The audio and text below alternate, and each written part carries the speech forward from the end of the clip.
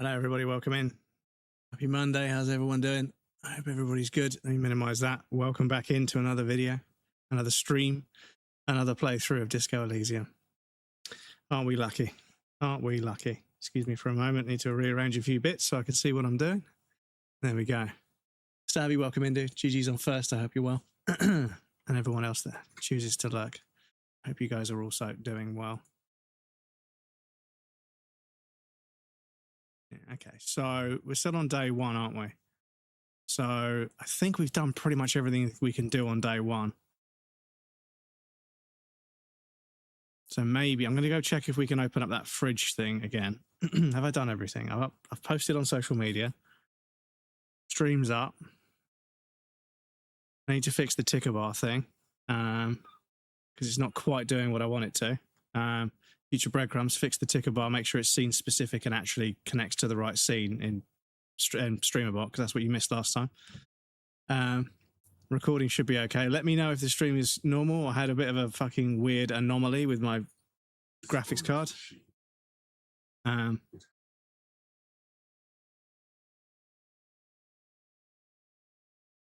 Yeah.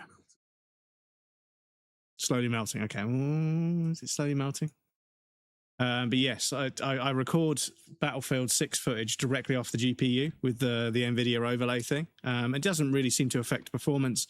And obviously putting video directly from the GPU is usually the best way because it's the least compressed.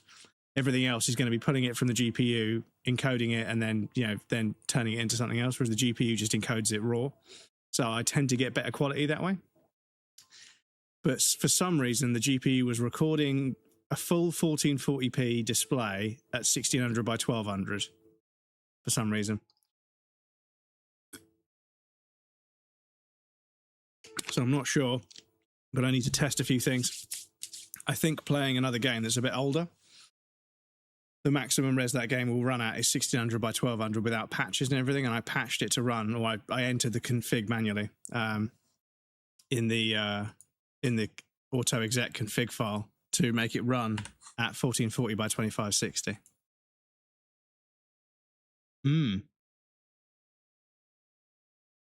Oh, minus 20 because the pry bar isn't strong enough. Okay, so yeah, we do need something stronger. Okay, fair enough. Fair enough. Yes, and hopefully it looks fine on the mobile stream as well, which I've figured out I can actually check. I go to my my channel, and then it's the horizontal stream there, but if I click on it, it loads the vertical version. If I click on it, it loads the vertical version. So that's not the same as this stream. So that's not the same as this stream. Oh, hang on. So that's not the same as. Oh, hang on. So that's not the same as. Oh, hang on. So that's not the same as. Oh, hang on. So that's not the same as. Oh, hang on. So that's not the same as. Oh, hang on. So that's not the same as. Oh, hang on.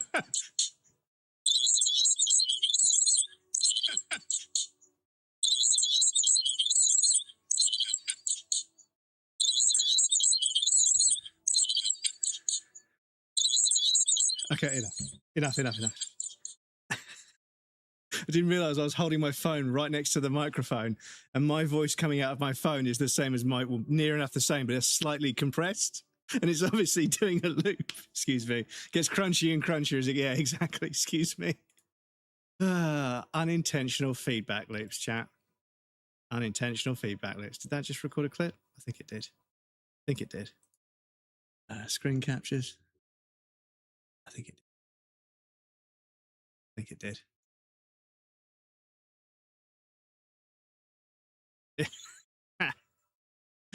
Oh, fucking hell. I'll take this streaming stuff seriously one of these days.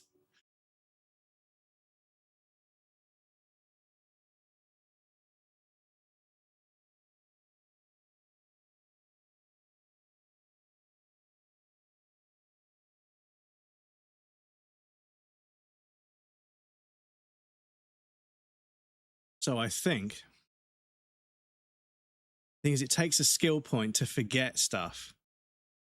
but it also takes a skill point to unlock one. I don't have enough skill points. Yeah, so I need to get 2 more skill points so I can internalize the volumetric shit compressor. I fucking love this game. Only takes 30 minutes, so it's fine. Easy thought. But I need the skill points, so I'm going to have to somehow get XP from making the right choices in conversations. But yes. One thing we could do. Are they still playing bowls? Because I can give them the missing bowl, and that might persuade them to be more friendly to us.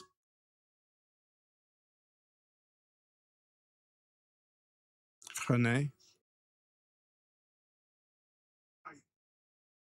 Oh, shit. Shit. Hang on a sec. You guys can't hear the game because like I say, I had a problem with my GPU, so I reinstalled the GPU drivers, which makes the audio capture in OBS forget that the GPU is an audio source. So I need to do this so you guys can hear the game. Sorry about that. Damn, the first 20 minutes of the video. Sorry about that. I apologize. But you guys could hear everything before. Yeah, I think so. Okay, whatever. René, you're a man with a fork in a world of soup. Please, let's just try to enjoy the game, all right? The other one is eating a big sandwich. I too long to be a retired man who's old, just plays bowls with his friend, and just eats big sandwiches, and then has to sleep all afternoon. Breaking my concentration. You're old. I can see that. We're both old. Now stop grabbing your ass like it's a girl. These manly men are playing balls. This is a ball game. Grab a ball and play it. Don't ask questions. Shoot first. Ask questions never. No, you got this. There's the ball. You're the game.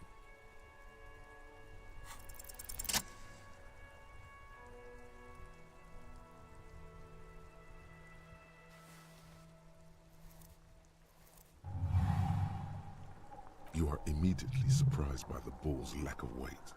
No matter, you'll make it work.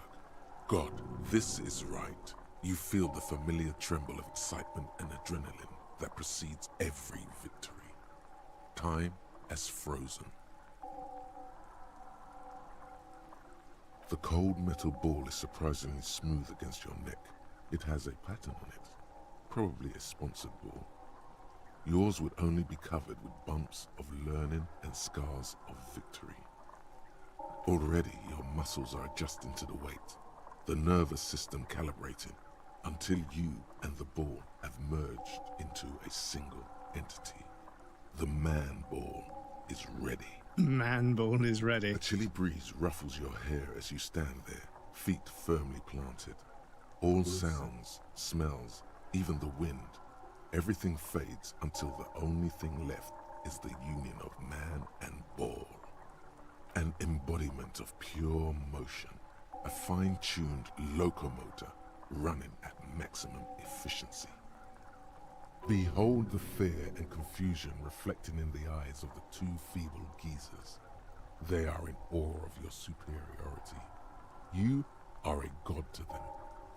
Some would still say you're a cop, but I guess we're beyond that now.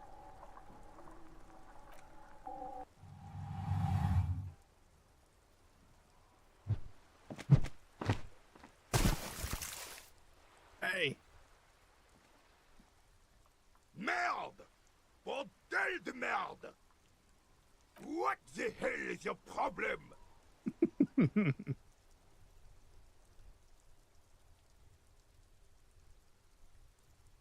Not weak triceps, that's for I sure. don't care if you are a cop. You do not just ruin someone's game. It's so goddamn disrespectful. A man his age getting worked up like that? Better watch that blood pressure. You vandalized our game, son. We can't play pétanque with 5 bull.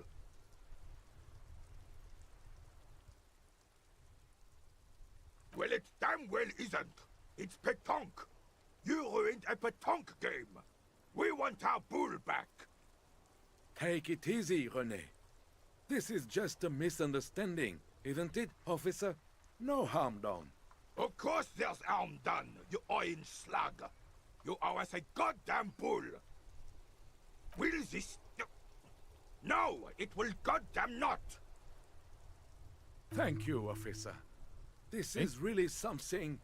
Honestly, I think it's better than our old bull, even. Mon Dieu. Mon Dieu. All right, fine. What do you want, officer? Just talk. It'll smooth things over.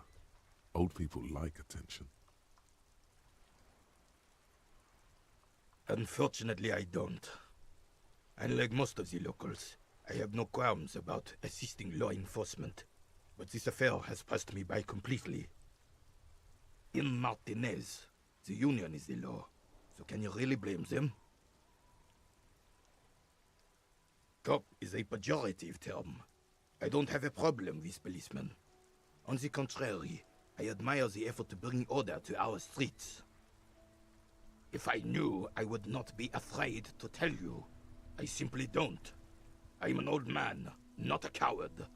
The daily business of the riffraff no longer concerns me.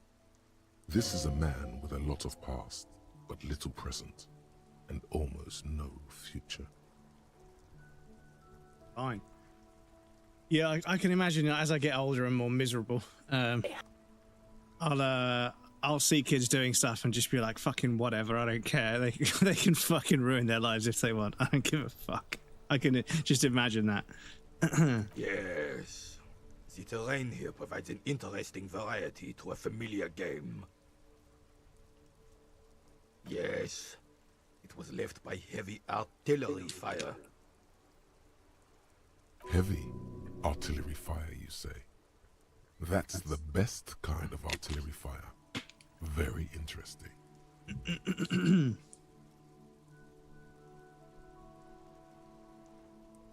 Why what? Because that's what happens when communists hijack your country, execute your supreme leadership, and turn your capital into a slaughterhouse. You use heavy ordnance to clean up your home. Commies, communists, socialists, anarchists, call them what you like. They just chose the name to feel special. Senseless sentimentality. Sadly, no. It was the foreigners who brought them to their knees. We fought valiantly. Too valiantly. So valiantly we got licked. Should have fought dirty, like they did with their suicide sex cult propaganda and mad anarchist women strapped to shrapnel bombs. We didn't so, and we lacked caliber. God bless him, but the suzerain's cannons simply weren't big enough.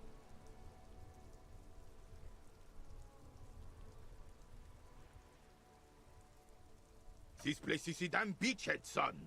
They had to soften the commies up first. Yes, the military coordinated amphibious landing to take back Revachol. He finds your lack of historic knowledge troubling, a sign of mental deterioration in the preceding generations. Martinez was used as one of the 3 footholds in Revachol during Operation Deathblow in 08. The other 2 are off in Stella Maris and the Delta. There's some dialogue I have to choose here when speaking to this guy about making Harry Dubois sound more communist. This here is Blood Ground, where coalition boots first made landfall and cleaned those rabid dogs out. Most likely, we're playing pétanque on their mangled corpses. Blood ground. You got old René going there. Like he isn't hungry enough already. Don't get me wrong, officer. I hate those foreign dogs, but the enemy of my enemy and all that. They're the lesser evil. Damn right, son. They lit the fire of hell on the city before they stormed it. And it worked, too. He approves of this radical approach, knows it was necessary. The rest of the city got cleaned up, but Martinez they keep as a monument. And now the Union Socialists are practically running the place. Well, it's your own damn fault. You, we, the coalition, Revachol, whoever you want to blame, never finished the job. Officially, the party never surrendered. Of course they still all influence. You don't even begin to truly understand the players at the table, let alone the specific circumstances surrounding the... What do you think?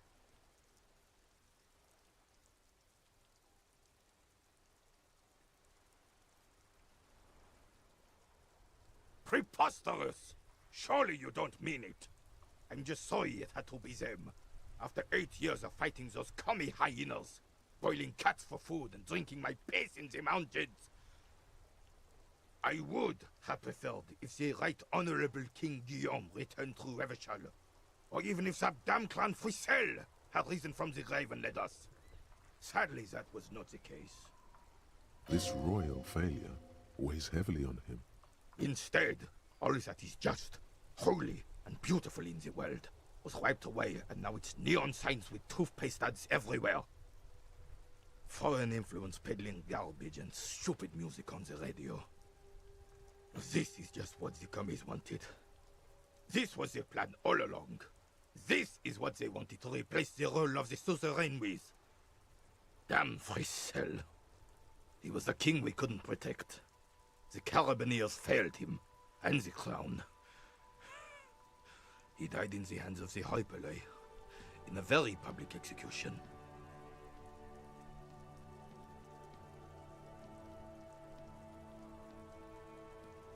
He died at the hands of the hoi polloi in a very public execution. But yeah, the Carabineers. I wonder if that's where the term carabiner comes from, because like the little sort of like latching hook things you use in climbing, called carabiners. I wonder if there's some connection there. In both blood and mind, led Revachol before Frisel. He would have been better, but the damn commies drove him into exile. The suzerain is the king! Has everyone forgotten already? They've forgotten already. Just because I want to hear all the dialogue, I end up winding this man up rather than just leaving. They will forget everything. Him too. Then he chooses anger over melancholy. It's no use talking to you. You were still in Daddy's bowls when it happened. When we took our last stand against the filth and rode the cavalry straight into gunfire. It's a Belle McGrave, 4.46 caliber, breech loading, Revachol made. Good weapon, accurate and reliable. This one's inoperable. The bolt spring is missing and the mechanism is jammed shut. Still a beauty. Where did you find her?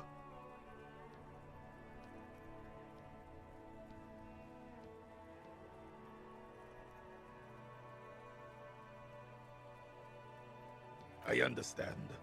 Unfortunately, I don't know what else to tell you. These BMs are an antique. No one uses them anymore. The ammunition is impossible to find. Ah, yes! King Philip III, on his steed. Ellipsist, welcome. A reminder of what Revachol once was. Oh my goodness, chat.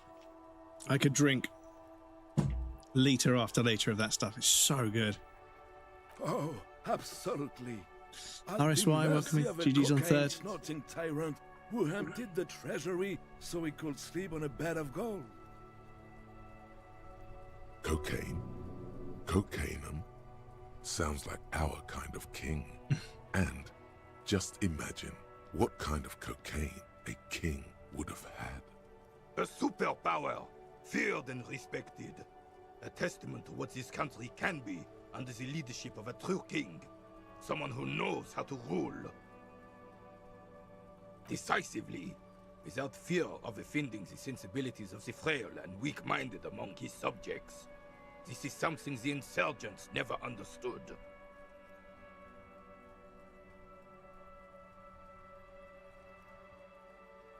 Apparently, yes, carabiner hook comes from the German word Karabiner Hunken, which means carabiner hook, and it's because it's light cavalry soldiers known as carabiners would carry short barrel rifles, carbines, and need quick access to the rifles whilst on horseback.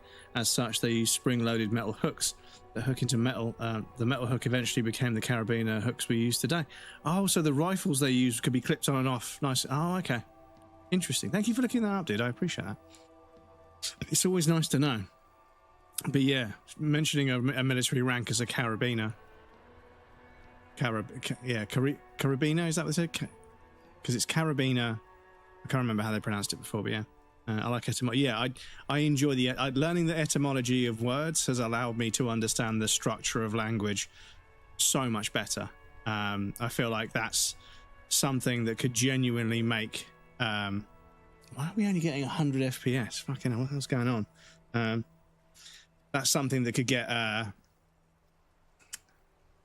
kids way more interested in history and language and everything. Yeah, we're... Oh, is it the replay buffer being a little bit too strong? Hang on, just one sec, chat. Let me just stop the replay buffer a moment. And see if that's what's causing the frame rate to drop. No, it isn't. It's just the GPU. It's a 60%. So it should be... I mean, I think it was playing at 60 FPS last time.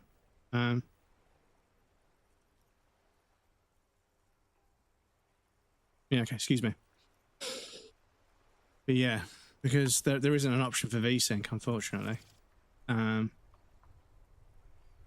playing it at 4K, which I suppose is kind of unnecessary, but for me, it's nice.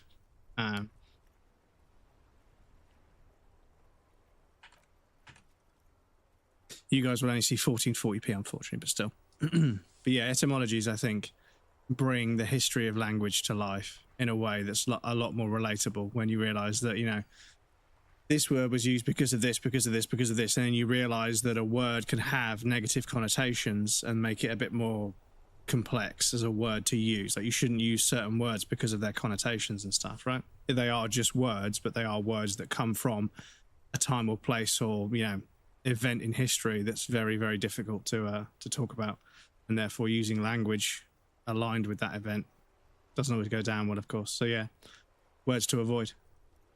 Seems to me a leader should take care of his people before himself. A powerful leader is not afraid to do what must be done. That's what his country needs. Yeah, I mean, I kind of believe in that, to be honest. Revachol would be a different place if more people realize that.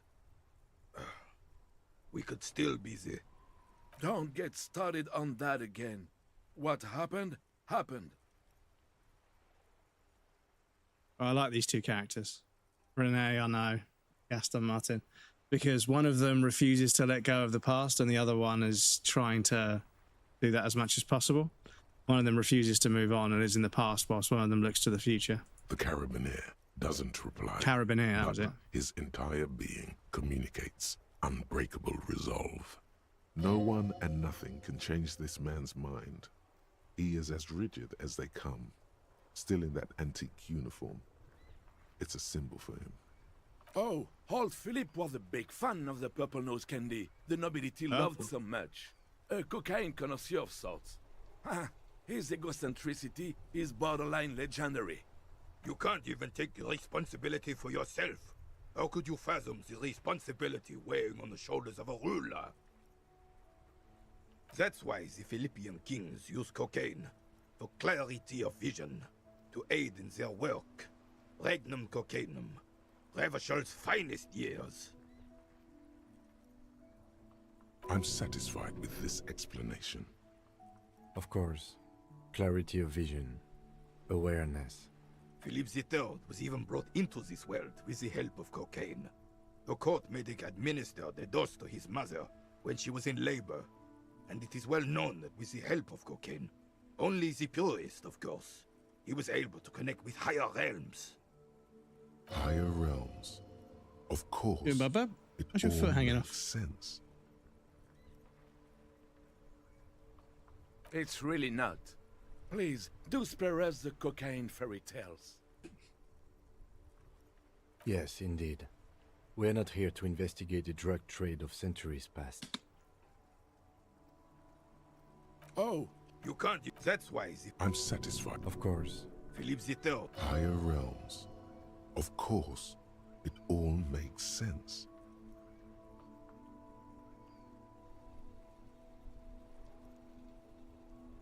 From what I've seen of the officers of the RCM... but I don't want to get into a debate about drug policies. Right.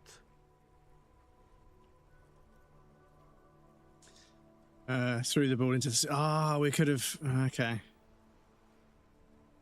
We can retry it, though, so... All you observe is a veteran refusing to let go of the past and his old uniform. This is not uncommon. This is the uniform of the Royal Carabineers in service of Frissel I, Guillaume le Lion, and the valiant King Philip V before him. Don't you mean Frissel the Fan? You do not speak his name, Craven, although he was a clown. But he was our clown, ours to ridicule and to mourn. There's something you missed. You'll get to it. Don't worry. It's clear you like the hard stuff, Bruta.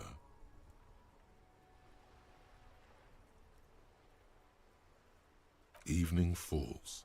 The time has come to take the vow. The vows are blood and flesh. Blood and flesh. Lower intestine? The term is metabolic and circulatory system. Fascism, Brota.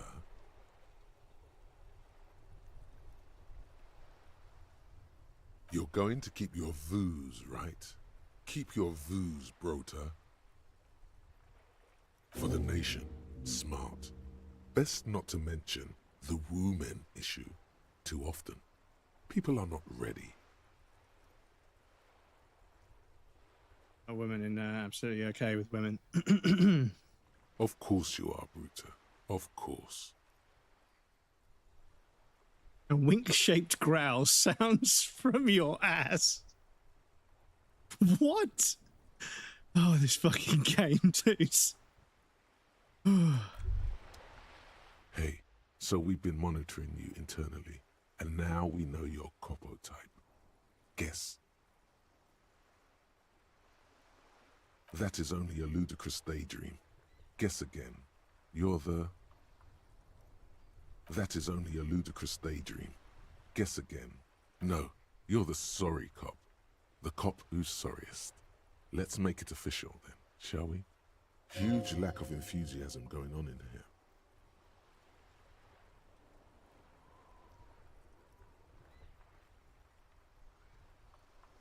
What? Jealous of the sorry cop? So the fascism-loving one called Endurance is German. Interesting. Yeah, this is it. I'm going to have to... Super fine. It'll be totally okay. You can dual Copo type from sorry to anything. Like, I'm going to have to agree with some worldviews and, you know, political alignments and socioeconomic class distinctions that I'm not comfortable with for the sake of trophies, like being a fascist. I don't want to be a fascist at all, or a racist, but I think you have to lean into those aspects in the game. So I might have to get a disclaimer on the screen that, you know, as part of this trophy hunt, we will have to opt into worldviews I don't agree with personally. Of course you are. It's okay. See if you can get something out of this, like info, or maybe every time you say you're sorry, you get $1 million. Right, so let me just check.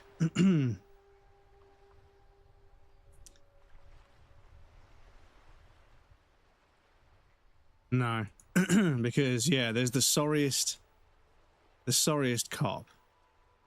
Because there's Hyperstellar Law Official. You've got to say 7 deranged superstar lines, which I thought that would be the 7th.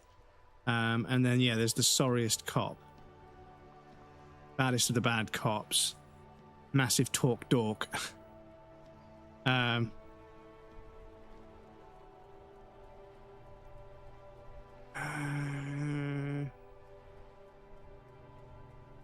Copo de Art.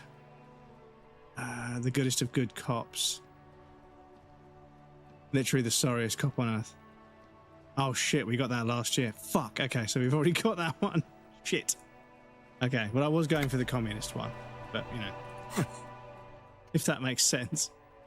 No skill points. I don't know where we can see skill points, unfortunately. Oh yeah, 40 out of 100.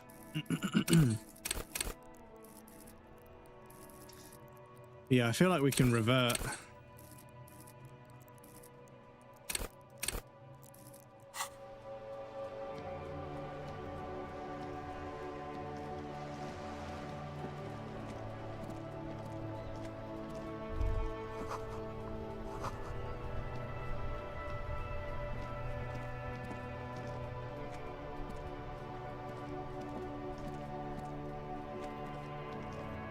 The worn and beaten wooden planks of the bench do not look. You can revisit the back.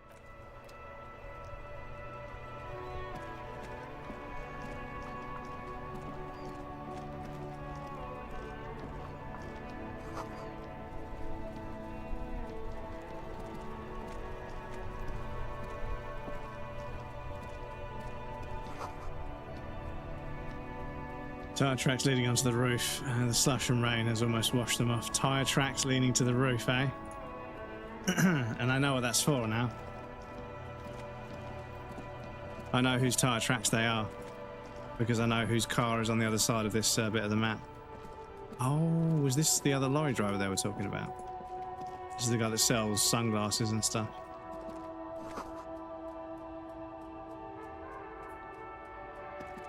Yeah, so this guy sells clothing and stuff. Street vendor surrounded by a motley assemblage of goods. Assemblage. When he realizes you're looking at him, his face breaks into a wide, welcoming grin.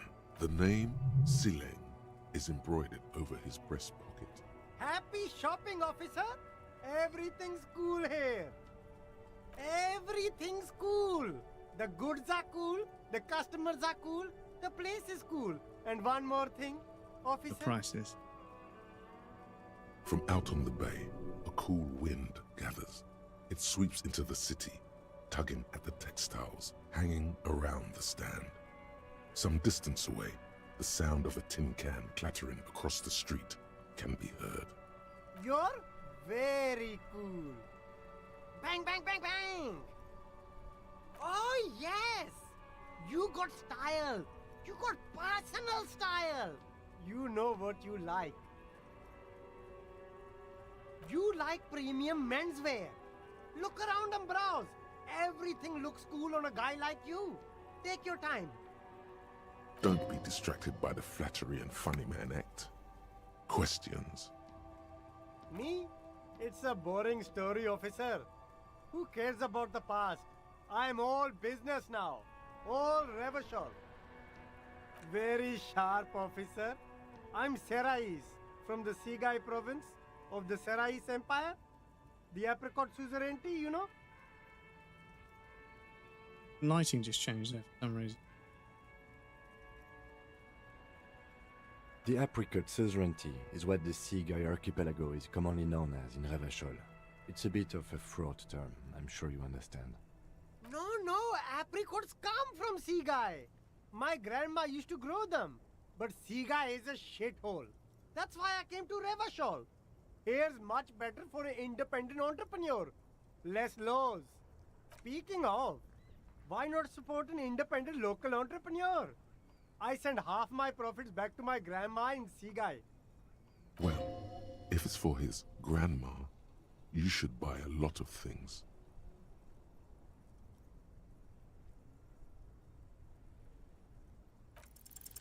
No need to dress this one up. Just tell him what you want. Oh, okay. But why, officer?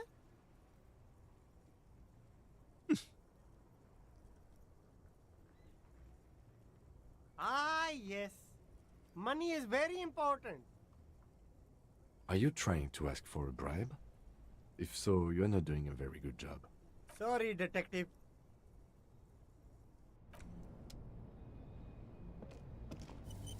You see two lowly, defeated speakers, thralls, slaves basically, perched atop them like conquerors surveying the land.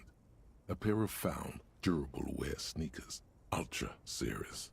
I can see you've a taste for luxury, officer. Can't keep your eyes off those sneakers? A pair of found ultras. The design is impossibly sleek and simple. A futuristic silhouette with a sleek monochrome colorway, a jet black upper, and a silver-lined midsole. Those sneakers, mister. Those sneakers are the latest found sneakers. Super air, super fine, super cool. Only 50 real. These once respectable speakers have been conquered, reduced to a mere prop by the indomitable Faun Ultras atop them. No, don't look at the speakers, officer. Look at the sneakers. The sneakers are the stars here. These, officer? These speakers are Samaran garbage. I'm ashamed to even use them for props. Don't waste your time on them.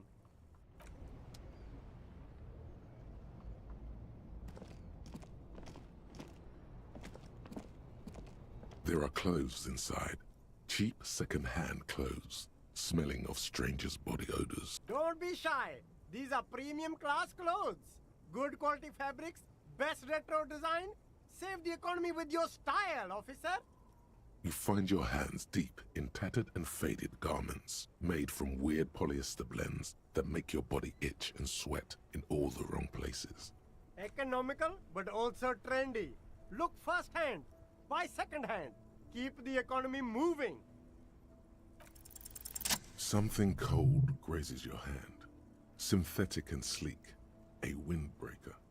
Surf, it says, but also wind, summer, 100% waterproof, and sport. All in different typefaces. I can picture this garment. This jacket is the apex of human evolution. The moment at which man became weatherproof. Practical, and yet it may deaden your senses to the world around you. Possibly because of the awful typeface. Good choice, officer. Mega sporty.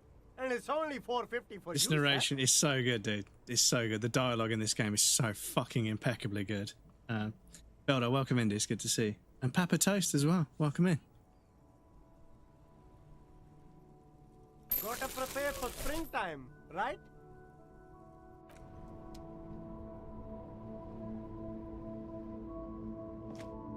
Enjoy your daily bread, dude. Work lurking as usual, but I'm here. Hey, what's that? It rises up from the sewer, sour, acidic, and strangely comforting. Yes, 10 pieces of daily bread, Velda. Moving on up.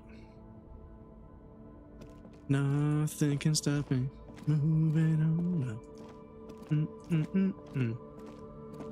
Enjoy your daily bread stabs. 4 pieces of daily bread collected.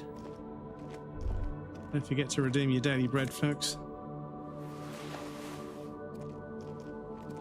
It is but a daily expense of 1 point, but it does let Twitch know that you're a real human being, not a fucking view bot, which is always handy. Oh, hang on. Oh, yeah, who's this?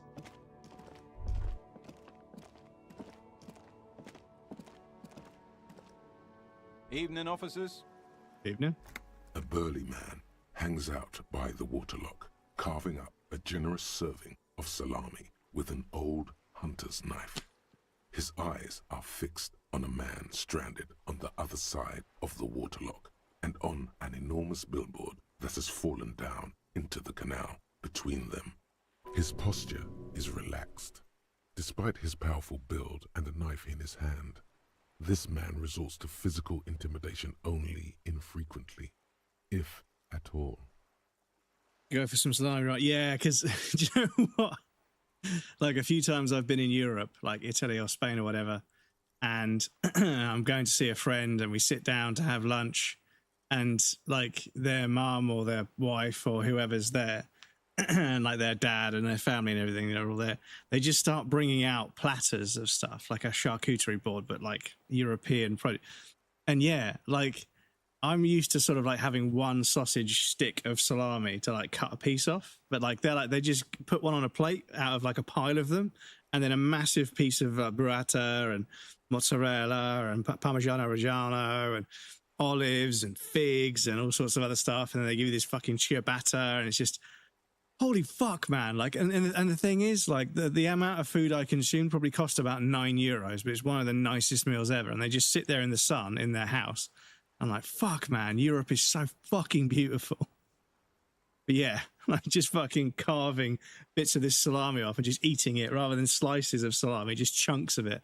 Because, yeah, what does it matter?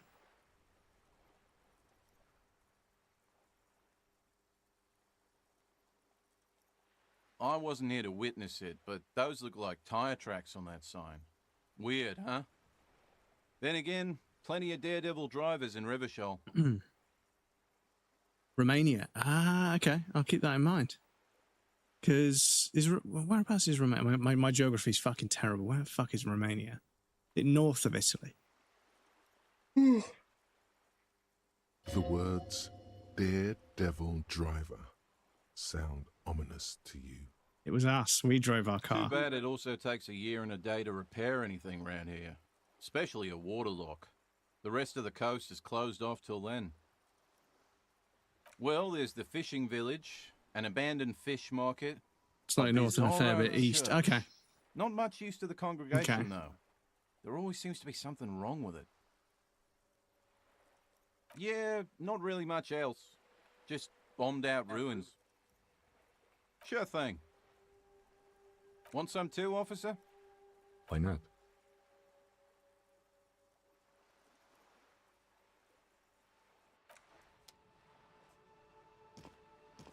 A couple of indicator lights are missing from this control panel.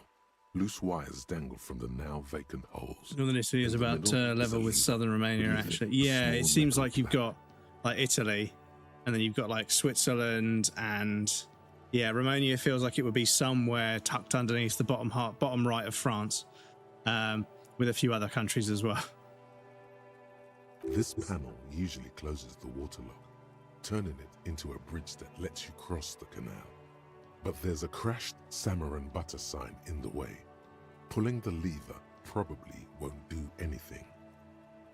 You pull the lever all the way up until the metal clicks against the contact pins. You hear a soft clunk. Then, nothing happens. Nothing happens. A cold gust of wind blowing in from the sea. Oh shit, the interrupts Alps the are silence actually of the the situation. level of central Romania. Yeah, the Swiss Alps, yeah. Yes, yeah. So I would say I could just do world map. I would say it's probably, I suppose I just need Europe, right? It's probably somewhere around about there. Oh, do you know what? What I can't stand is that when I'm looking for a picture of something, the link to a print of something that's like a demo inside a fucking flat that I can't zoom in on. Yeah, like it's just, I just want the picture. I want Google image search to just find images and just show me images, not the fucking website trying to sell me something. Yeah. Romania, okay.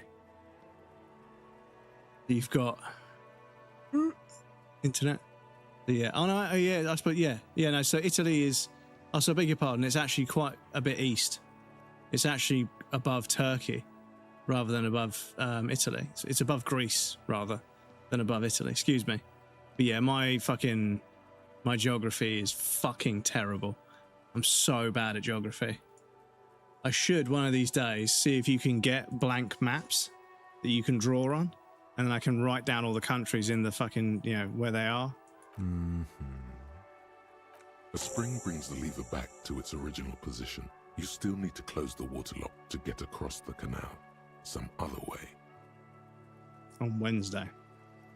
Wasn't there a sign over there saying functionality will be restored on Wednesday morning? Yeah, I mean, Google Maps will just tell me where it is. I want to see a full map and zoom into it, so I know like whereabouts I thought it was versus where it actually is. And like GeoGuessr would be, because people are like, "Why don't you play GeoGuessr?" I'm like, "Nah, man, I don't know where anywhere is. My geography is so fucking bad. Never been good at that." Bucharest is about level with Bologna. I've been to Bologna, between Bulgaria and Ukraine. Yeah, but I have been to Bologna. And yeah, it was a night. It was cool in the sense that there were lots of young people studying there, which made it quite a liberal kind of like, you know, kind of a liberal, open-minded kind of place. And there was lots and lots of cool graffiti, you know, speaking about, you know, accepting people and being against discrimination and everything, which I thought was really cool to see, like anti-discriminatory graffiti and obviously free Palestine graffiti and everything. I was like, yeah, the youth seem pretty mobile here. They seem pretty motivated. Because yeah, I swear I could click on that bin before.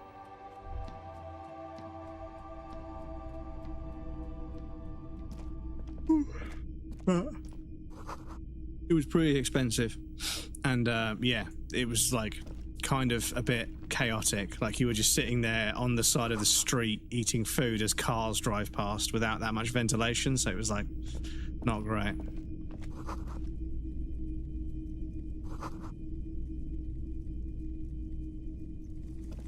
You see rows of toy soldiers guarding the rest of the trinkets displayed on the table.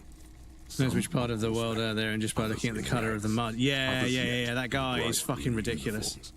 All are stern and unyielding in their duty. That guy's fucking ridiculous. He's like within a couple of 100 kilometres every time. It's fucking crazy. And people have started sending him photos of their loved ones that are no longer with them to ask where they were taken, and he finds the mountain range where they were taken. It's fucking insane.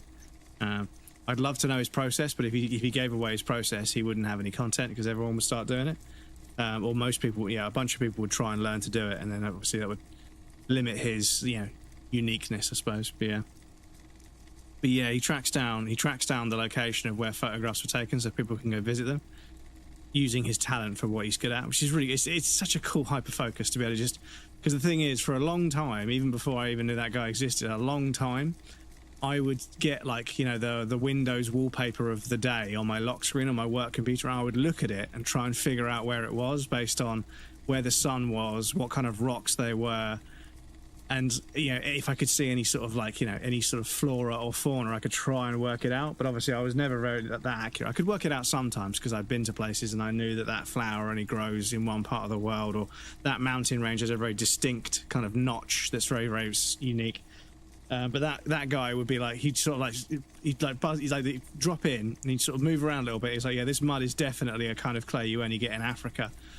He's like, and these trees, they need a certain amount of water, so they only grow in the north of Africa.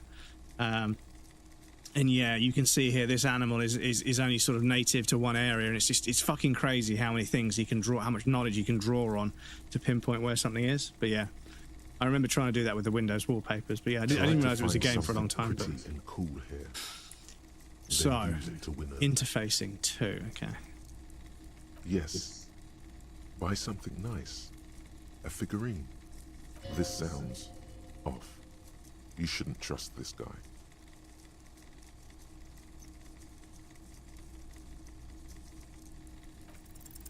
Why? What's this? A headless man riding a horse? A headless man wearing futuristic tracksuit trousers that say found. Oh, that's the Headless Phone Rider. The Headless Phone Rider. It's an urban legend about a man who rides the streets of Revachol sporting a fawn tracksuit. As you see, he's missing his head. 50 cents. Bargain price. Did I mention that this figurine is supposed to be lucky? Always carry it with you. That was a very smooth salesman's grin that almost comes off as earnest. You should learn from him.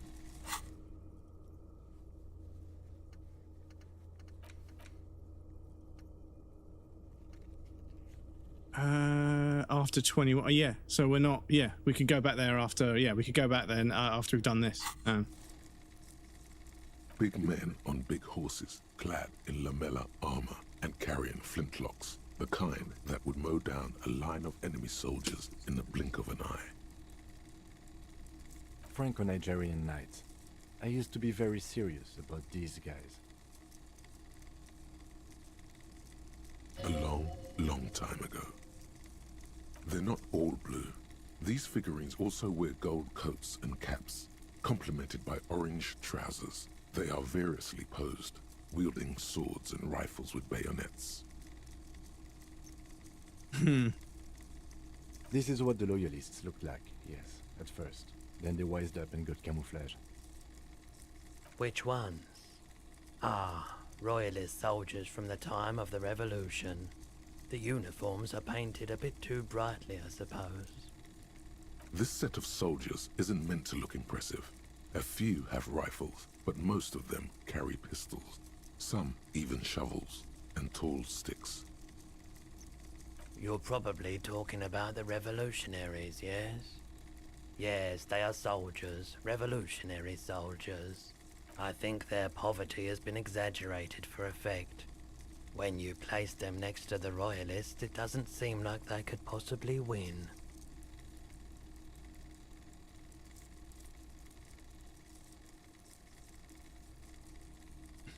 Maybe.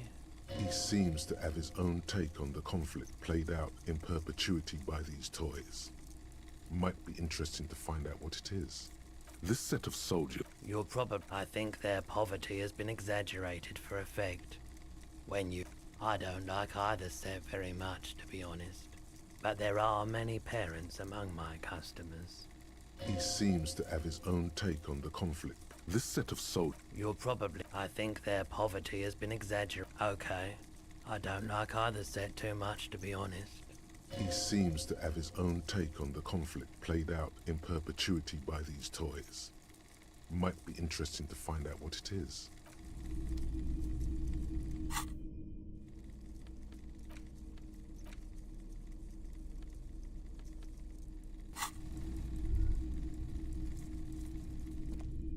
The boomboxes on the shelf look well-loved and well-traveled. Chipped, dented, they stare at you with the unblinking eyes of their tape reels. One especially catches your eye. Deep gold and amber plastic with a big old handle on top. A classic boombox that says, Stereo 8 approved. This is you. Golden orange. A sunset suite. Just make sure it works before you buy it.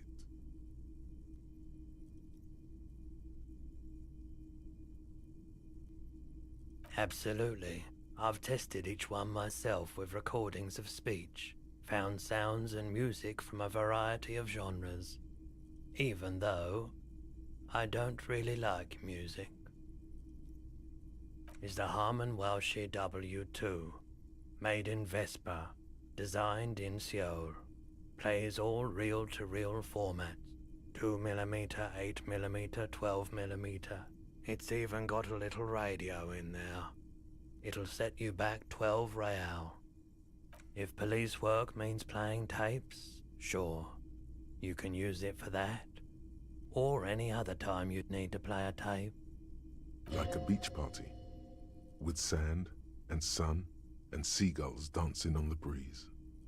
Theoretically, yes, but we don't have time right now. It's generally murder investigation first, then beach party.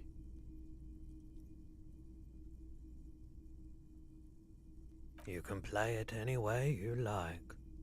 And I guess since you're a police officer, no one can arrest you for it. It's true. And here you are. Quality sound getting like reproduction 70 on the go. real off of It'll that woman play anything, means I can buy a wherever. lot more stuff. Turn any tape into a conversation of sounds and shapes. A typical Martinez streetlight sits among assorted floor and table lamps. The light pole has been carefully cut, and the wiring has been redone and attached to a standard indoor plug. The light buzzes faintly, but persistently. Yes, officer. As you see, it's in perfect working order. Mm-hmm. Yeah, there's a street light somewhere else we need to fix, isn't there? I think that's where we get it. Okay, cool. Apologies, dude. Pretty sure that dude is on the Spectrum. Yeah, I would imagine so, yeah. I mean, it seems like the kind of hyper-focus and the kind of sort of, diligence of information processing and the ability to sort of connect dots that would probably be concurrent with somebody who's on the Spectrum, but maybe not. You never know. But yeah, it does seem like the kind of hyper-focused, specialized niche knowledge that would be held by somebody who's on the Spectrum. But yeah, like I say, you can never tell. There have been some very intelligent people that have been tested, and they said, no, you're not on the spectrum. You just have a very specific focus. Your mind focuses very well on this particular kind of task. Whereas other people have like a hyperfocus they don't like, and it's because of autism they can't stop that hyperfocus. They wish they could ignore it, but they can't. Their brain is compelled by it. But yeah, it's an interesting subject. But anyway, what isn't interesting, unfortunately, is we do have an ad break coming up. I need to pop you guys over on the BRB screen. There'll be a raffle and some clips for you guys that want to hang out, but please feel free to get up and move around, grab a drink or a snack. You won't miss anything. I'm going to take a break as well. Yes, I'll be back in just a moment.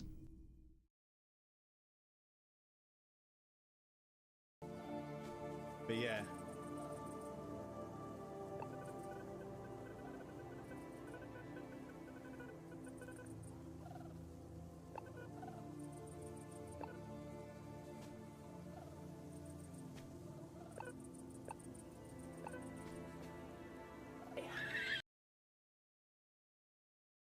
EU Reezy. EU Reezy, there we go. So non-raiders, please feel free to stop by this channel and have a look. Oh, yeah, what game is this? What am I witnessing? Are we watching a clip of somebody playing a Star Wars game? This clipception chat, look at this. Where else do you get this kind of integration? What a clip.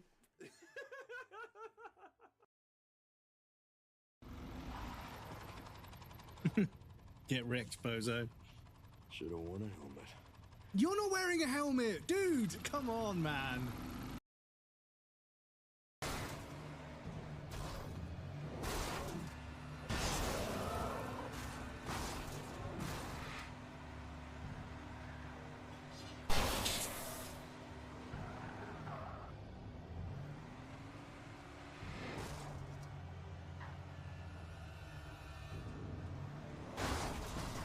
Does anyone else want to get fucking escalated?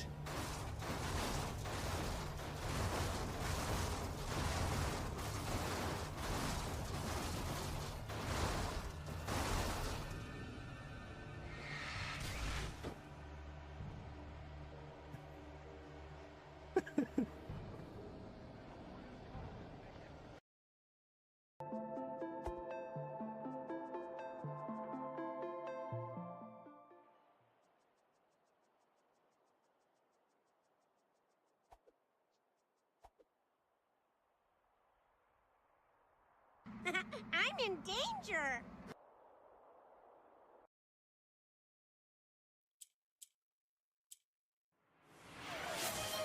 Twitch.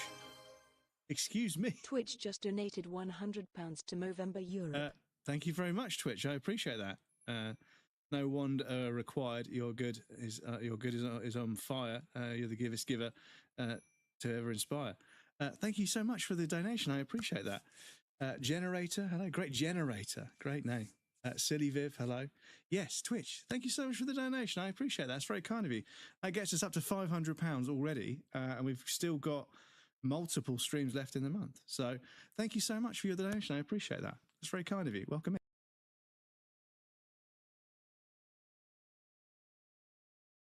This is just scuffed as fuck. And he's just going to turn around at some point.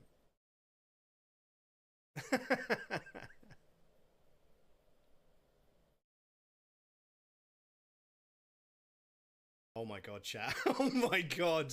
Oh my god. Please don't turn around. Oh my god, chat. How the fuck did we get away with that? How the fuck did we get away with that? Right, I'm going to hide in this room here. Fucking lag is so bad. Right, and I'm going to fucking save the game there. So F2 to save. Right, okay. Fuck me.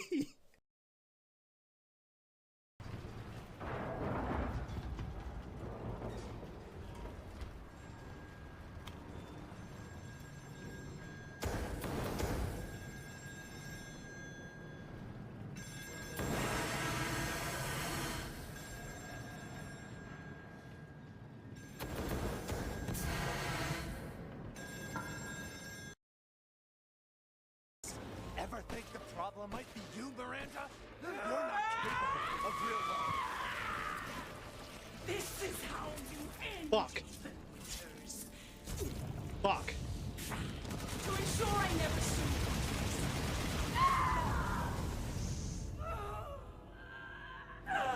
think we fucking did it. Brad, welcome in. Good to see you, dude.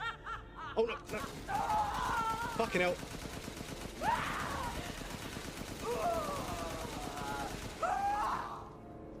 I almost fucking let it go there.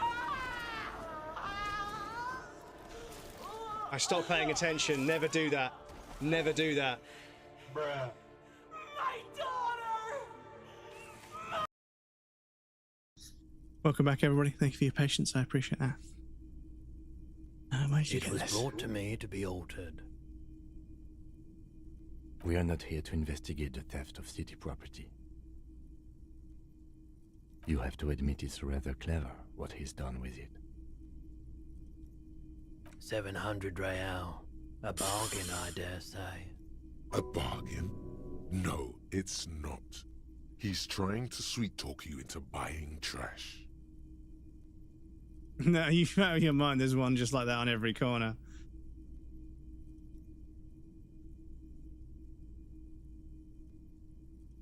The light has undergone 3 transformations, and every transformation, large or small, has a price tag.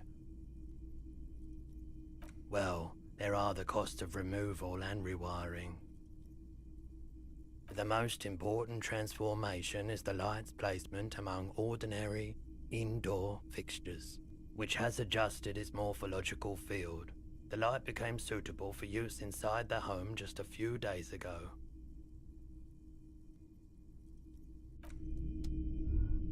Fuck, are you gonna get 700 real? It's not often that I see officers from the RCM in my pawn shop. What can I do for you? His courtesy is not insincere, but he prefers being alone with his projector, just watching the movement of light across the walls of the shop.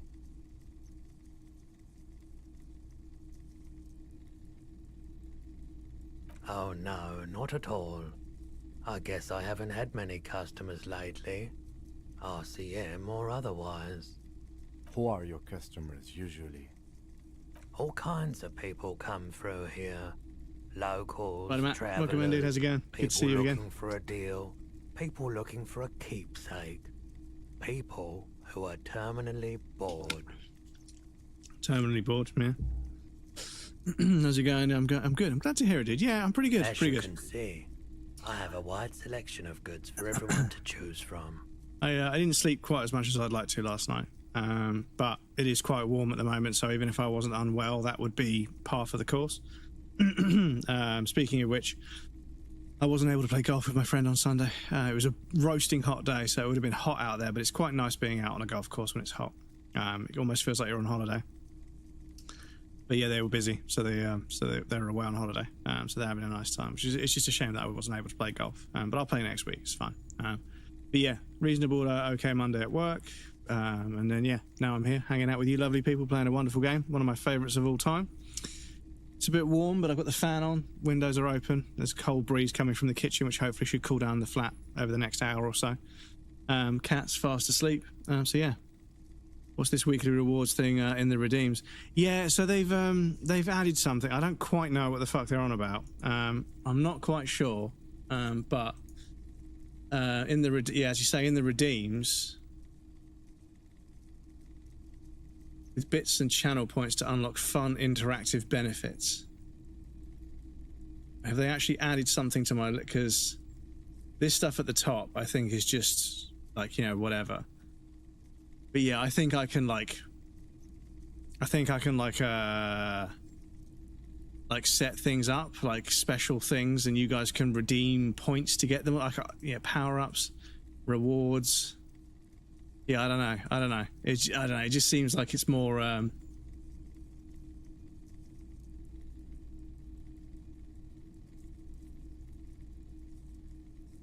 there's a creator badge. Reward your viewers with a badge to celebrate your next special event.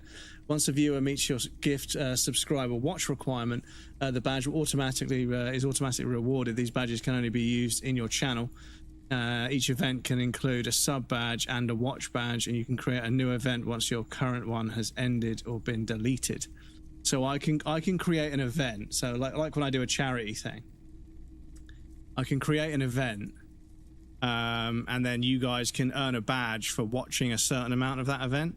So the next time when we do Movember, in November for charity, I might try and get like a badge of me with a moustache, and then you guys can do like. But the thing is, if I do it for charity, I don't want subs to go towards getting you guys. I want charity donations to get you guys a badge, because that's how I think it should work. I think that if I raise money for charity, I should be able to have drops for things turned on, like exclusive drops for Twitch, that if people donate 10, 50, 100, 200, whatever dollars to charity, or pounds, hopefully, if I can get it to work in pounds so it makes more sense for me, I feel like that's the sort of stuff that should get people rewards. I don't want people to give subs to me to get rewards. The guys that sub already, I already appreciate you guys so much. You guys, you know, it's diehard fans like you that keep me going when it's difficult to find a way to be creative in this space and find a reason to carry on. But yeah, I don't want to like coax people into spending money. And that's I mean, I feel bad, you know, because, you know, I know you guys have been coming to this stream for like years at a time sometimes. And yeah, I know that like there's stuff you can do through Twitch, but I've always had this feeling it's kind of just ways to try and make you spend more money. So I've never really, none of them have jumped out at me particularly. And even if they did, I would second guess it, because I don't really like the idea of trying to do things that are designed to coax money out of my community. The people that sub, I appreciate you, of course, but yeah, beyond that, I don't beg for subs. I don't do like subathons and stuff. And arguably people that, I don't have a problem with people that do. If they're earning a full-time living, it's very inconsistent. So they do what they do to earn a living. No shade, you know? There's a lot of people that will go and work a normal job that aren't proud of it, you know, that do things they don't like and they don't agree with morally because they need to make a fucking paycheck at the end of the month. So you shouldn't criticize people on stream for being sponsored or doing subathons. Like I say, I don't criticize it at all. You know, they're doing what they need to do to survive in that market, in that employment. But it's not for me. Streaming's a hobby for me. So, you know, like the concept of trying to monetize you guys has never sat well with me. I don't really like the idea of trying to sort of coax people into spending money. People can do what they want with it. It's up to them. But yeah, it's not something I tend to sort of, you know, buy into. So whenever like a new Twitch feature comes along, I'm like, okay, that sounds interesting, but it is just designed to get more subs, you know, and people like that because they need to make money to earn a living. Twitch likes that because they get a cut. But what we do here and just stream and play and, you know, play games and have fun and chat with each other, that's enough for me, really, you know. I love you guys that sub, but I'm never going to expect or make people feel obliged to, if that makes sense. Like badges doesn't sound right.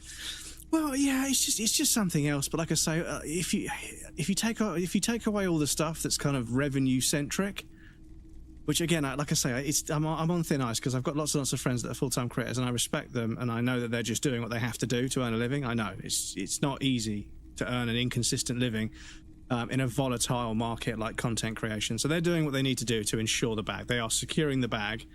And when people are like, oh, they're sellouts because they're doing sponsored streams, or they're sellouts because, or they're greedy because they're doing a subathon, I'm like, brother, you go to a job that you fucking hate. Like 90% of people, I'm lucky, I have a job that I really enjoy.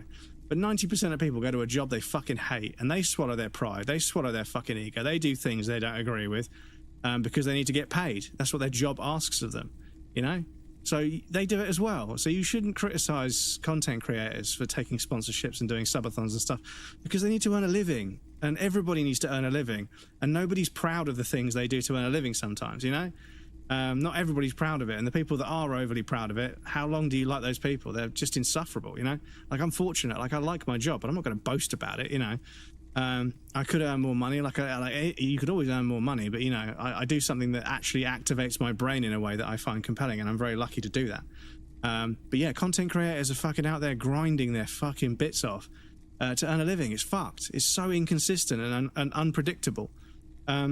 So yeah, they do things that are more secure or more stable, which is sponsorships and stuff like that, and subathons that they can drum up some support when they've got like a really big bill coming up for, like, you know, a house repair or a new car or something, because they need that to live, you know. And if they're doing that through content, they have to do that stuff. I know it might not feel great and it might come across the wrong way, but we can't judge them for it, because yeah, I know as a kid when I was fucking working in places, they would tell me to do things that I didn't think were very nice to customers, you know, or that I had to say something to a customer to try and trick them into spending more money in the shop. And I was like, I don't want to fucking do that. I don't want to upsell customers on a fucking pair of socks or a fucking, you know, a pair of fucking gloves or something. I don't want to upsell them to something else. I don't want some competition that if I upsell enough items to customers, I get a £50 gift card for the fucking shop that I work in and know my staff discount doesn't fucking apply. I don't want that. I don't want to do that. But, you know, if I didn't, they would find somebody else that would. So I had to try and upsell that shit in the shop. So yeah, don't talk to me about fucking criticizing content creators who are full-time for securing the bag, because you do the exact same fucking thing. You know, we've all had jobs where we had to do things we didn't agree with. So yeah, like I say, that's not, fortunately for me, that's not how the stream runs. You know, I can just hang out with you guys and play video games. Anyway, I've digressed enough, but yeah. It keeps me entertained. Entertained? He might be high. If he is, on what? Feeling warm and enthralled by the movement of light, while the mind continues to race forward. Lucky bastard. He's probably on Pyrrolidon. It's tough to come by on the street. A drug developed by the military to treat and prevent radiation sickness. It has psychedelic side effects, and it makes your eyes turn yellow.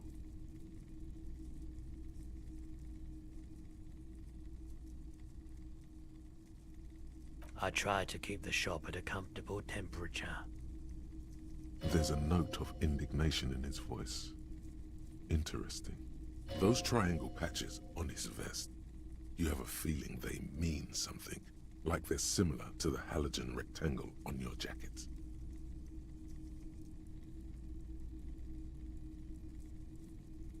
I was with the Emergency Relief Brigade, you know, after the People's Pile disaster. Had to take Pyrrolidon for radiation sickness. That's what you were hinting at just now, wasn't it? He's taken it for mental and emotional, not physical pain these days.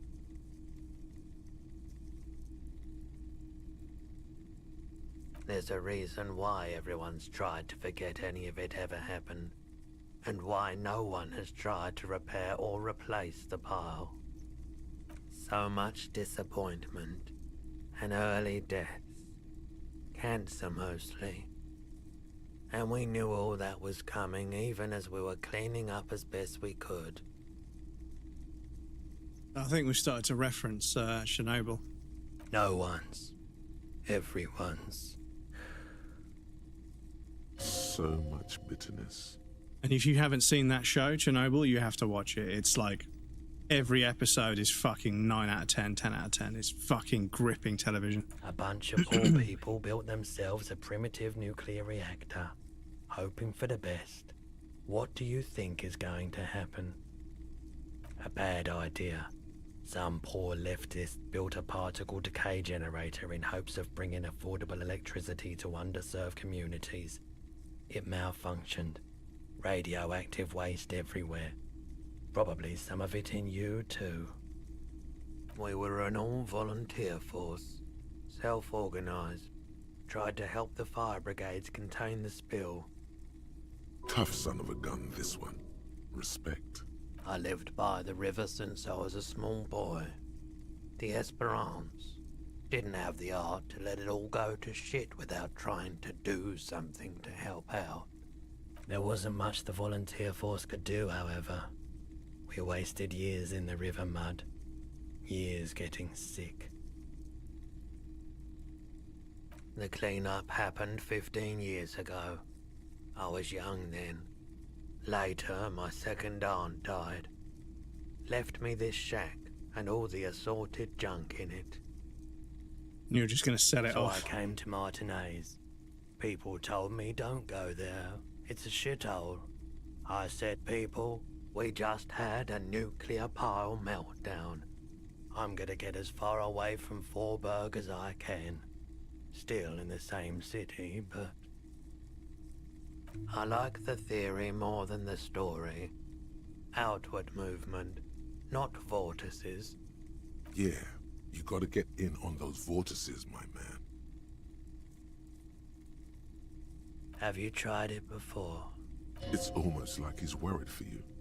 The lieutenant steps away, pretending to admire some of the knickknacks on display. Looks like he doesn't want to get involved. Go ahead then, he thinks. As long as you can walk straight, I don't care. Here you go, man. Yes, darling. That's the coalition government ordained Parolidon. Straight into your gut. Not so sure about this. Because it's an anti-radiation drug, and you're a cop, not a post-apocalyptic scavenger. Of course.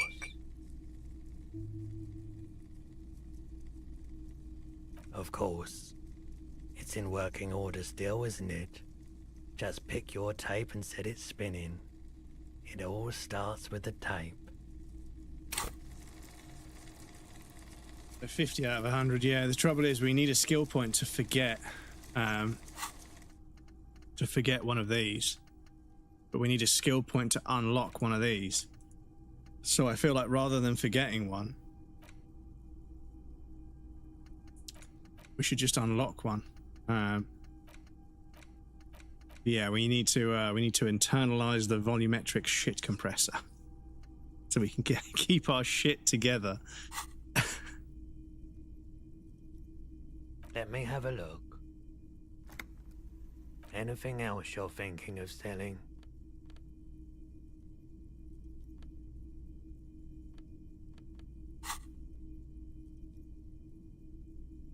Another time, perhaps. I doubt it, but I can try and answer any questions you may have. I do my best to keep my distance from all manner of butchery. Bad for business, bad for everyone. No one likes to see what you have to see every day. The pawnbroker's gaze is already fixed on the dancing colors. Right, so we know where a streetlight is. It's after 21, so we can go to that apartment. Now that I know where a bunch of different stuff is, so I can I can get a lot more done per day. But yeah, it said the platinum was going to take 60 hours, 2 playthroughs. I'm not sure. I think we might end up doing 2 or 3, maybe 3 or 4 playthroughs, as long as you guys aren't too upset about that. But because I think I'm going to have to do some playthroughs where I have to set up multiple criteria to get to certain parts of the dialogue tree to select certain options to pop trophies. But I was hoping to do like another playthrough and just focus on leaning towards certain things that I know will obviously have an effect. But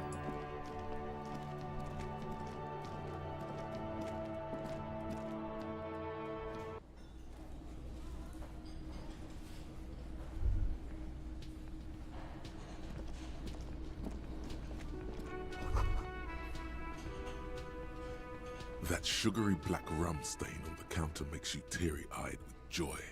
It's almost touching how syrupy and sticky it is. How long have you been up already? Sweet Lord, a whole hour.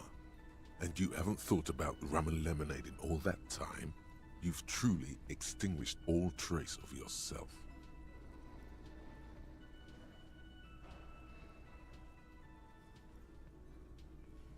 Maybe you haven't turned out well for your drinking. Have you thought about that? Get a goddamn rum and lemonade to yourself, boy. Or better yet, lick that stain off the counter. What happened, man? You used to be cool. Go get your boring normal person drink then. Get your drink on and your act together.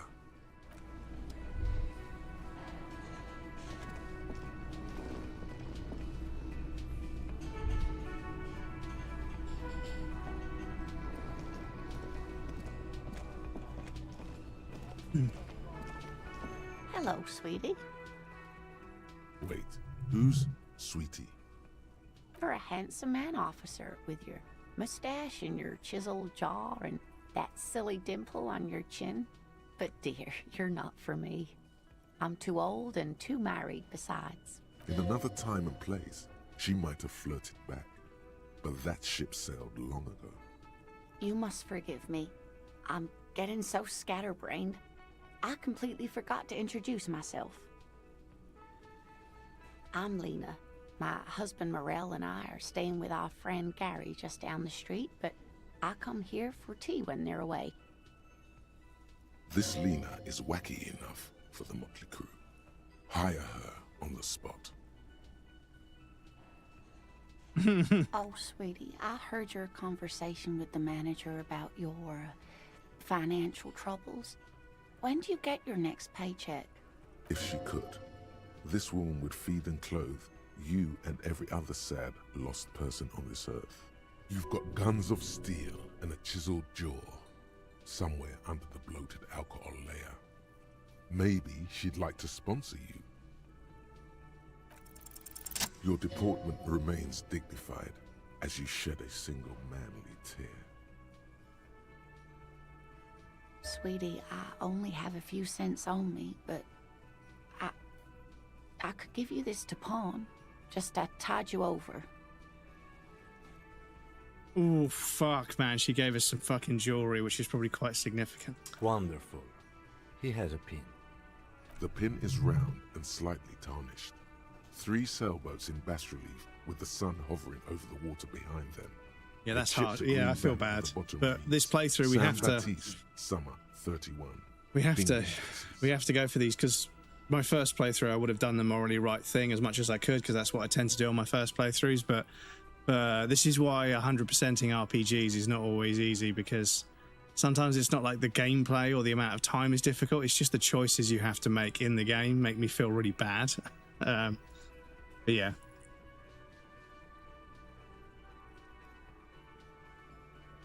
Oh, it's not an ancient family heirloom or anything, but I suppose it would be nice to get it back.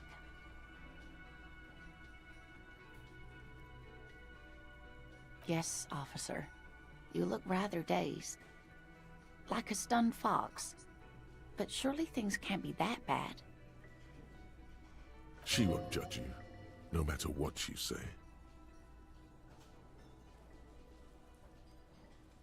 You know where we are, right? That's right. And where is the Whirling in Rags cafeteria itself located? We're in the city of Revachol, dear. Yes, and Revachol? How would I even begin to tell you? Revachol is the most beautiful city in the world. We're fortunate to be here, you and I. I haven't seen very many other cities personally, but everyone says so. Revachol is a rare jewel. This city used to rule the world, though it has seen better days. Speaking of history, you know what year it is, yes? That's right, dear. How splendid. Here, take this pen. Knowledge should always be rewarded. Her relief is palpable. She was getting pretty worried about you there, but now she relaxes her shoulders. I can tell that this is taxing for you, so I'll just ask one more question. What regime are we living under? What mode of government?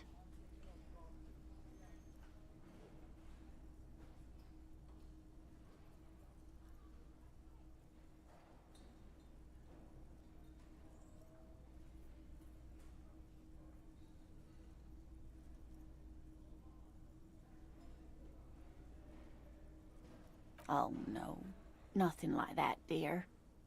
Revachol is a zone of control led by an alliance of foreign powers called the Coalition. We have almost no government of our own. Certainly no machines. Oh dear, this is troubling. You really ought to know that being one yourself. Enjoy your There daily aren't bread. any cops in Revachol, not in the traditional sense. The status of law enforcement has been a complicated matter since the revolution.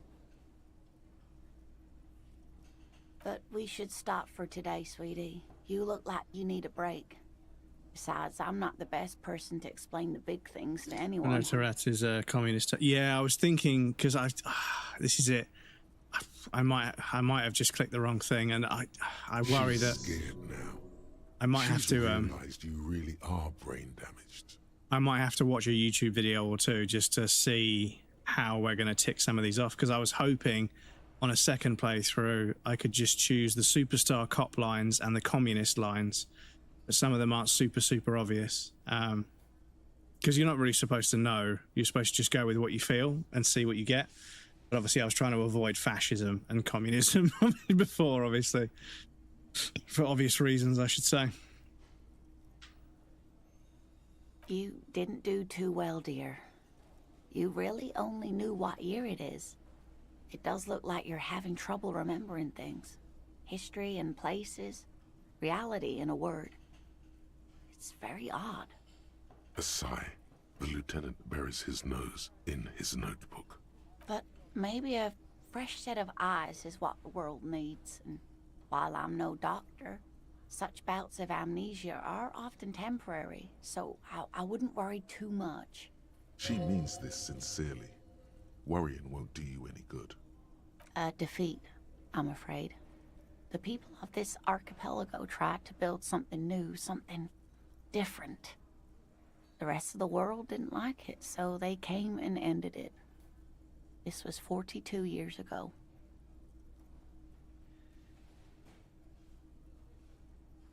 It has something to do with everything.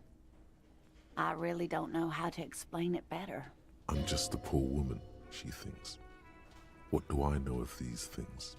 And how can I help you?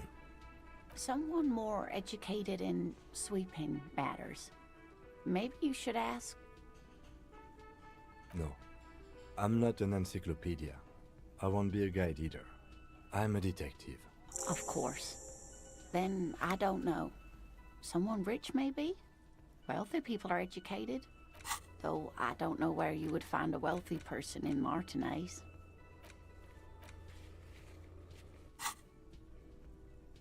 I hope you were able to pawn that old trinket. Oh, thank you, dear. I confess I am glad to see it again. Even the lieutenant seems happy with this turn of events. Now, what else, sweetie? Of course, dear. Good luck with your case. Right, I forgot. We got to go out here and go to the apartment, see if we can speak to that guy.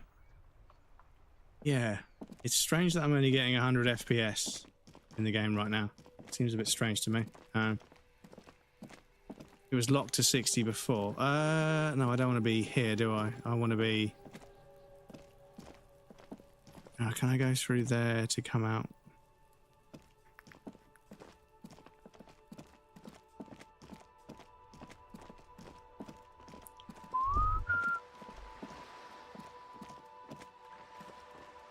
Those thoughts, they come and go. Book appears to be erotica, but without any actual erotica.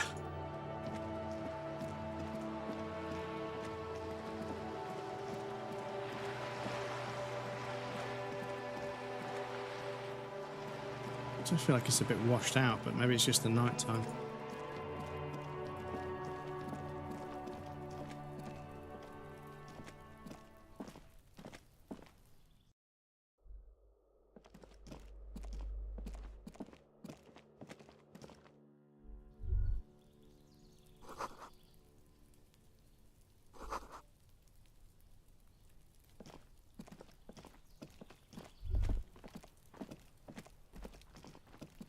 This door is made of metal and appears to be reinforced. Someone here really values their security. This door is made of... No one answers. We should return tomorrow. Tomorrow at 9 p.m. No one answers. Oh. We should return tomorrow. Okay, tomorrow. Okay. So yeah, no, shit, in that case. In that case, yeah, we can't do anything. Is this just a door as well?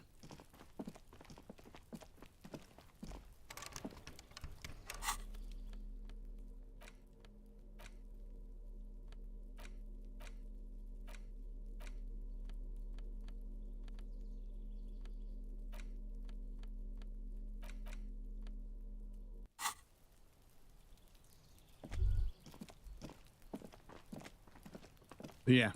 Now, I don't know if I have enough. But yes, to embrace the hobo cop mindset, I need to have not enough money to afford a room, but I think I have enough because it's 30. But I do owe them money as well, so I'm not sure quite how that's going to work.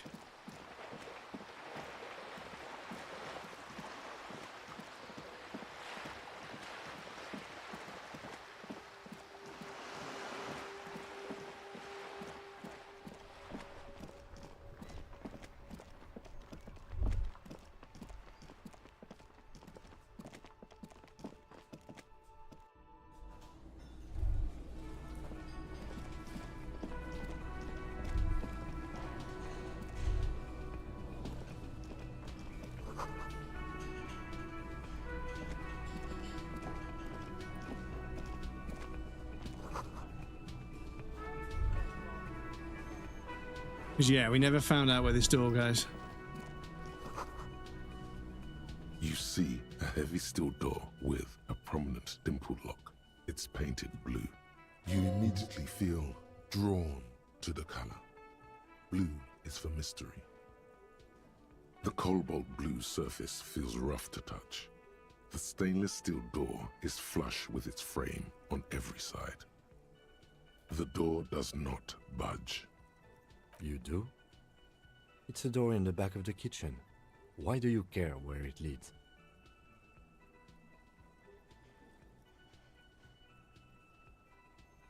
It is quite pretty. I suppose we could look into it as a side investigation. Gart is the person to ask about this, the cafeteria manager.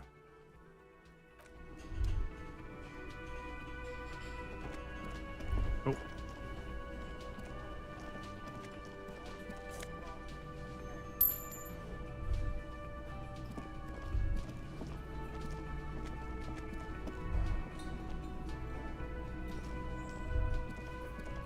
Can I help you? Another thing. Great. I love those. Oh yes, that door, sure. There's nothing mysterious about it. It's just a door. No, I don't have a key. I don't know how to get there. And I don't care either. It's not like I've been wondering about it for 10 years. It's just a frit warehouse, probably. Or some boring storage space with a bunch of old junk and dust. Junk and dust. He's attempting to maintain an air of indifference. It's absolutely not convincing. Fine, okay, a little. But my job doesn't leave me time for wondering about one locked door in one of the cafeterias I manage. So I haven't opened it. I have cleaned the whole place 100 times over, though, after the animals. And I haven't found a key, so good luck with that. Yes? Yes, have you got it? A lot. For the drinks and broken window, 70 real. Shit, I don't. Like what? I was rarely enjoying talking about the money you owe me. Do I have a shaker in my hand? Is this a shaker? He sounds irritated. Am I wearing a little bow tie? Am I wearing a bow tie and doing this? Am I smiling? Do you see me smiling and shaking my little shaker? No. Do you know why? Because I'm not a bartender. I'm a cafeteria manager. Is there anything else you wanted? Weird, welcome in, dude. Enjoy your daily bread. Well, you're not getting it, asshole! This is a thoughtful exchange, but can we move on, please? Are you going to stop me going upstairs? No. Making people smile today? No? Okay. Still nothing. The lieutenant gives you a quick glance. He doesn't like where this is going. You should punch a fucking hole in it. The murmur in your ears recedes slowly. Your breathing normalizes. I'm trying to make That's people one smile. lucky door. I am, but the game, maybe not so much. Dennis, welcome indeed. How's it going? Good to see you. You should pick that fat, juicy cigarette butt from the tray, light it up, and smoke the living shit out of it. Who knows what you are? A monster, a murderer, the gnome of Jeroma?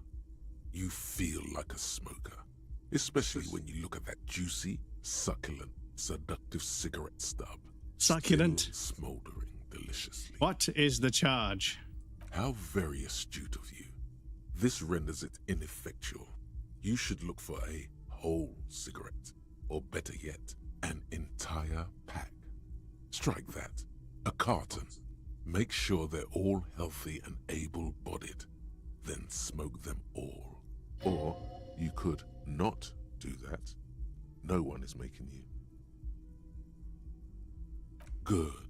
Thinking about It's good. The program here makes you retired. We'll watch a movie and fall asleep. Make Well, I hope sure you enjoy you the think movie. about juicy sticks of tobacco all the time, though.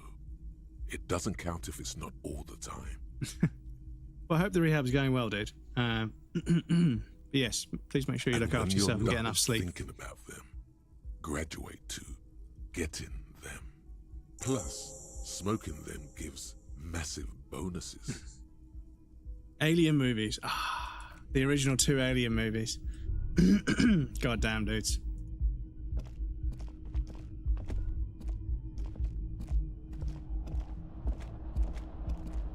They start at 5 a.m. Damn, pretty early.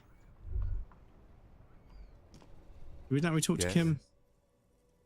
What do you want to know? You mean like a brief? Do you want me to brief you again? There's no reason to wing anything. If you didn't get the brief, that's okay. I did. 3 days ago, the RCM Emergencies Desk received a report. What's about a therapies and security repeat? Yeah, guard well, who was it might be a bit of a change of tack for you at the An moment. anonymous caller said there was a dead body behind the Whirling in Rags hostel cafeteria. The cadaver had been there for 4 days. No one had come to investigate.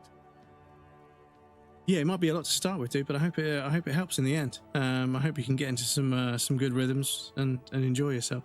But I wish you the best. As always, I wish you the best of luck. During that time, the victim had been stripped of his belongings. The caller did not identify him, but used the word lynching. There is an ongoing labor dispute between the local dock workers and the logistics company Wild Pines. I was told we should approach the death as part of this dispute. Okay then. Was there anything else you wanted to know? Good. No response. He just arches his brow. Have you tried concentrating on something other than your personal affairs? There is a sudden, harsh edge to his voice, like he's tired of hearing about your personal affairs. Hope I got some strength to survive the misses better. Thanks, appreciate your words and friendship. Best of luck, dude. Honestly, you've made a big choice. You've made a big choice. You've taken a big step in the right direction, and there will be more steps ahead of you, and some of them might be difficult. But I think you're making the right choice, and I hope it adds value for you in the ways that it did for me. As much as I used to have fun drinking, genuinely, lockdown would have been a very difficult time for me. Like, I probably wouldn't have started streaming if I wasn't sober before lockdown. If lockdown happened, I probably would have found a way to get hold of booze, and I would just be drinking at home all the time, because once I was not going out to drink, I mean, I drank at home anyway, but I would not drink at home as much as I would like to go out and drink. But if I couldn't go out, I would probably drink to fucking deal with that. And the fact that I got sober just before, a year or two before the lockdowns happened is a bit of a saving grace, because it meant that I had a bunch of spare time that I would have spent drinking otherwise. And with that spare time, I decided to start streaming. And because of that, I met you guys. So very, very important that you think of the forks in your life where you decide to make a decision, and the various different changes that occur in your life because of that decision and what that allows you to do. Blind Bat, welcome indeed. Thank you for redeeming your daily bread earlier. But yeah, I was sat here, and rather than destroying myself with substances, I decided to take a punt and try something I've never done before, which was live streaming. And I tried it a little bit before, but never seriously. And yeah, here we are. I haven't like I haven't become wildly famous or anything, but yeah, I'm not sure I'd enjoy it as much if I did have fucking hundreds of people trying to talk to me all the time.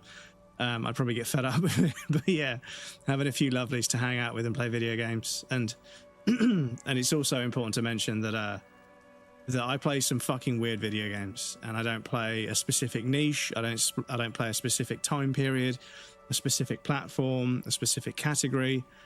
I play like the length and breadth of video games, from Sega Mega Drive and SNES and maybe fucking some Atari games in the future, who knows, all the way up to games that are going to release this sometime later this year, because Grand Theft Auto is going to release, so everything's releasing in September, so we're going to be playing some new games in the coming months. But yeah, it's obviously not the best thing for a live stream in terms of growth, because you're supposed to kind of stay kind of within a particular niche and just grind that niche until you get somewhere. But as you guys know, I just can't fucking do it. I need to play different stuff. I need to play variety. I need to play different things and experience different kinds of game that are made by different kinds of people that highlight and talk about and make me think and ask questions about different things. And some of you guys are here for every game, and you make me feel so confident to stream obscure, weird games, because I know that a handful of you will always be there. And I'm incredibly lucky to have that, because I know lots of creators, they freak out a lot when they get really burned out in a category and they want to try a different game or try a different type of game, but they're terrified of losing the community they've built. And some of them do like see a massive like 70-80% drop in everything when they change games, so they feel trapped. But I've fortunately always been a variety streamer, and therefore I've built the small community that I have on variety, so I don't feel trapped in a category. I can just jump over and play something else, and I can play games twice and you guys will still show up. I don't just have to play a game for the first time. I don't just have to do first playthroughs. I can do trophy hunts, and we can play games over and over again to see what we missed and everything. And yeah, like I have a lot of freedoms and a lot of options as a creator, and you guys stand by me in that. And yeah, I'm very lucky to have that, because some people don't, and I appreciate you guys for that a lot. Anyway, excuse me. Not a fan. It's just the nature of your tenancy. Streaming games you don't like really isn't worth it. I think I'd rather watch someone enjoy Tetris than suffer through AAA BS just because they feel they have to. Yeah, I feel like you can definitely feel some people getting more jaded, and there's like a handful of people who have like recently broken out into variety, and they weren't jaded before, but they were just like, yeah, I've done these games a lot, I want to play something new. And some people like Kate, before they got really, really burned out, they started to feel burned out, and before they got really, really burned out, they pivoted towards variety, and their talents as a creator made it like possible. But yeah, I see other people that we don't really know in those circles quite as well, that I watch them, and they're still playing the Souls games 4 years later, and yeah, I just feel like they've kind of they're the people I look at and think, I could never do that with Bloodborne. I could never play Bloodborne until it's dead to me. I've played through it like 8 or 9 times, 2 or 3 times co-op and 7 times on my own. I've played through that game, and I still love it, but I feel like if I made it into a challenge where I was trying to do something that it wasn't designed to do, like no hit or speed runs or whatever, I respect people that do it. It's an incredibly challenging and difficult thing to do, and I'm in awe of the people that do it. But for me, I feel like even though there might be some slim chance that I could maybe get a run in the future at some point, maybe if I'm lucky. How's it going, Krill? I think in the process of getting the run, I would kill what Bloodborne is to me, and I'm really, really scared to do that, so I don't want to do that. Even BL4 or SL1 seems like it might be a bit above my pay grade, a bit above my skill set. Even though I love them. Just heard you got hard. Welcome in, Krill Microsoft. Enjoy your daily bread, dude. 51 pieces of daily bread. Excuse me. Try work. The case at hand. It can work miracles. But yeah, I have the utmost respect for people that are brave enough to be established in a category. Because the thing is, what I'm doing is just doing what I want. I'm just playing what I want to play, and I don't really worry about how well it's going to stream or how many people are going to watch or whatever. I'm just playing the video games I would normally play, but I'm doing it in a way that's way more social that I enjoy. And you guys add something to gaming for me personally that I really appreciate. But yeah, when people have established themselves in a category and then they have the bravery to pivot towards something else, it's so fucking brave. It's so fucking courageous of them. So I respect those people a lot. But yeah, I have seen a few people that, you know, back in 2017 or 18, I followed them because they play a certain game and they're still playing that game today, but they don't enjoy it as much. And you can tell, like, as much as they want to enjoy the game, they've just explored every single pixel of it. And unfortunately, there's not much else the game can do. But they're too scared to move over to something else. And I feel really bad because I wish people could have the confidence to move to different games because, yeah, I mean, recently, someone that plays a lot of Bloodborne, she's decided to move into something else because she's done so much in Bloodborne that she doesn't really feel like there's anything else to do. And I completely understand. I'm not sure I agree, but I understand that after the amount of runs they've done in Bloodborne, there isn't an awful lot that's going to get them fired up and excited and passionate. But playing Baldur's Gate 3, they felt that passion, they felt that desire, that power, that drive to do things. So they're going to pivot towards that. Baldur's Gate isn't the kind of game for me, but I respect their choice because they've done everything they need to do in Bloodborne, I think. Even if there are other runs they could do, I think they've done enough. So she's going to move over to Baldur's Gate 3, which is not my kind of game, but I can appreciate the game from the outside. You know, just because it isn't my kind of game doesn't mean that it isn't a fucking phenomenal work of art. Just look at Baldur's Gate 3, dudes. It's fucking ridiculous. It's not for me, but look at it. It's fucking unreal. The quote of the day. Thank you for the hydrate. I appreciate that. Category is Swede in Switzerland streamer. Swede in Switzerland streamer. Yeah, just a 95 guy playing some games. I think that reason for my success is that I'm really not aspirational. I am inspirational in that the people that I feel, people at home feel like they can relate to me. Rosie O'Donnell. This is interesting because do you know what? Somebody said the reason Taylor Swift is so unbelievably popular is because she's kind of mid. And I know people are going to get really upset about that. But the fact that she isn't like a once in a lifetime, one in a billion like talent, because she's just a good singer-songwriter that writes catchy songs that girls like. But she isn't super, super unbelievably talented. But that means that lots and lots of girls see her as this success for being who she is, and it's not something they feel like they could obtain the same thing. It's very, very alluring, and that's why Taylor Swift is so popular. I was like, kind of makes sense, but yeah. Tired after a rehab day, yeah. You're doing the right work, dude. Like Factorio, amazing game, but also many people don't understand the math. Yeah, this is true. How dare I don't give a fuck about Taylor. Tired, I feel that nice tired. Yeah, there is nice tired and bad tired for sure. But remember, like, no amount of sleep will fix you if it's your soul that's tired. Sometimes your soul is tired and you need to do something for your soul. You could sleep 10 hours, 10 days in a row and you'll still feel tired because your soul isn't fulfilled. This is the thing, dudes. You've got to fulfill your soul in some way. Fine. We should get through this day first. Off hours begin at 9 p.m. If you're still having trouble then, I can give you an orientation. Really? You look fine to me. This psychodrama is unbecoming of an officer. Then you should consider seeking medical attention. You can use the radio in my kinema to call your station's Lazareth. Sorry, Kim. Am I going to try and go inside to go to bed? You can say, wait, we should go to the balcony and recap. Fucking look at this room. Oh yeah, my room is fucked.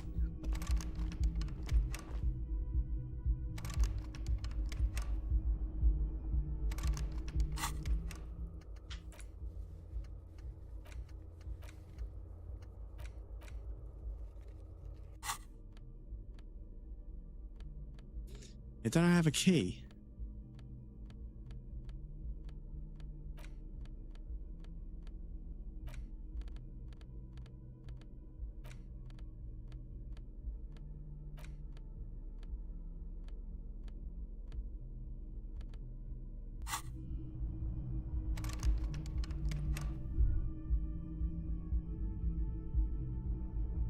Yes? Excuse me? You have a distinctive way of walking.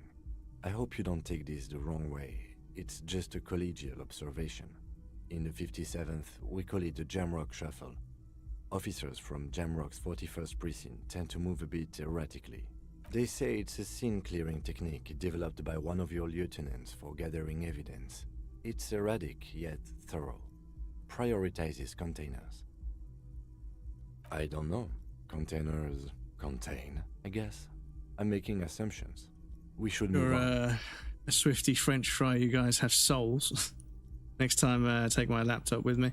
Yeah, I mean, maybe the break from the laptop might help. I'm not too sure, but how long are you going to be? Yeah, I'm not too sure how long your stay's going to be. I mean, as long as it needs to, I suppose.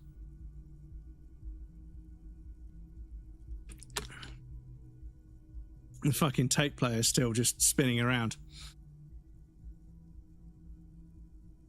Passing along frivolous interdepartmental stereotypes is not usually his oeuvre.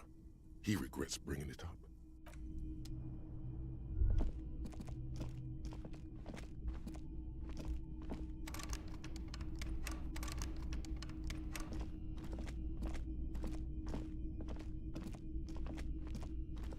Depends on the results. Yeah. Well, I hope everything goes well, dude.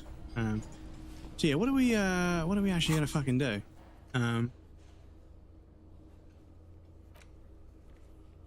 Him can answer any lingering questions you have about the case and the RCM. Join him on the Whirling and Rags balcony after 22. Okay.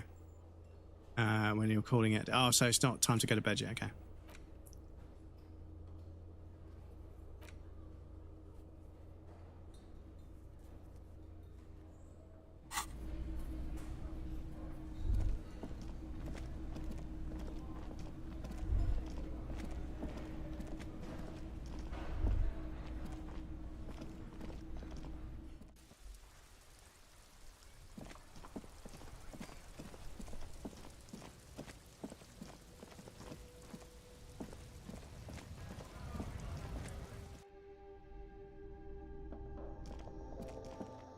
The tear machine stands in the corner.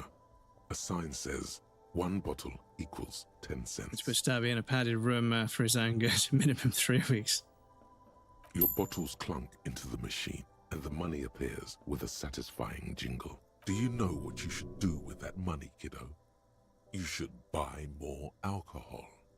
Enter the endless cycle of consumption.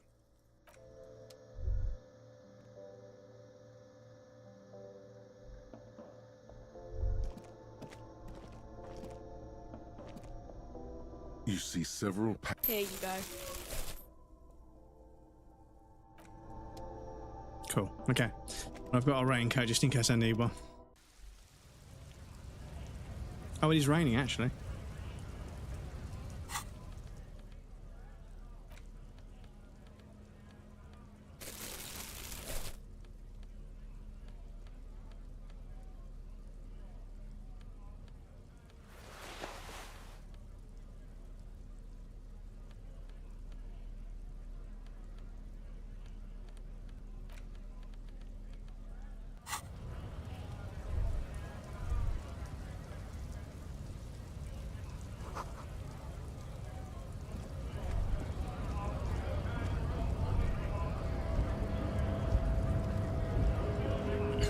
For what purpose? Fun. Wank. Nice aggression with the native. Don't let the chief fool you next time. You don't need to be that up in his face. Leave yourself space to move. Not bad advice, actually. This might do the trick. Let's talk about our right to work. No, I'm not a fighter. I'm a worker.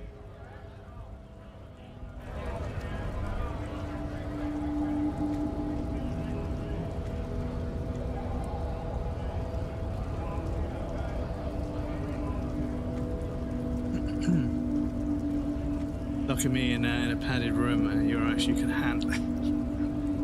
I'm starting to think I should have some sort of like civil war in the chat activity for you guys. Because if I had a map and you guys could choose to... if I got a map and you guys could choose to roll the dice on like taking over a country, and then I could set different odds for the chance of taking over a country, and then you guys could like redeem it every so often, and then you guys could slowly take over an imaginary world. But I don't know if that's going to get me in trouble. But yeah, you guys could like first of all like buy your way into a government, which gives you like a piece of the map, and then we list off because the community masterpiece is still going. But I could make a scene for this. But yeah, shite Thatcher love. But yeah, maybe we could do that. Anyway, in the meantime, we're gonna have to do an ad break. I do apologise, chat. I'll pop you guys on the BRB screen. I'll be right back in just a moment, and then we'll carry on.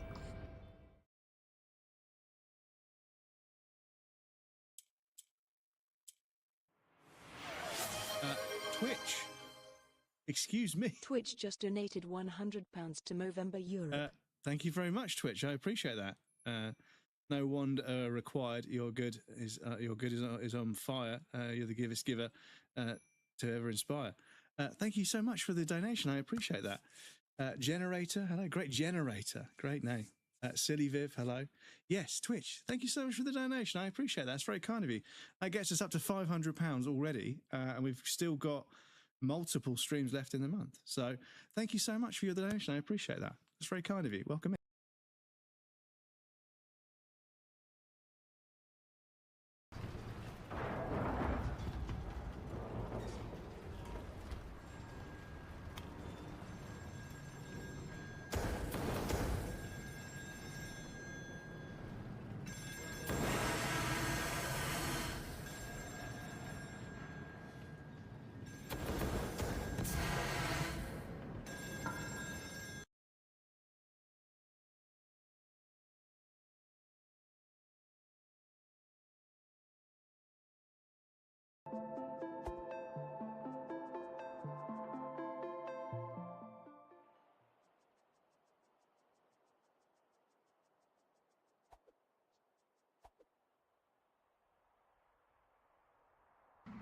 I'm in danger!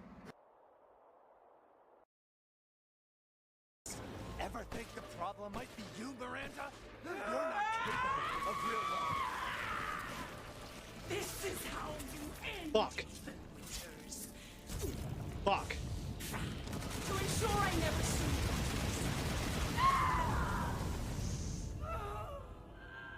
I think we fucking did it. Brad, welcome in. Good to see you, dude. Oh, no, no. Fucking hell.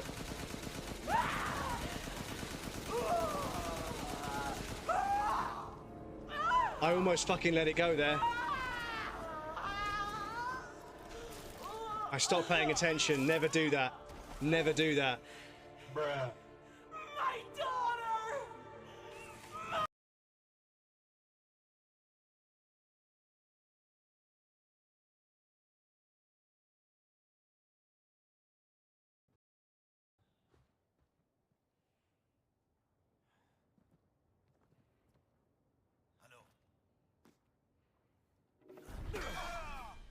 Aren't there more of you? Buy one, get one free, chat. EU Reezy. EU Reezy, there we go. So, non-raiders, please feel free to stop by this channel and have a look. Oh, yeah, what game is this? What am I witnessing? Are we watching a clip of somebody playing a Star Wars game?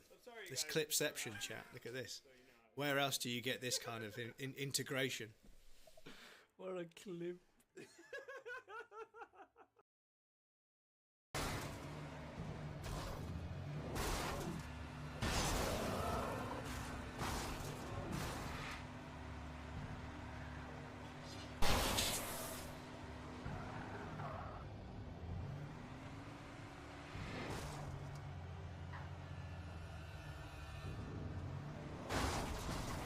Does anyone else want to get fucking escalated?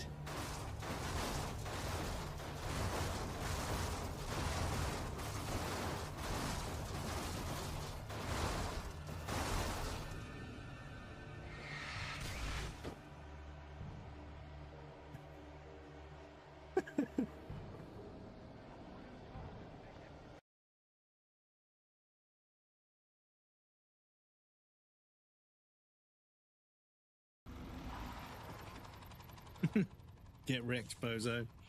Should have worn a helmet. You're not wearing a helmet, dude. Come on, man.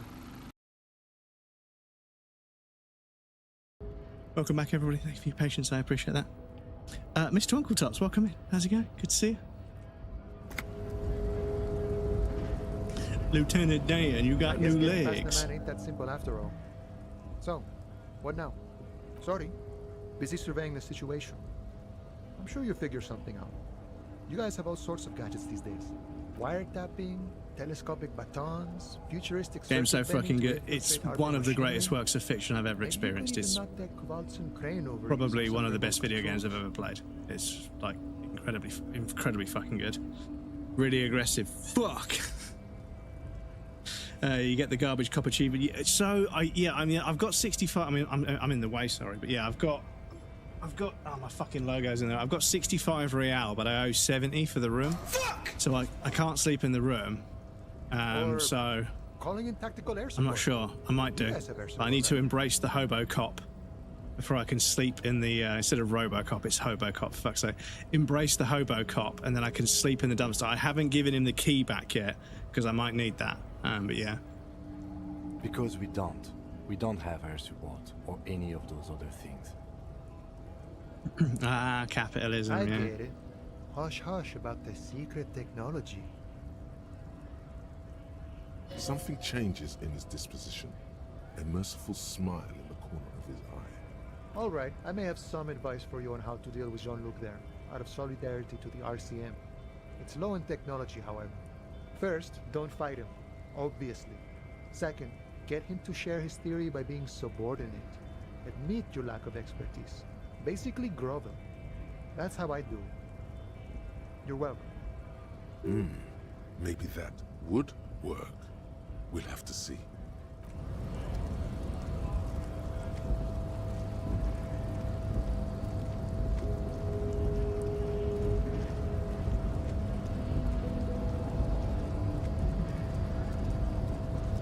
Your race descent has only worsened since I last saw you. You have really let yourself go.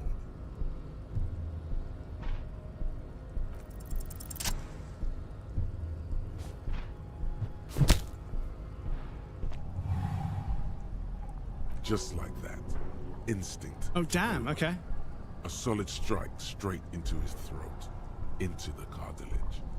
You could swear you felt the soft palate break. The man is reeling, gasping for air. Time stands still around you. In the distance, the sounds of the harbor are falling silent. All you hear is a small gurgling sound as a trickle of blood appears on the man's lip. He's open. Rip into him. Right hook. Escalated. Get intimate with him. Bring the hurt closer.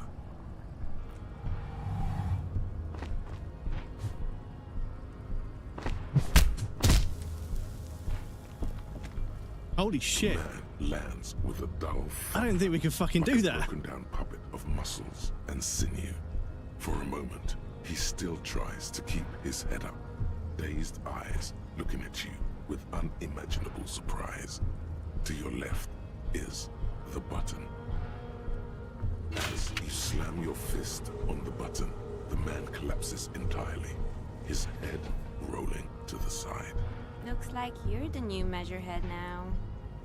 Her voice is surprisingly calm. No one is the new measurehead. Let's go before he gets up.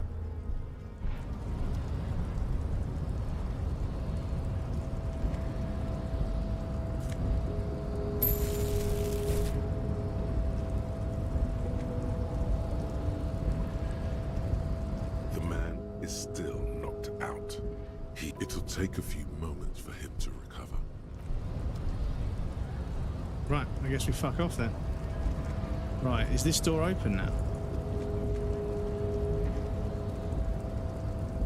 It is.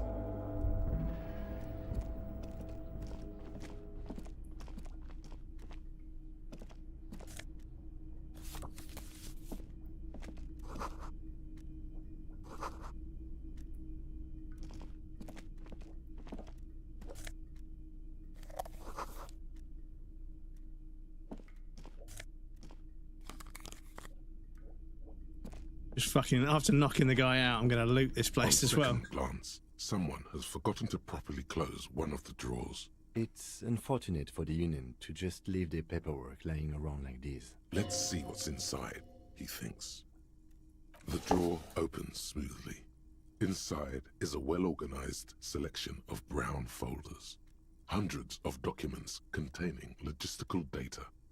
Gave him the old beating that racists deserve. Yeah, no, I'm fucking chuffed. Materials coming into Revachol from the outside world. From Muindi, Grad, and even Ilmara. And the same materials being handed over to companies inside Revachol. Kuron, Coal City, La Delta, and Jamrock are listed among the many districts where the imports are being sold. It's hard to make sense of this thicket of company names, dates, quantities, and percentages. You try to focus, but the lines are getting blurry. Look how blurry all the lines on these papers are. How unwieldy your own willpower is to yourself. You're like an absurdist Samaran monk, focusing through not focusing. You're a police officer, not a spiritual healer. You can focus the normal way by turning your attention to something and not letting go. Is that what you're doing with those folders over there? Right. This is probably not relevant to our case. After all, we're not investigating an accounting mystery. You're trying hard, but the data here is unbelievably dry. Something about containers. The drawer slides shut. I'm kind of annoyed at that. We should think about calling it a day, maybe. The nights are still miserably cold this time of year. You should take care of that, then. Let's talk to him anyway. An officer of the RCM shouldn't be sleeping in the street. We'll figure something out. Though he finds this situation frustrating, he is doing his best to not make you feel any worse than you already do.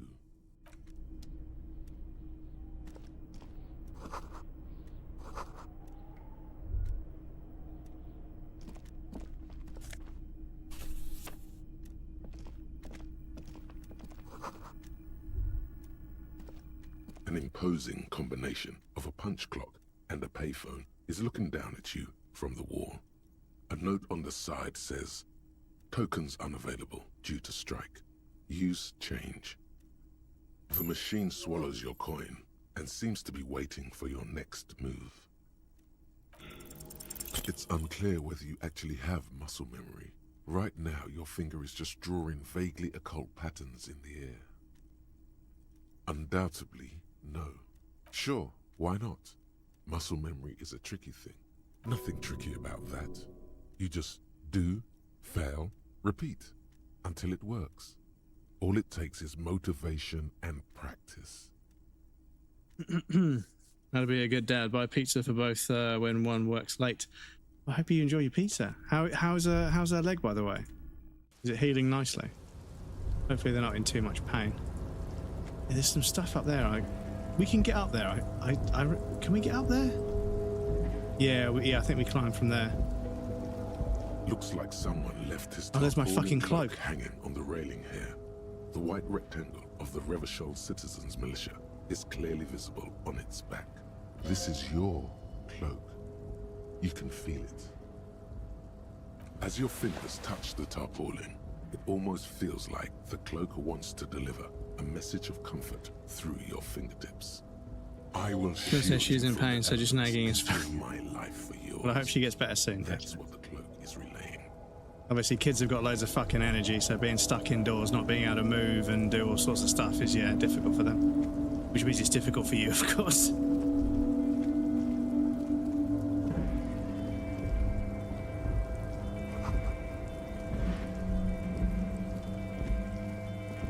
Quiescence.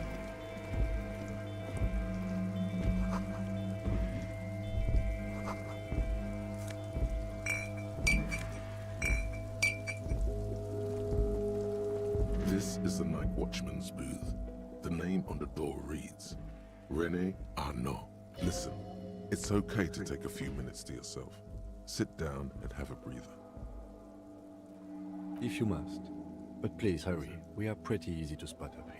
Nothing incriminating catches your eye. The cabinets are clean and their sparse contents meticulously organized.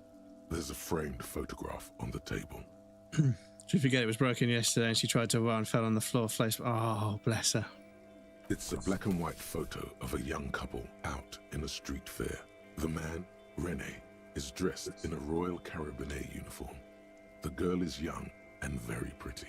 She is smiling playfully at the camera. Rene looks like he's about to smile. This photo must be tied to some good memories. Why did you take that picture of Rene? You're really interested in that old soldier. Not sure I understand your fascination, but sure, as long as it doesn't take up a whole lot of time. The chair is not as austere as the rest of the booth. A thin grey pillow is attached to the seat, secured to the stiles by black ribbons. Stale air floods through your nostrils. Not a single mote of dust floats inside your lungs, though. The inside of the booth is immaculate. The drawers are empty, save for old timesheets and receipts. One small box, however, does hold some cheap painkillers. They are slightly out of date. I'm not here to tell you what to do, detective. You take the painkillers. They are yours now. Oh boy, where to start? Elevated risk of dementia, mini strokes, Prophet's disease, sudden death, hair death, erectile malfunction, critical flatulence, watery blood. He laughed. Black mucus, uncontrollable weeping, increased sensitivity to La Opera, inoperable joint disorder, total spinal collapse. He laughed reading critical flatulence, I swear. I swear he laughed reading critical flatulence. That was... What is this view?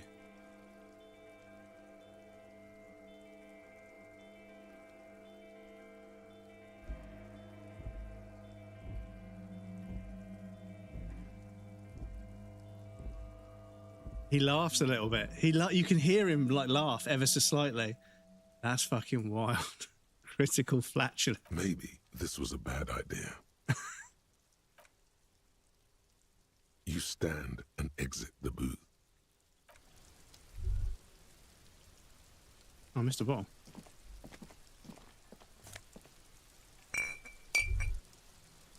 So, yeah, I injured my my right knee. I've injured my right knee twice, and I was in the shop. I suppose we should sleep, shouldn't we? It has been quite a long day. We should sleep.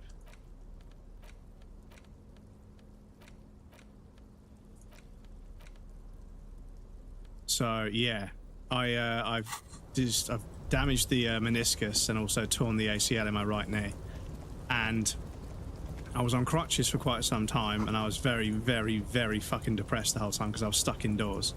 And yeah, not long after, because the thing is, I don't want to go to sleep, and then because I won't be able to open this door.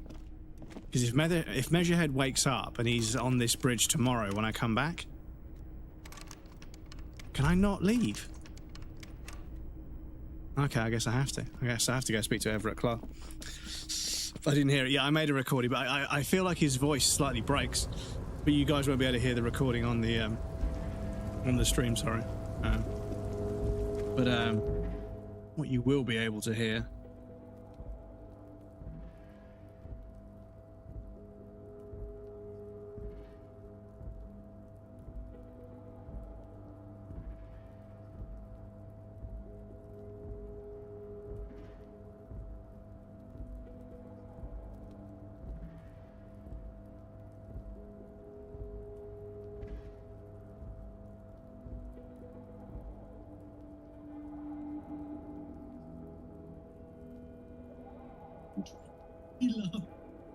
His voice just slightly goes, ever so slightly, ever so slightly when he reads critical flatulence. I love that. Shouldn't stand up quickly again, hurt your legs, knees and back, old man. Yeah, it just ever so slightly, but critical flatulence. So yes, I injured my leg, and I do this. I start telling a story, and then I fucking drift off and forget to finish it. Sorry. So yeah, it had been, I don't know, maybe 8 or 9 months since I'd injured since my leg was better and I could walk on it again. I'd been walking around, and then something was on the bottom shelf at the supermarket, and I squatted down to pick it up, and just immediately my knee was just like screaming with pain. And I was like, oh my fucking God. And this woman was like, are you all right? I was like, I tore my ACL and damaged my meniscus about, a few months ago, and I forgot. And I've just squatted down to pick something up. She was, do you need a hand getting back up? I was like, it's fine, I can use the shelves. But yeah, I just forgot my knee can't do that anymore.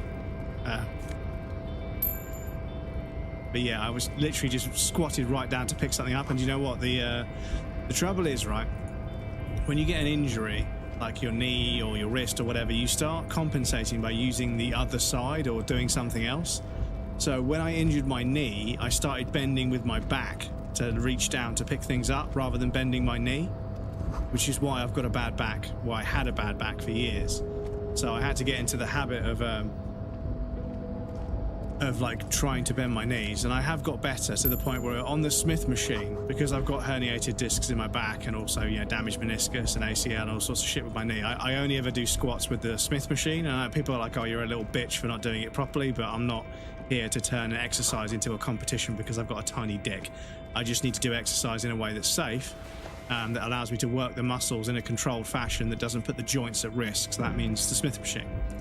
And I can squat pretty deep with the Smith machine, not with a ton of weight, but with enough weight to feel like the burn when I sort of like do 5 or 6 reps. So I feel like I can kind of use the range of motion in my knee again. But if I kneel down on the floor for a prolonged period of time and stand back up, my knee is like all over the place when it goes before it snaps back into place.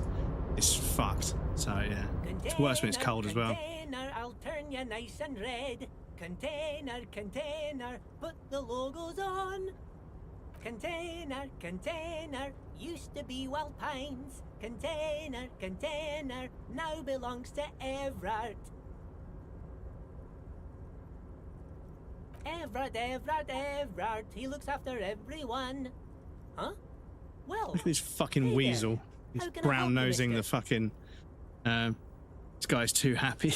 Need to check for that donation goal. And as Walker cussed in the UK, dude, I really tried to tell this lovely bitch, you ain't in charge of me, I'm the one in charge of you. To which my body said, oh really? And decided to remind me of how it really is. Well, yeah, this is it. So all the body parts, the brain is not doing so well, and all the body parts decide, who's going to be in charge if the brain goes. And the mouth says, well, I communicate everything to the outside world, to ask for things, to be able to talk to people, like I'm very important, so I should be in charge. And the eyes say, well, I see everything coming, so I can, I can warn everybody when something bad's about to happen. I can help us avoid danger, so I should be in charge. And the ears say, but I hear things that you can't see, so I could hear threats before you'd even see them, so maybe I should be in charge. And then the arsehole pipes up and says, I think I should be in charge. And everyone, all the ears and the eyes and the ears, they all laugh. They laugh and laugh and laugh and laugh. Why would you be in charge? You're just an arsehole. And the arsehole goes, okay. And the arsehole closes up, right, and doesn't let anything out. And the body becomes incredibly constipated. And obviously not passing any waste makes the body incredibly unwell. And in the end, the eyes and the ears and the nose are all, and the mouth are all like, okay, fine, you can be in charge, just fucking let this waste pass. So that's why most managers are arseholes. I'm gonna flirt with a nice girl. My brain comes up with the most romantic thing when the mouth is like, how you doing? In my head, I had a wonderfully romantic thing to say, but what I actually said was, hi there, do you want to come home with me or something? Yeah. Kind of makes you feel like an arsehole for no apparent reason. I see you are not a union man, mister. Did you get lost? You're not one of them scabs, are you? I mean, I don't personally mind. Folks is just folks, and folks gotta eat. Just some of the other guys don't look too kindly on the scabbing kind, if you know what I mean, mister. Oh, I'm just making some covers for them containers here. Yes, I am. Yes, I am. So it's easier for the crane operators to spot them. This can't be retried, so I'm going to Sure, leave that mister. for now. About what? Oh, most of the guys are down at the gates, keeping the scabs from coming in. We're on a strike. The whole union is. You don't have to work when you're on strike. Ha! We haven't worked for 2 months now. So paid no either. one is working? Recommend a bottle of plum juice against constipation. No arsehole in the world can hold that. Not sure how that maps to managers though. Hit them over the head with one. Yeah, like so many, so many fucking like review sections. Like if you go on Amazon and look at the review section for like a fucking really strong laxative, some of the comments just pure fucking gold. They're like, I started seeing in black and white. And now I don't know how to speak English anymore. I haven't been able to feel my feet in weeks. I had to check to make sure that my lungs weren't in there. Oh man, and you leave these comments underneath. You just, whenever you buy laxatives online for whatever reason, to prank your friends or something, you can also leave a funny comment that will obviously get a bunch of attention on like a website that's not designed for comments to get attention, for Not reviews to get everyone is down attention. there, Yeah. Of course. Oh. Mr. Everard is in his office, where he always is. And Jean-Luc is guarding the gate. But Titus and his boys got into some drunken trouble and Everard sent them on a nice vacation. For a week or so. Titus and his boys got drunk, did they? Oh, I'm not really supposed to talk about that. That's union business. Yeah, well, I'm a fucking policeman, bruv, so... Him and his boys stirred up something in town. Probably drank too much and got into a fight or something. I heard Mr. Everett telling them to take some time off. Don't go all bad cop on this simple, friendly fellow. I guess the boys got a bit too rowdy and had to let out some steam. I don't really know the details. That's just how boys are, you know. I haven't been in a fight since I was in middle school. Easy, Leo. Let's keep this on the hearties. Yeah, Kim knows that we're getting somewhere, so he's like trying to get the witness back on track. That's very clever. Too late. Leo's mouth is still moving, and the words are spewing forth. Words, words, and look, even more words. This guy could go on till the end. The legendary of days. vegan gummy bear. Oh god, yeah, 5 pounds of vegan gummy bears, and they just ate like handfuls of them, and then they realized that one of the ingredients, the stabilizers, also acts as a laxative, and yeah, people started buying like 5 pound bags of vegan gummy bears. Yeah, that was the He's original. talking about some drunk sawmill owner who, no, he already switched to a prized fishing rod he apparently owned at some point. You know what? Just cut in there with your questions. Yeah, let's ask him a simple question just to get him back on the whole sort of answering questions Yes, thing. yes. Everybody needs a job, and this is mine. I'm Leonard, by the way. Leonard Bellick. But everyone calls me Leo. I'm like Mr. Everett's right-hand man when Mr. Edgar is out of town, and Mr. Edgar's right-hand man when Mr. Everett is away.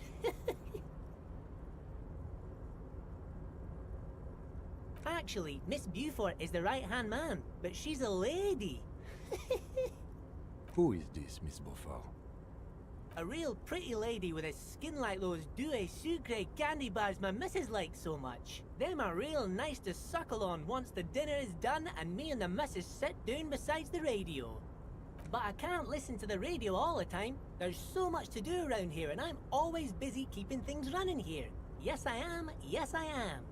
Oh, Lizzie, she is a real sharp tool. It's a quiet treasure. What treasure did you get? School and everything, east of the river. 4 years she was gone, and when she came back, she was all fancy and lawyerly. But she's a real nice girl. Grew up in this here neighborhood, knows everybody and gets along with everyone. Real pillar of the community one day, I'm sure. For a fraction of a second, there's sadness in his eyes. Half a coconut filled with coconut ice cream. Oof. And obviously, as you run out of ice cream, you can just start digging into the coconut itself. Oof. I'm not a huge fan of coconut, but that must be pretty good. If me missus and me was to have a child, I'd be real happy if she turned out like her. But she can't have kids.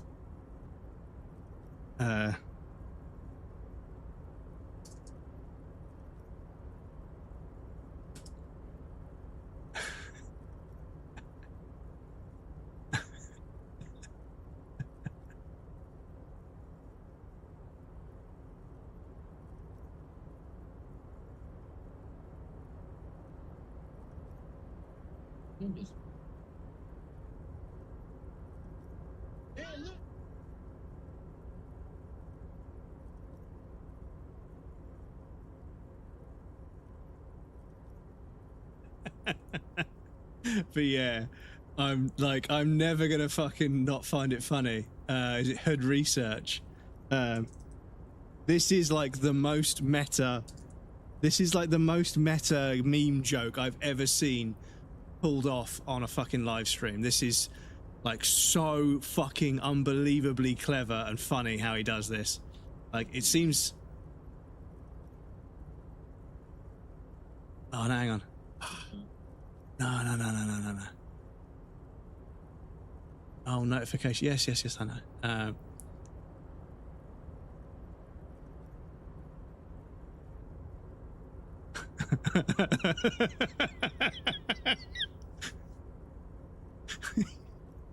He Googles Google and then clicks on Google.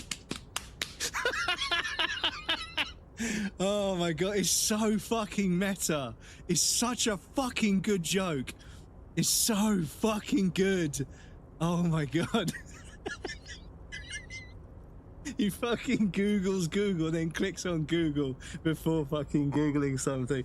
It's so fucking meta. It's brilliant. It's possibly the best joke I've ever seen anyone make on a stream. I don't think anyone's going to top that. It's so fucking good. Hate this when I get angry for it. Coco nut. Dr. Lemaître said so, and she knows about such things. Been a doctor for almost 50 years. That's the other one. Aaron, and Aaron. Aaron, and Aaron. That's another fucking absolutely elite tier joke as well. The Baltimore N-word. Can't say this sentence. Aaron. Yeah. He just has that moment where he realizes, shit, I don't even fucking say these words. But anyway, excuse me, right, back to the video game. I apologize. Back to the video game. Yes, this place really seems to run like clockwork. Keep it up, Leo.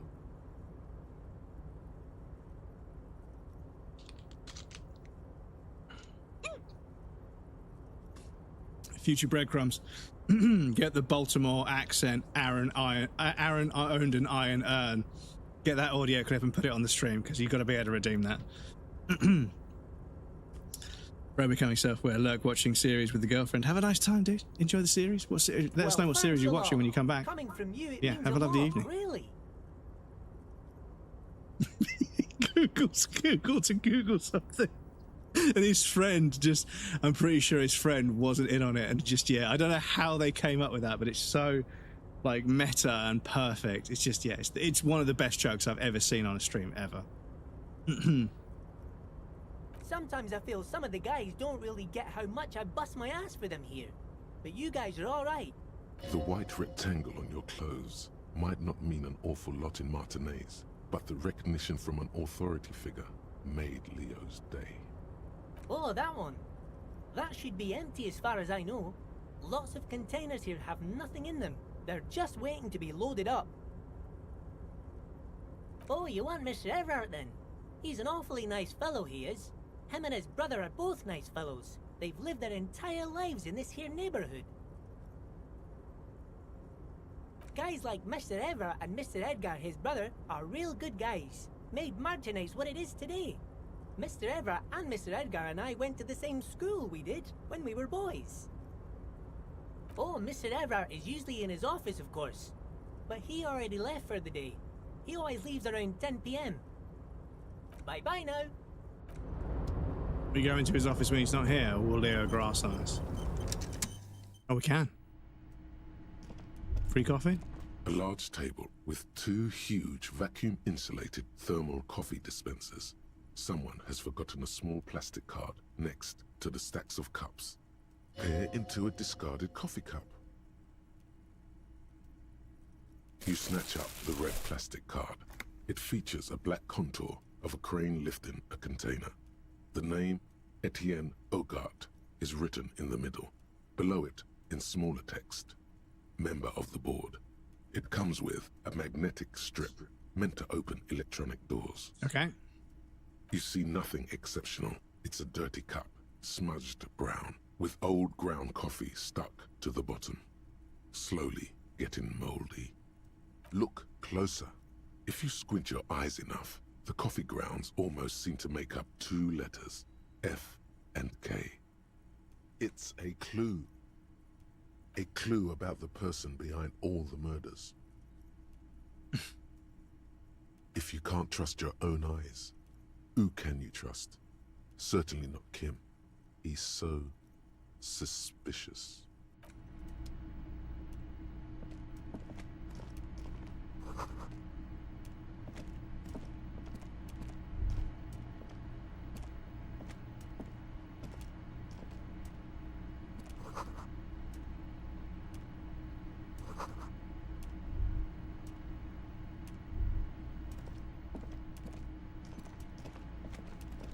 Right, so we've got a some more clothes, and we've got a card.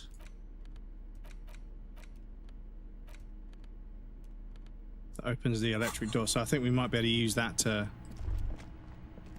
maybe we use that to the on the door in that room where we failed that 72% check on the fucking number machine. On the number machine? The phone. Breadcrumbs. Fuck me, dude. How did you forget what a phone was for a second? Please excuse me. Fuck. The fucking number machine. What's wrong with you? Excuse me.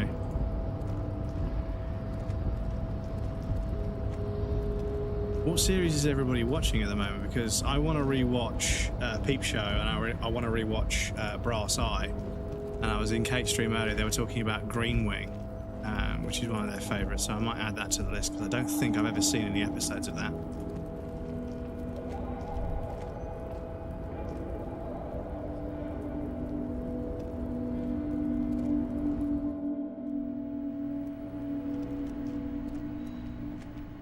Okay, I can open this now. Cool, okay. Yeah, let's call it a day.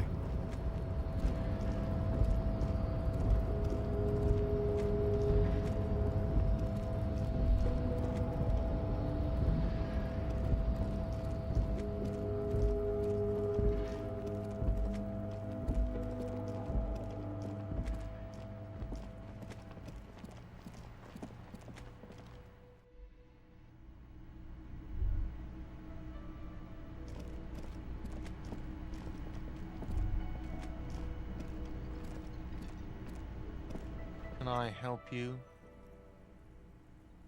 Yes, have you got it? Does that arrangement include you paying me what we already agreed you owe me?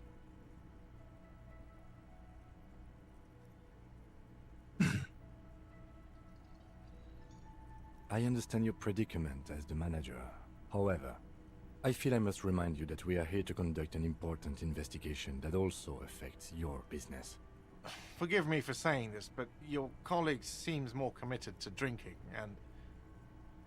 He shrinks back a bit under the lieutenant's severe gaze. I mean no offense. It's really nothing personal. I just have to protect the interests of this establishment. Good luck trying to use it. All the locks have an electronic component. They have to be unlocked down here with a master key before your guest key will open the lock. Oh, wonderful. Try to do that. I'll have to call you an ambulance. Not until you bring me the money. Okay. I might have something in my motor carriage we can use when you're done here. I really didn't want to resort to this. The man is thinking. Oh, Lieutenant, we're done here.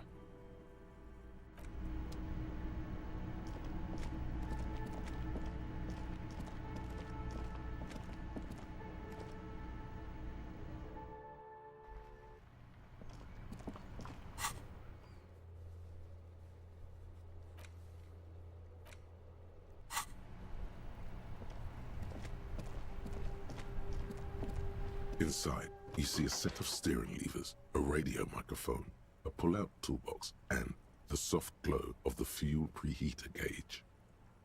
Out to the movie now, bye. Out for the movie now. Yeah, enjoy, dude. I have something here. See you next time. Look in the back, in the suspect transport enclosure. Transport enclosure? Regular people just call it the cage. The cage at the back of the motor carriage looks rather uncomfortable. 4 shiny hubcaps are stacked against the seat. Their silver edges sparkle in the dark. I confiscated these 4 a little while back. We can take them to the pawn shop down by the Martinez Canal. There are spinner hubcaps, frivolous things you put on your wheels. When the wheels come to a stop, the caps keep on spinning. There's no real use for them, it's just for vanity. A vanity he wouldn't mind. A couple of weeks ago, I stopped a young man for going slower than the speed of traffic. Turns out he was some coalition official's son and high. I took them and arrested him for driving under the influence. That they are. I was going to take them into evidence, but they weren't necessary for conviction. He never asked for them back. No, that would be silly. I don't know why I kept them. It doesn't matter. I couldn't put them on this MC anyway. A cop with spinners. That would be outrageous. The spinners shine so bright they reflect on the lieutenant's glasses. He doesn't say anything either. Yes, the Bird's Nest Roy, near the canal. We've been there. If I'm not mistaken, it should be open late. Items that can be pawned at Bird's Nest Roy's appear in your inventory under the Items tab. You can pawn these items when talking to Roy. The lieutenant nods as you take the spinners. As you tap on the gauge, the indicator pin jerks as if startled. It's in the large orange sector, indicating the engine is warm. Next to the gauge is a red switch labeled heat. Now, that's enough fun with the foldable headlights. I know they are mesmerizing. They are also fragile. I'm not going to turn it on for you again.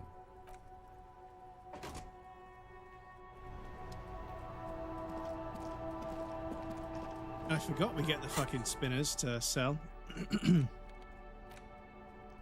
200 real. Damn. The cool thing is that means I should keep 70 odd real. So even when I pay him, I'll have like a few hundred, which is pretty cool. Because yeah, the whole first playthrough we had fucking basically no money. I couldn't buy anything, but I've been able to buy a lot of stuff now because I've just been asking people for money. Hello. Let me know if I can help you with anything. Yes, we'd like to sell these hubcaps. Roy takes the hubcaps from the lieutenant and inspects them. The spinners appear iridescent in the dancing light of his pawn shop. Yes, these are very, very good. Did you defraud some foreign prince for them? Jump-a-misc banger? No matter. I'll give you 200 real. 50 real a piece. No one was defrauded or jumped, I assure you. Of course, I meant no offense. 200 real for you, officer. Delightful doing business with you. Do come again. Thank you. Here's the 70 real you need for your bill. Do not waste it. Oh, he's gonna... is a small consolation. Okay. Anything else you're thinking of selling? I'd like to sell my clothes. Another time, perhaps. Right, okay. Damn, I thought we were going to get the whole 200, but I suppose that's me being a greedy piece of shit.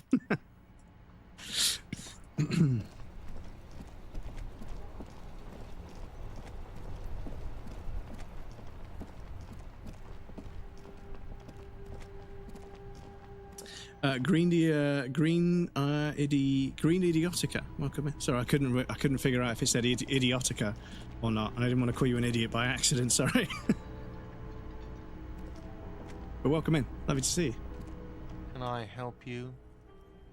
Yes. Have you got it? Well?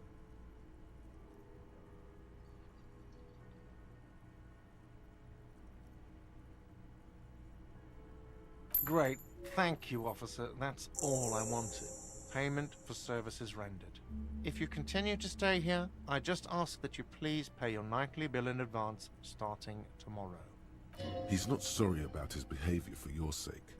Now that you have money, he really wants to make sure you're not angry with him. The electronic lock to your room has been disabled till 9 p.m. tomorrow. Please pay for each night in advance starting tomorrow. 20 real per night. I'll take a room here too. Of course. Always happy to have officers from the RCM as guests. Anything else I can do for you? Shit, I can't do the hobo cop now, can I? Fuck. Because I've got a room. Thanks. I hope you that. found what you were looking for. How strange. I certainly didn't put them there. I think fugue states are more your forte, officer. Oof, that's cold, but true. Sylvie had the keys before I got here, and I can vouch for her. I can vouch for all my staff. None of us would tamper with the crime scene. The trash collection service, CS Municipal. I don't see why they would put anything in the trash, though. Ah, the elusive CS Municipal. I doubt we'll be able to track down who was sent here last and when. This will have to be one of those little threats that solves itself down the road. On Clinton Street, near the Boogie Street Diamond, a small truck rattles down an alleyway. It stops by a rusted trash container. Two men, their faces rough and swollen, jump out. Still 24 degrees at 8 o'clock, chat. A bit warm. CSM is written on their backs. Thank you anyway. Yes? Okay, so yeah, we're not getting hobo cop this playthrough, sorry.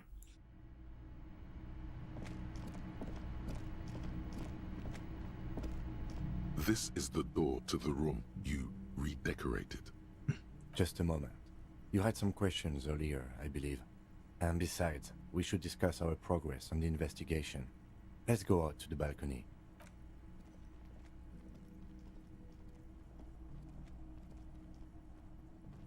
The air outside is brisk. The lieutenant is silent for a moment. He listens to the traffic hum. Then... Where shall we begin? We should talk about the investigation, first and foremost. But I also remember you wanting to discuss the RCM? I have a cigarette every night when I go over my notes. It's something of a ritual. Oh man, he looks so devastatingly cool with that cigarette. I apologize, but I only brought one with me. I have exactly one cigarette every night while going over my notes. You mean this? This isn't good. It's an unnecessary trial of will and unhealthy. Keeping the habit within the parameters he's given himself takes a lot of focus. It would be easier to simply quit. Yes, it's been a long and eventful day. Well, you were so hungover that you couldn't keep it down when we approached the hanged man, so we didn't even inspect the body.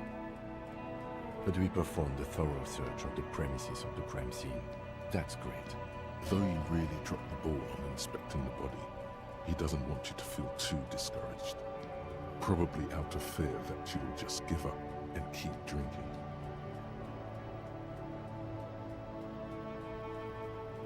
I look forward to that. As for the interviews, we didn't get to meet Claire, but we did get into the harbor. It'll be easier to reach him tomorrow. We tried to interview the White Band's rep, but she asked us to do something for her first. Fine, so be it. I have a feeling Joyce knows how dangerous the situation really is. We have to get her to talk to us. Above all, though, today was exhausting. What's with all the running? You run about. Is that a standard Precinct 41 practice? Because I keep double-clicking to run places. I picked up on that. Okay. You didn't say that before. Okay. I have a really good theory about why you're running so fast, son. Just you wait until we get up tomorrow.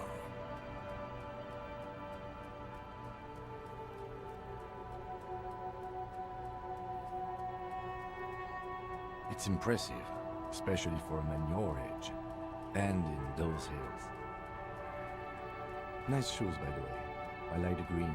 Goes with the orange. Thank you for the compliment. We could manage it even in wooden clogs.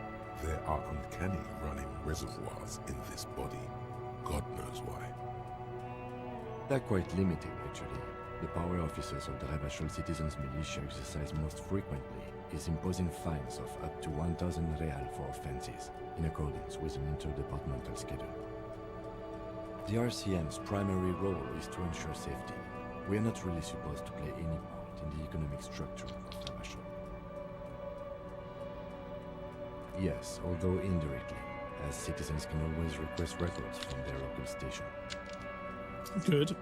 Some accountability in there. Officers of the RCM have been known to take bribes of less than the prescribed fine amount.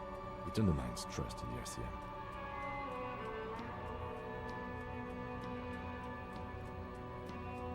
We can arrest people, of course, but rather than bringing someone in directly, it's preferable to serve a station closely. It prevents confusion and overcrowding. You can't. Those who don't show up become fugitives, though, and have fewer legal rights when they are eventually caught. It's about power projection. Thus far, they seem to mostly show up. When power calls you, you come. But power itself is a fragile trick of perception. As you may have gathered from the fact that we are expected to carry a record of our kills, like the one in your watermarks, we are permitted to use whatever force is necessary, and strongly admonished not to abuse that power. You have to supply compelling evidence for why it was necessary to use lethal force. In these cases, your partner is usually your witness. Not a good position to be in, by the way. Internal Affairs handles these cases thoroughly, by cross-examining you for inconsistencies. It is hard to cover for anyone, which is for the best. We don't convict. We arrest and send them to coalition government courts in Couron and La Delta. The prosecution works off our testimonies and records, which is why it's paramount to keep them. The coalition government, and the moral intern more broadly.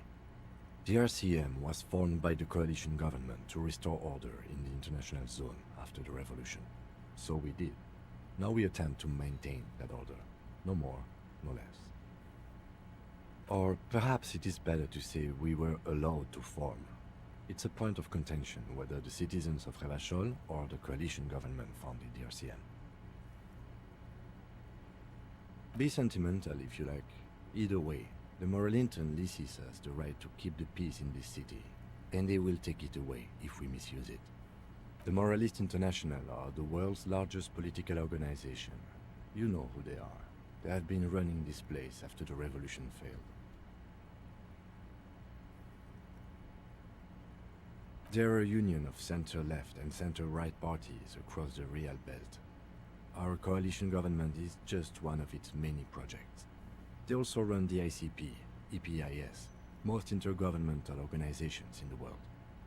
What do they believe in? They are DeLoreans. They believe they continue the humanist project set forth by 1.21 gigawatts. Day 4 centuries ago. Others say they are just technocrats. Interesting question. It's a blue forget-me-not. Their motto is love, compassion, self-discipline. Excuse me. I think you can gauge what they want you to think of them from that. Something ominous. Something even a little feminine, but in a strict manner. A historic figure? The author of the modern age? You will have to look elsewhere for opinions. The subject of humanism is too abstract for me. For you, she is something painful, though it's hard to say why. The moral intern are a fact. I try not to have opinions on facts until they change. And it doesn't look like that's about to happen. It is more than that. There's some kind of affection in him. Yes, I did, when I was younger. In my 20s, I considered myself a moralist. A blue forget-me-not, a piece of the sky. They're not all that bad. But the years have changed that. I don't know what I believe in now. No, I believe in the RCM. That's enough for me. Do you?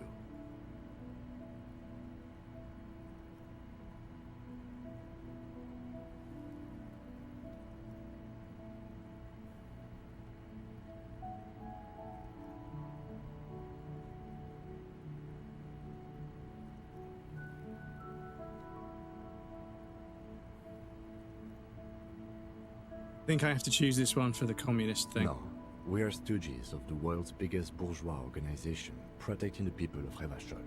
That's the hand we were dealt. Without the MI, we would be common vigilantes.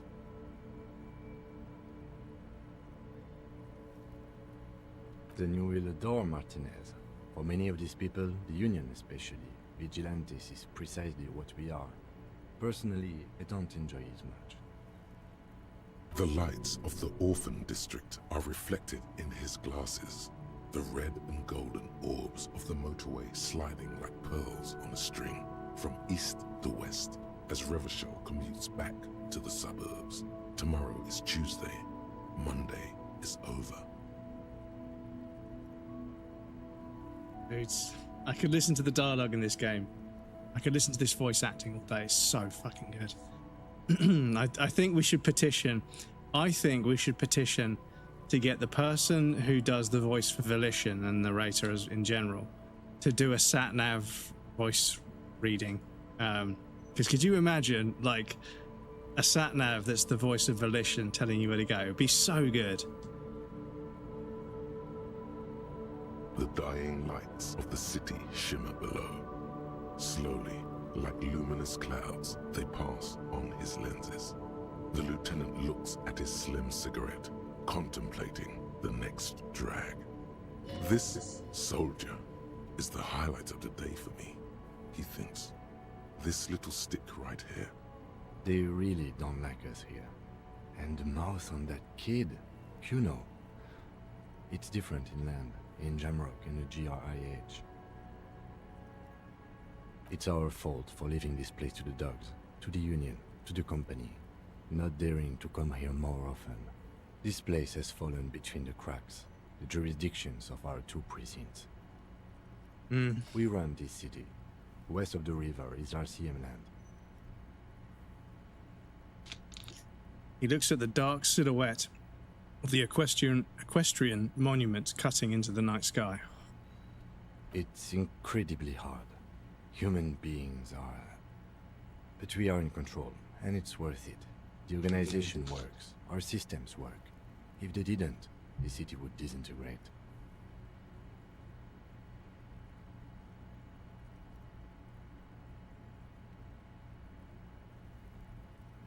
That seems unwise to me, but it's too late for an all-out political debate. Yeah, it's getting very cold now. Let's go.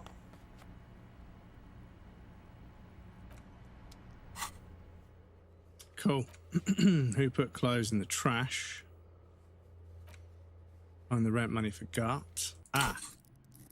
Have a skill point, which means I can internalize. Do I need a skill point to...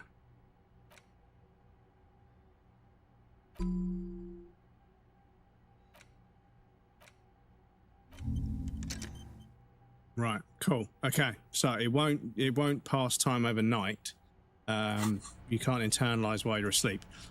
You have to be awake, but we can go to sleep for the next. We can go to sleep and wait till the next day, when hopefully I'll be a bit more or less hungover. See you in the morning, Kim. Yes.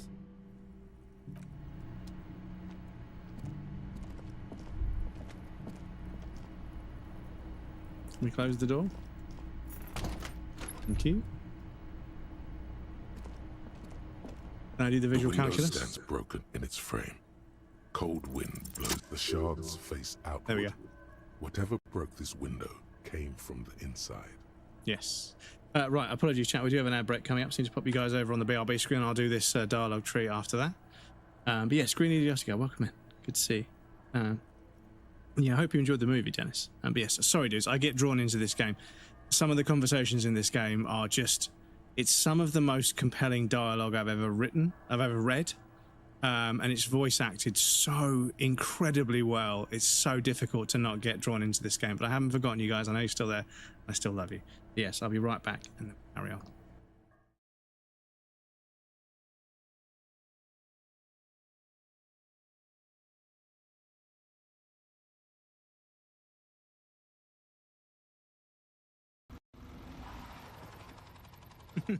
Get wrecked, bozo. Should have worn a helmet. You're not wearing a helmet, dude. Come on, man.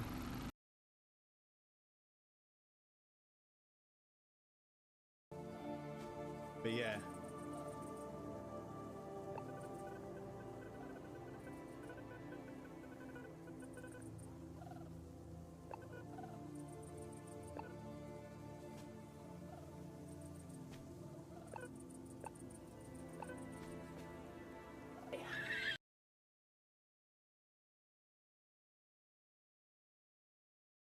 Ever think the problem might be you, Miranda?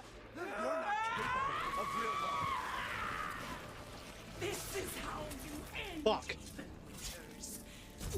Fuck. To ensure I never see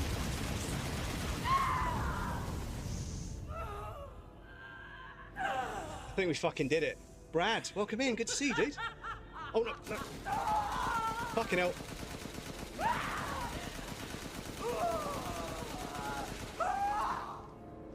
I almost fucking let it go there. I stopped paying attention. Never do that. Never do that. Bruh. my daughter!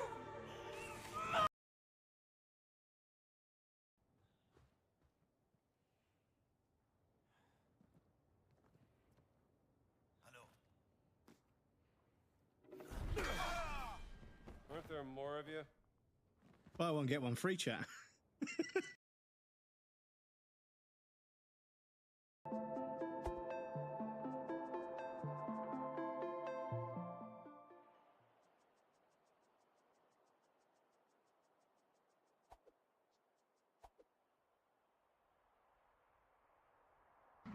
I'm in danger!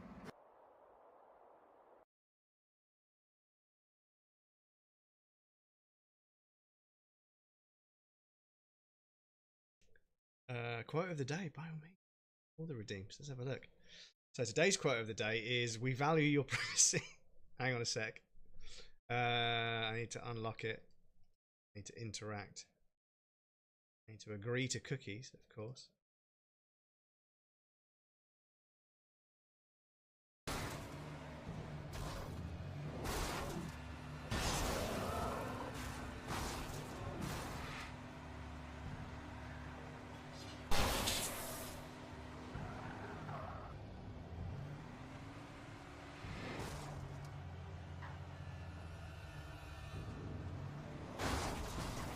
Does anyone else want to get fucking escalated?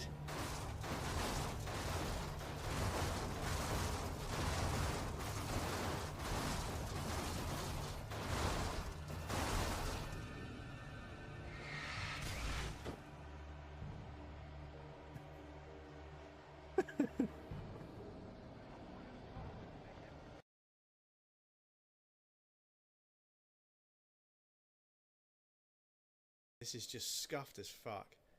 And he's just going to turn around at some point.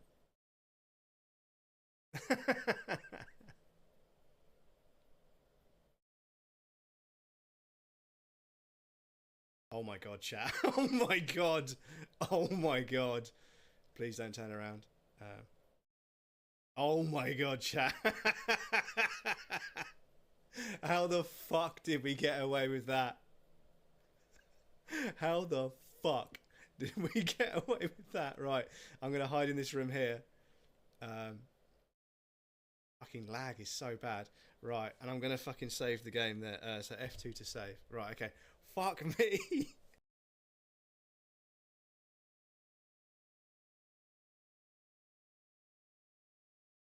EU Reezy.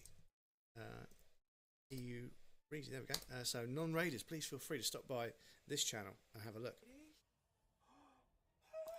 What game is this? What am I witnessing? Are we watching a clip of somebody playing a Star Wars game? This clipception, chat. Look at this. Where else do you get this kind of integration? What a clip.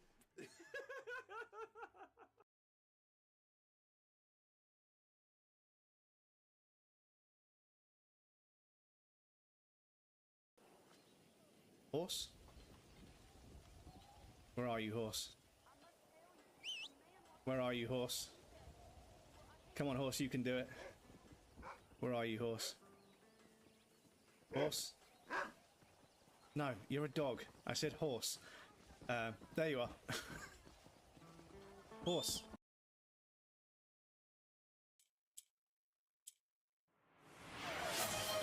Twitch. Excuse me. Twitch just donated £100 to Movember Europe. Thank you very much, Twitch. I appreciate that. No wonder required. Your good is on fire. You're the givest giver to ever inspire. Thank you so much for the donation. I appreciate that. Generator, hello. Welcome back, everybody. Thank you for your patience. I appreciate that. A fine web of scarring covers the back of your right hand, but none of it is recent. More likely a projectile than a held object. There are no fragments on the floor from pulling a tool back in after impact. It is too large for a bullet, yet too small for a piece of furniture. You're looking for something heavy and larger than your fist. It was the bull. The shoe you found on the balcony fits the hole almost as well as your foot. Oh. It would have also been heavy enough if thrown with force. Congratulations. You smashed the window with your own shoe. And maybe, just maybe, you succeeded. We'll never know. Or maybe you were trying to smash your own reflection in the window pane. Ooh, that's fucking straight from somebody who has like a self-loathing, and yeah, Kervitz probably experienced that. Damn. Yeah.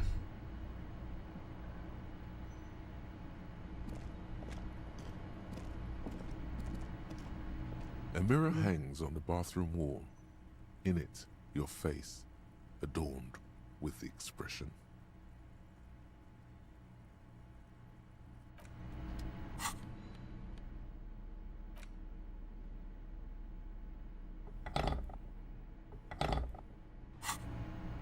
A mirror hangs on the bathroom wall.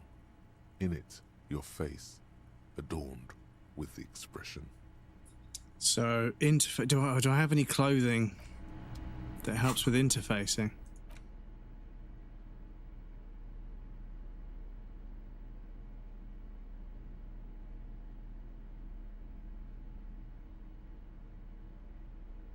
No. A mirror hangs on the bathroom wall. In it, the chain cutters slip out of your hands as you attempt to twist the faucet into place. Well, you know one thing for sure. You've probably never been a plumber.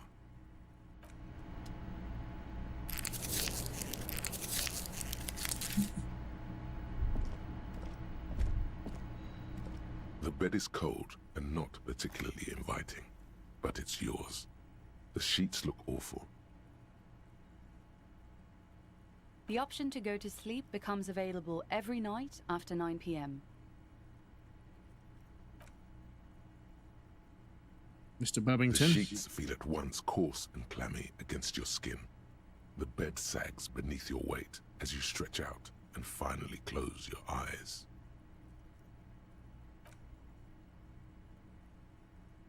And then sleep doesn't come. Obviously, you're in bed with your eyes closed, but it's not happening. Maybe it's the bed's fault. Its synthetic filling has separated into hard lumps. The pillowcase smells oddly. It barely covers your toes, stretching over your soft belly. This is your body here, intimate and warm, breathing.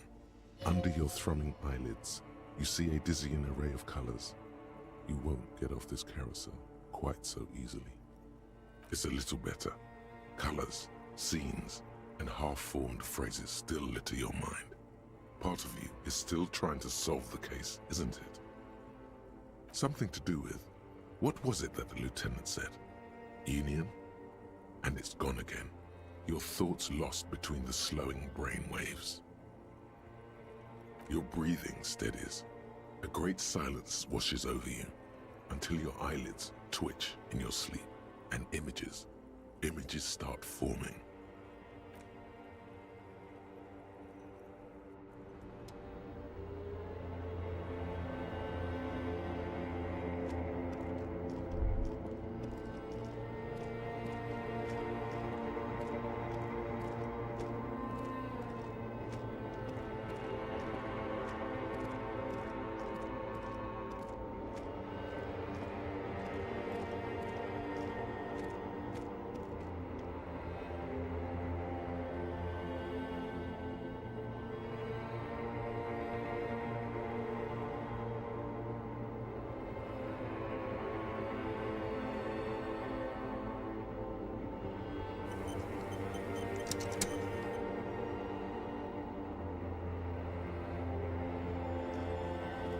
Do you remember the scent of your childhood? What it says on the can, Harry? Answer the question. Do you remember your wife's hand on your face?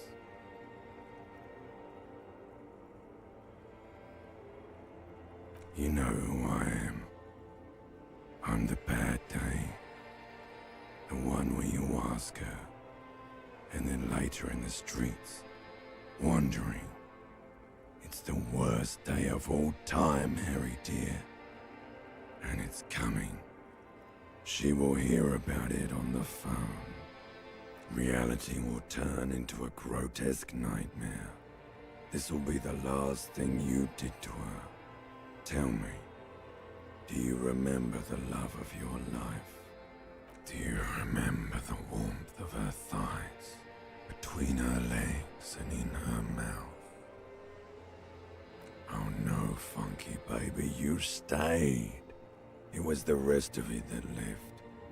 Or you just stood there, with one hand on the bottle and the other on your dick, watching it go. Tell me, where are your friends? Human beings have friends, Harry boy. Where the hell are yours? No, it's gone. 3 times gone and never coming back. You failed. You failed me. You failed Elysium. Everything. The Pale and the Isolus. On the surface. The outer magnetosphere. Burning, furious truth.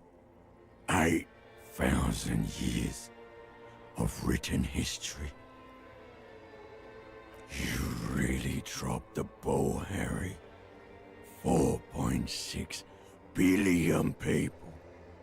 And you failed every single one of them. You really fucked up. No, you haven't. You're just sleep talking. And the act is wearing thin, too. The spots on the disco ball fade around you. You'll be back in those cold snakeskins in no time, sweating up the bed. Stinky boy.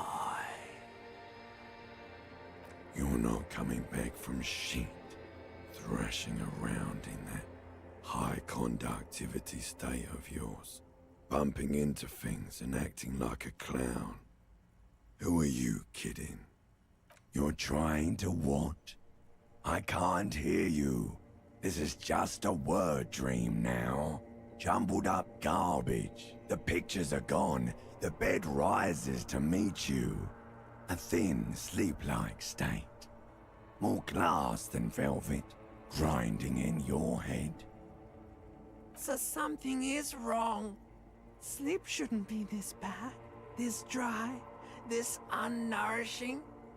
There's something wrong with your thoughts. Some kind of new type of hangover. Oh yes, party boy, and it's worse than the one before.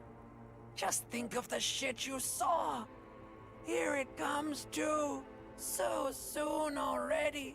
A silent alarm goes off in your head like clockwork, barely let you sleep at all. Time to get those clothes on, Harry. Time to go to work in the shit factory.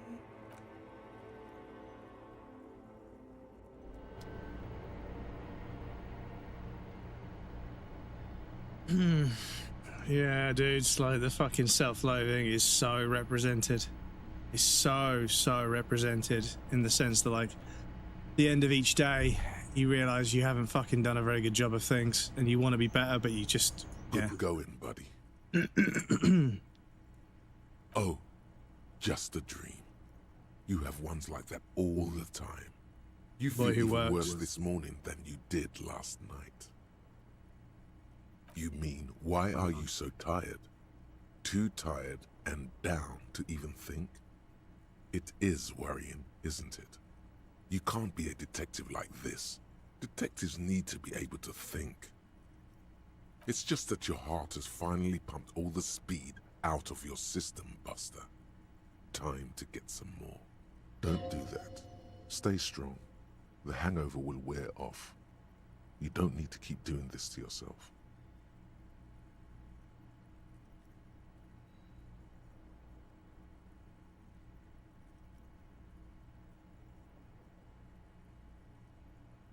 Speed is a potent central nervous system stimulant.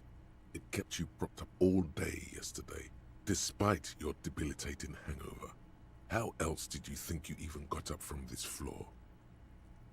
You got up from this floor because of a holy vow you made 16 years ago, with me. To wake up exactly 7:30 every morning until the day you die. So there is a door to a flat I used to live in.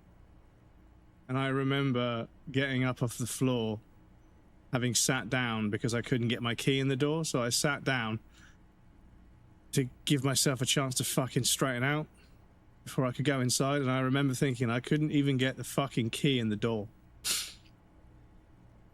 And yeah, when I heard that dialogue for the first time, you got up from this floor because of a holy vow you made with me, you made 16 years ago with me. I remember that moment, and like I say, this game makes you feel, as somebody that's struggled with substance abuse and alcoholism, this game makes me feel like seen and heard, and I resonate with it more than any piece of fiction that's ever dared to try and represent what addiction is like. I don't think anything's ever got as close as this, and I don't think anything ever will. I think some of the writing in this game, the way the sentence is structured, the way that it's delivered, it symbolizes what it's like to kind of like hate what you're doing, but also love what you're doing. You know, I don't know, man. I think this is probably one of the greatest works of fiction I've ever experienced. Don't be silly. There was no vow. You were high on speed. That was the only reason you got up. You can't detect without it. It's that simple. Are you sure? Ready to live as this pathetic shell of yourself for days? Basically, a week. Let's be honest, 2 weeks. Maybe 3. You won't make it. Half the town will be dead by then. You will be fired. Suit yourself, slow, sad shell man. See how you do without your spark.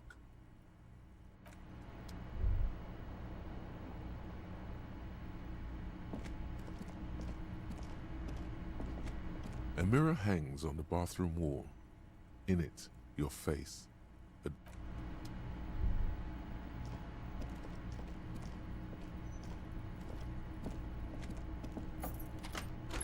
Yeah, every morning you wake up is a gift, my dudes. Every morning when you wake up, it's a fucking gift. Every day is a gift. Every day is a gift. It's another chance to do the right things and to make the right choices.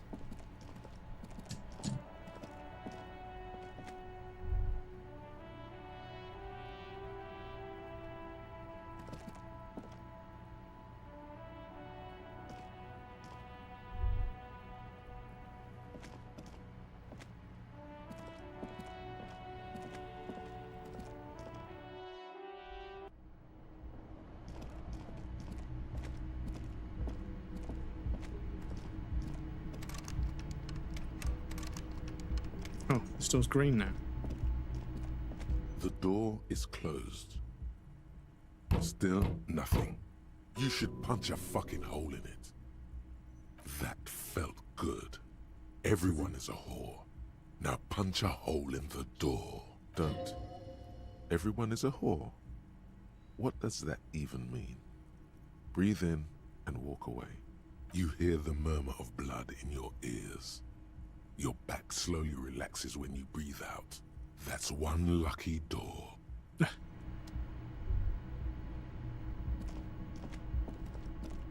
yeah, the whole getting off a carousel. Because you're spinning around, the room is spinning because you're drunk and you can't get off that carousel that easily. That's some pretty fucking strong stuff, dudes.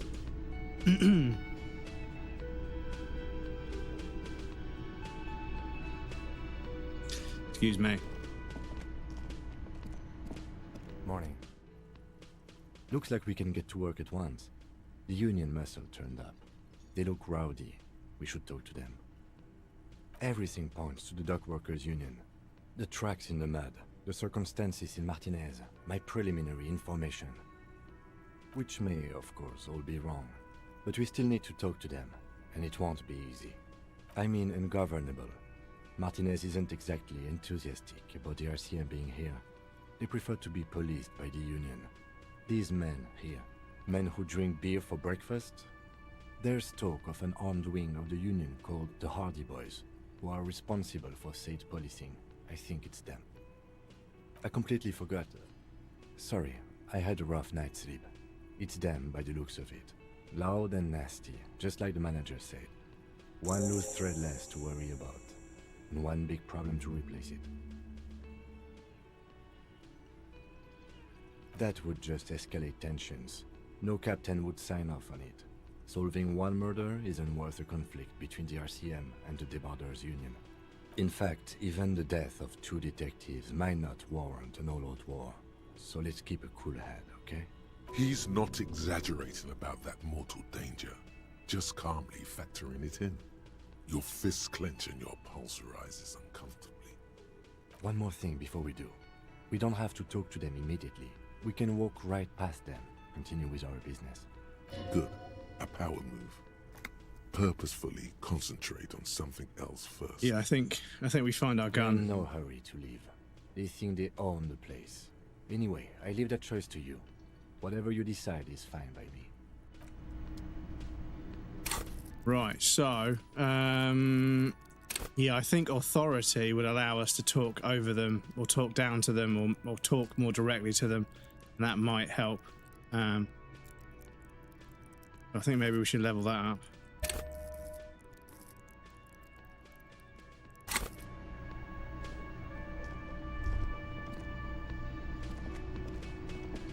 Can I help you?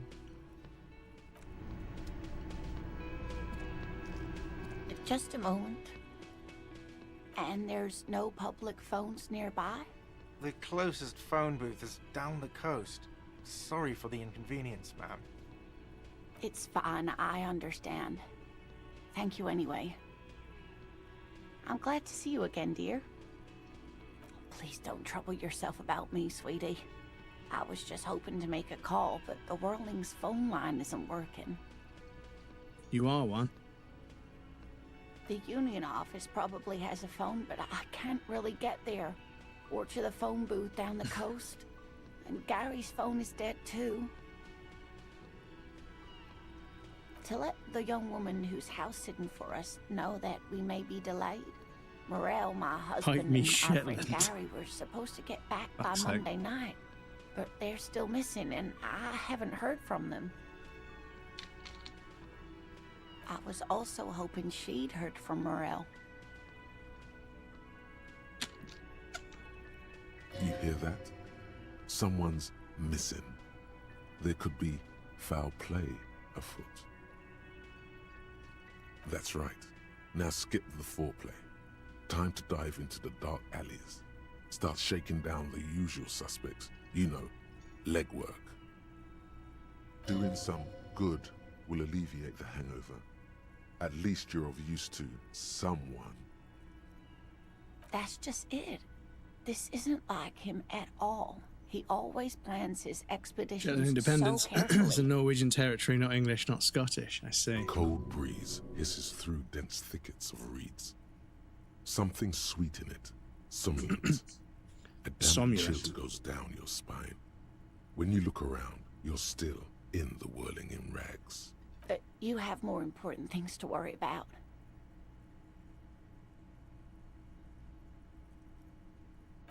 Yeah, we did do that quest line last time, so I don't think we need to do it again. Even though I really like that character, I don't think we need to do it again. No.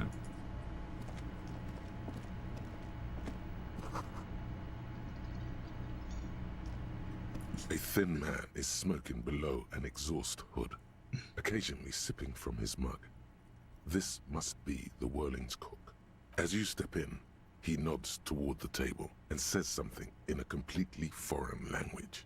The only words you can make out are Garancy and Quebec. Read a story about this weekend. The UK government forced them to not use their ancient way to name their kids, like the Nordic does, and they remove the Norwegian history from its school system. More Norwegian than Scottish in culture. So the UK government forced them to not use their ancient way to name their kids. So they're not allowed to call their kids what they want. It must be his name. Garancy. Garancy, Quebec. Sounds representative. Excuse me. The man puts his cup down and replies something, his left hand drawing arcs in the air.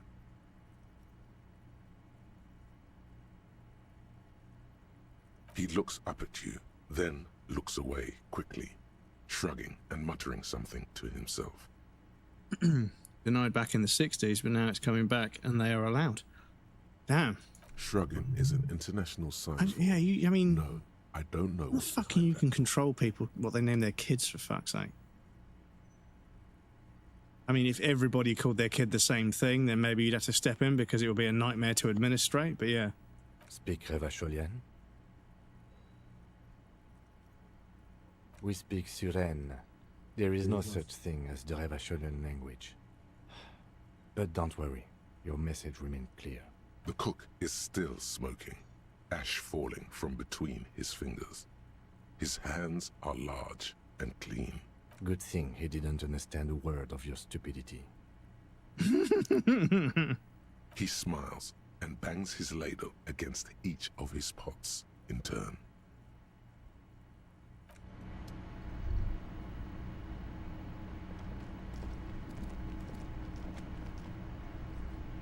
Now it's coming back and they're allowed. Such a weird thing to control. Yeah, a strange thing to control for sure.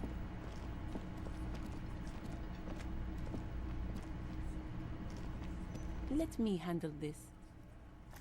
Detective disorientated. Are you still wondering where you are?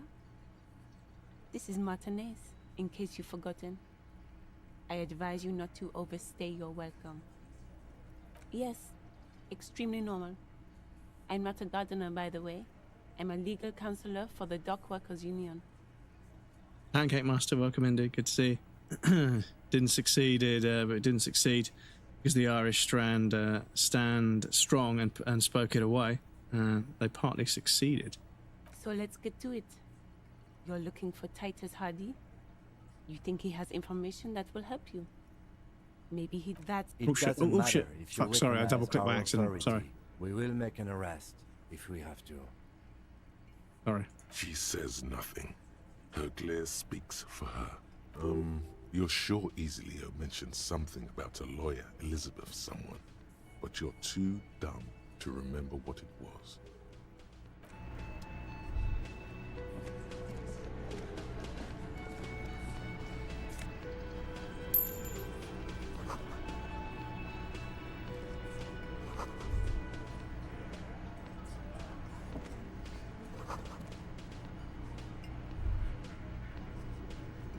Yeah, so I'm not going to speak to him now. I've got a few other things I want to do first. Being a language, that's why it's such a big thing that's coming back now. Partly succeeded in forcing the Irish to stop speaking Gaelic. Grabbing food, good idea, good idea. In the 2000s, I had this Lego figurine I lost under a the Christmas tree. Spent ages trying to find it and couldn't in the end. Then I've just realised that the same thing now is worth £300. Oh, dude, the toys I had as a kid. Yeah, the lighting isn't, the dynamic lighting isn't doing super well. I might have had that turned off before. I might turn off dynamic shadows and see if that helps the presentation of the game, because I don't know, they are actually kind of nice. Hang on, I'll turn them off and on again and see if that changes anything.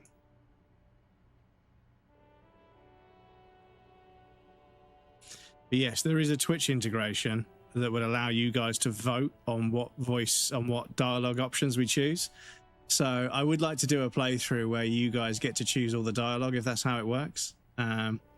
Streamers can create polls so their viewers can influence gameplay. Viewers can vote for their favorite dialogue option, give temporary bonuses and penalties to the streamer. Streamers' main attributes, they can also view the streamer's character sheet and journal at any time.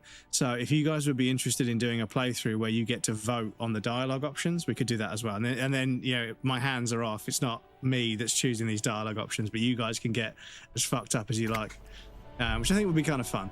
I think that'd be kind of fun. But yeah, like, I remember me and my brother had the Teenage Mutant Ninja Turtles blimp, and foolishly we inflated it halfway, and one of us would sit on one side and I'd jump, well, my brother would sit on one side, I'd jump on the other, and yeah, it obviously sent him up in the air and everything, but I think we broke it in the end. But I think that was reasonably rare. An inconspicuous pile of the roofing material, Eternite. Because there's a secret door hidden behind the panels of Eternite. That's why they're too orderly. There it is. You see a shabby little door. Shabby little door.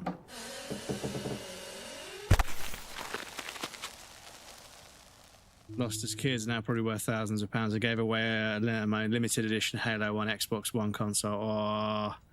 And so you used to be able to get transparent grip tape. So it was grip tape that you put on a skateboard, but it was translucent. It still had all the sort of like rough, coarse material, but it was somehow transparent. Maybe it was fucking broken glass. I don't know. But yeah, there was a kid who put their fucking like first edition Gen 1 Charizard Pokemon card and glued it to their skateboard deck and a few other things before they put this clear grip tape down. And they said they were in their parents' garage and they found this skateboard and they were like, I put a fucking Charizard under grip tape on my skateboard. And they're worth so much money now. What is this then? A tool shed?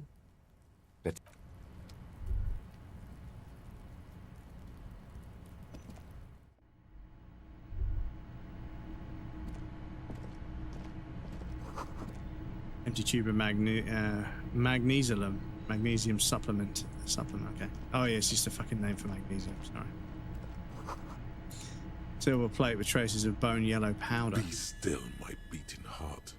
It's amphetamine. Sweet amphetamine. The lieutenant isn't studying the powder in the mirror. He's studying you.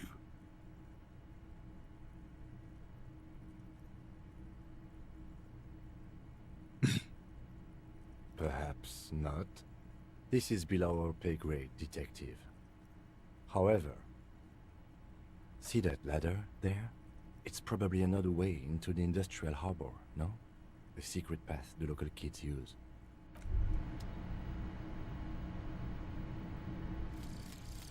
Volumetric ship compressor. Bizarre scientific news from Revachol West today, where a police officer's shit has been observed at a pressure of around 495 gigadecimals. These metallic hydrogen levels of shit togetherness were thought to exist only at the center of collapsing stars, not law officials. It remains to be seen how long the shit singularity lasts. The shit singularity.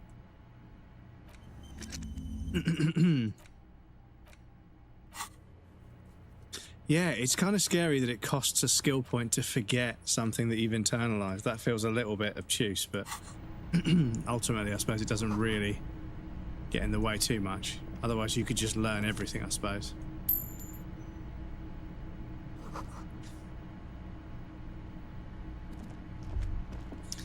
Do, do, do, do, do, do, do, do. Do, do, do, do, do, do, do, do. Oh yeah, we can get up here, can't we? And here. Take this bucket. This. Postcard Grand Kiran.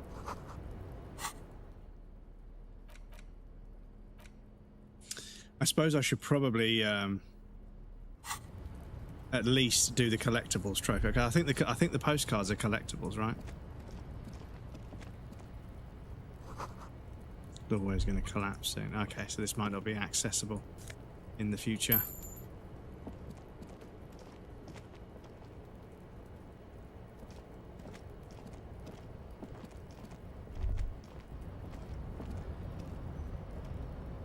Found out over the weekend my father owns some Hugo Boss things he doesn't know, in which I mean he forgot to get rid of them.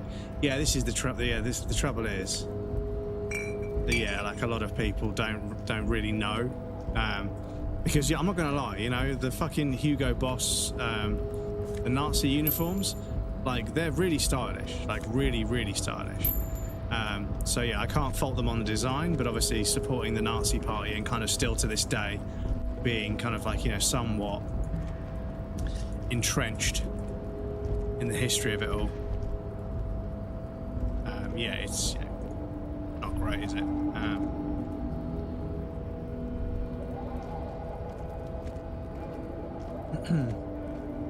Can't criticise their style. Yeah, well, I mean, that Henry Weston kid who does all the sort of English colonised this post blah blah blah stuff, he did something quite brave today, which I don't know. I don't really know what he's going for, but he's obviously into old military paraphernalia. But he was wearing like a proper fucking Nazi uniform in a post today. And I don't know if they said anything in the. I don't know if they said anything, but yeah, they posted it, which is incredibly brave. But I don't know whether that also means it's incredibly foolish. But right, we should be able to investigate this now because we've got there he still is. Looking right through you with his white eyes. The body below is entirely dedicated to that corpse smell. Emitting it is all it does now.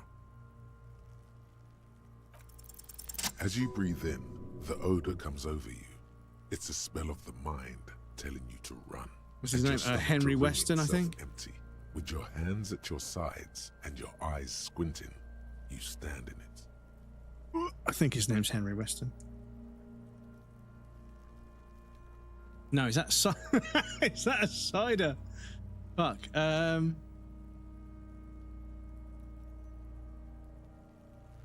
What's his name?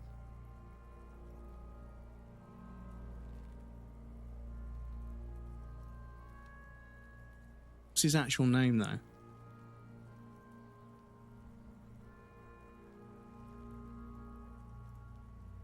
What's his actual name? Oh, Henry West. Yeah, so his name's Henry West. And he might not have posted it on his TikTok. But I wasn't far off.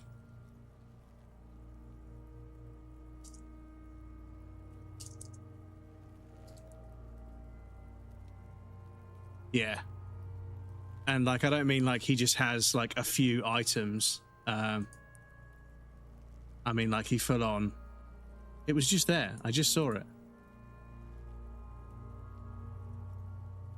I just saw the post. Why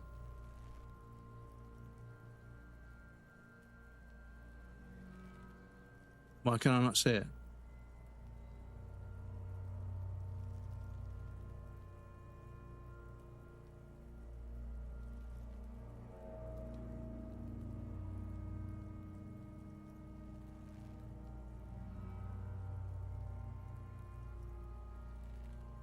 He might have deleted it. He might have deleted it.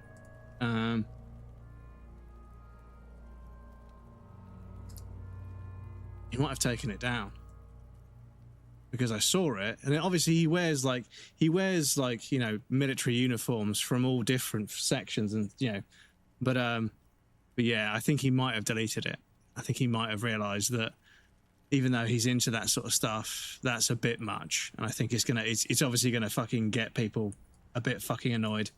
So he might have deleted it. But yeah, when you search him, you can see there that that one on the left there. He might have deleted it. But yeah, I saw it this morning and I was like, ooh, that's a little bit on the brave side, my dude. That's a little bit on the brave side. But yeah, unfortunately, I can't find the post now. It was literally earlier today. But yeah, I don't know. I don't think the thing is, he seems fairly harmless. I don't think he's actually doesn't believe in the ideology. I think he's just a collector of military paraphernalia. So he wears, red coat uniforms. He wears all sorts of uniforms and stuff. So I don't think he actually wanted to try and raise the profile or anything. And I almost commented and said, you know what, I don't agree with what the Germans did, but you have to admit that Hugo Boss absolutely ate with those uniforms. They look so good, but they're fucking terrible. They're attached to terrible, terrible crimes. Like, not just okay, they're a bad person, so I don't like their clothing, but no, the things they did are so terrible that absolutely anything to do with it, anything directly related to it, is just not okay to me. But yeah. History buff, collector, and yeah, he just sort of he likes military paraphernalia, so he's got a lot of uniforms and maybe even some old school cutlasses and stuff and bayonets and everything, which is it is what it is. But it seems more like a sort of fairly innocent kind of autistic kind of hyper focus than sort of someone that's a threat to society. He doesn't seem dangerous, is what I'm trying to say. But then again, you can never tell. You literally can never tell. But I don't want to make statements about the guy. I don't know him that well, so. Found him wearing it one before when he was a German World War I uniform. Yeah, this is it. Yeah, it's a bit sort of on Instagram he's wearing a Nazi SS uniform. Yeah, and yeah, it's an SS uniform as well, which is where I don't know where you would even get that sort of thing and why you would have it and want to show it off. But yeah, maybe he genuinely just didn't socially understand, because that's one of the traits of autism. But I don't know. Like I said, I don't want to make statements. It's not my place to make statements. But I did see it and I was like, I know you like collecting that sort of stuff, but that's one of the things you shouldn't really be showing off, I think, but yeah. Actually, Scottish before the Norse went in, the pics occupied it before anyone else. The pics are Scottish, just like history. Yeah, I think he's just very, very interested in history. Lemmy Kilmister was also a German World War II collector. Yeah, you get Nazi crockery and Lugers and the occasional officer's hat and stuff, and it's but I don't see the allure to it. 2024, 8 men wearing Nazi uniforms crashed a cafe, 1940s event, but still, yeah. And there's if you know what the racist tattoos and the racist wording of tattoos, 13 words, I think it's 13 words or 32 words. There's a certain amount of words in a very, very sort of heralded statement within racist. That's a certain amount of words. And people get a tattoo saying 13 words or 32 or whatever it is, 52 words or something, I can't remember. But yeah. They do after 7 days, yes. We are deep in decomposition here. The man before you is naked, but for a pair of underpants and enameled boots. His skin is greenish, marbled with decaying veins, and blotched by lividity. A fading web of tattoos covers his chest and shoulders. The cargo belt used to fasten him to the branch above appears industrial in strength. The material appears to be ceramic. Its clean white stands in stark contrast to the decaying flesh above the knee. The man wore thick polymer socks, probably for padding. A fine array of interlocking plates covers them. Samo, what's going on, dude? Good to see you. Lugers are pretty iconic, though, and very interesting mechanically. Yes, I think as a firearms, if you're a fan of firearms, I think interest in the Luger is somewhat less connected to Nazi Germany. That just happens to be the weapon they were using. But I don't know if the Luger was designed and built and paid for R&D wise by the Nazis. It may have just been the best pistol in the area at the time. But I think because there's enough weight in the mechanical interest of how firearms work, and because it's so mechanically unique, I can see why people would be interested in it, even though it is a Nazi relic, of course. But yeah. Welcome in, Mo. It's good to see you, dude. How are you? Hope you had a good weekend. Don't agree with those that want to delete every history from Nazis during World War II and want to deny it. Yeah, I don't think you should deny it, but I don't. It's also not the sort of thing. It's not the sort of thing you need to bring up all the time. I think some people talk about it all the damn time. It's like, you know, unless you've got something meaningful to say, just talking about what happened over and over and over again. I'm like, yeah, we know what happened. We know it was terrible. Unless you have something new and meaningful to add to that, I don't think that we need to bring it up. But obviously we should learn from our mistakes. Kids should learn what World War I and World War II were, and they should learn about Vietnam. They should learn about Iraq and Iran.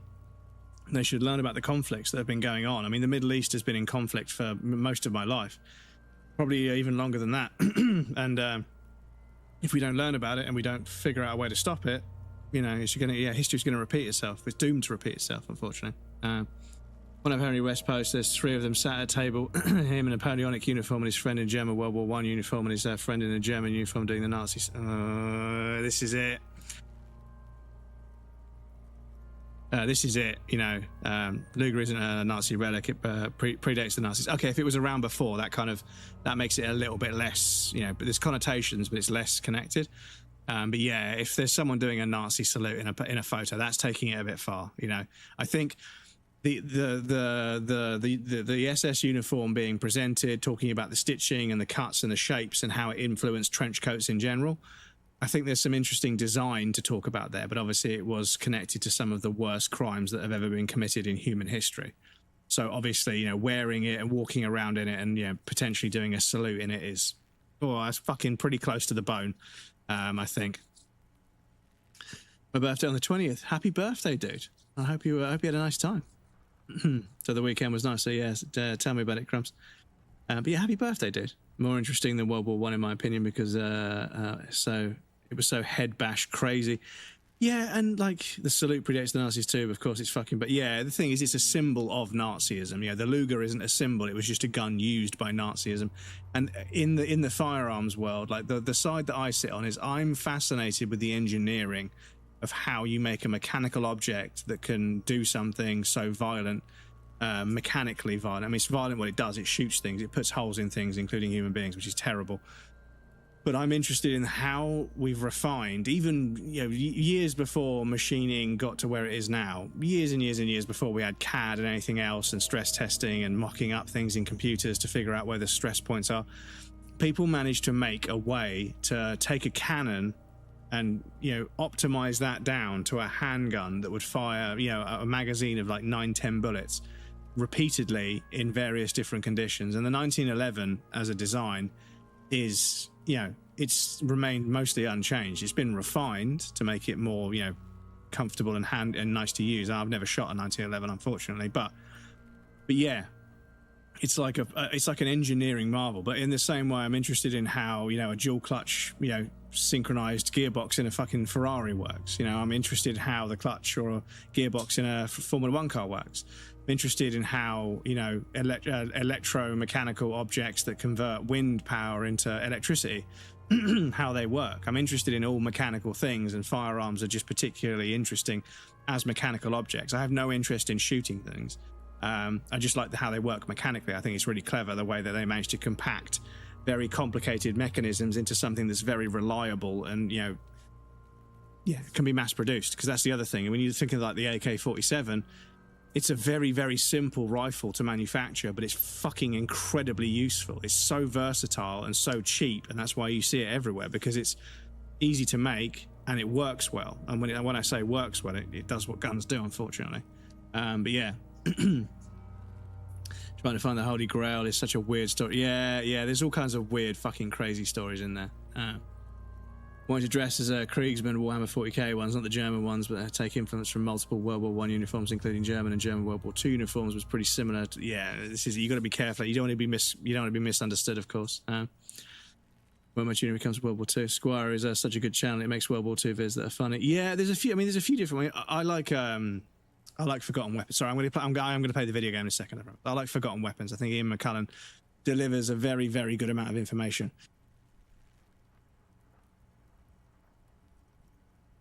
Sorry, my voice is going because I'm talking too much. Delicate and fragile. They feel alien to the world around you. Out of place somehow. But yeah, I like that. He delivers a very, very good amount of information in a very, very clear and succinct way, whilst also demonstrating what the actual firearm is. And it's nice to learn about the engineering of them. Like I say, I don't own a gun. I'm not a member of a gun range or anything. I've been to America and I have shot guns, but you know, I don't want to go back and do it again. You know, like I appreciate the mechanical nuance of them, but I don't have any interest in putting holes in things, to be honest. It becomes a bit of a pissing contest. You know, like, oh, who's more accurate? But yeah. They are armor, no boots. But there is, technically speaking, these are sabatons. But there's a whole fucking art form to being accurate with a handgun or a rifle or whatever, which I respect. It's just I have no interest in it. You know, I don't need to shoot the gun to be interested by it. Dioxide, most likely. This is where the make would be. Speaking of Ferrari, can we all agree Hamilton is the fucking GOAT? He's one in red, the red cherry on top of a fucking career of just dominance. But he's still got a whole season to go, and it seems like Ferrari have got things working, so who knows? Who knows what could happen? Under the hill, fair weather model T500 VE. I'm guessing that's vitreous enamel. This is advanced stuff. Piece by piece. He's been out here for 7 days. It would be odd if they didn't. We should keep a lookout for these pieces. The armor could yield information. This is one thing he might actually know. If you wear those pieces, it will help me protect your mortal coil. Yes, bullets will fly. They always do. And the coil is fleshy and mush and permeable. Cast it in ceramic shell. Resist death. Resist death. No, I think he had something precious underneath the clothes. They had to remove the jeans and shirts we found to get to it. And this kind of armor is often worn under fabrics. Oh yeah, I suppose, yeah, the jeans would have gone on the outside. I was about to say, how did they take the jeans off when he's still got his boots on, but it says the armor is supposed to be worn under clothing, I think. That's what it said.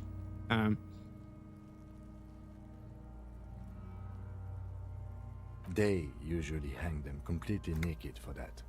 La puta madre, the Mazda, the Besmerties and the like. This one still has his underpants. Color isn't there, the same hat's helmet is different. Maybe for you, he only has the best stats in history. Yeah, he's not overrated. He's the greatest racing driver of all time. Same championship records than Schumacher. Yes, in terms of championships, yes, but Lewis has beat him in so many other records. Fangio has the most consecutive. Yeah, Fangio fucking won everything for fucking years. 47% win percent. Yeah, fucking crazy stats. But Formula One was a different sport back then. You know, if you had a fast car, no one else did. Yeah, you could win everything.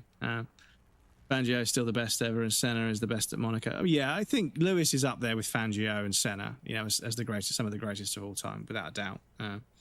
Go on forever, so each to their own. Yeah, each to their own, I suppose. Ave du Manicus, Ave Omnisire. You know, I bet Hamilton and Schumacher says Fangio too. Well, I think Hamilton would say Senna.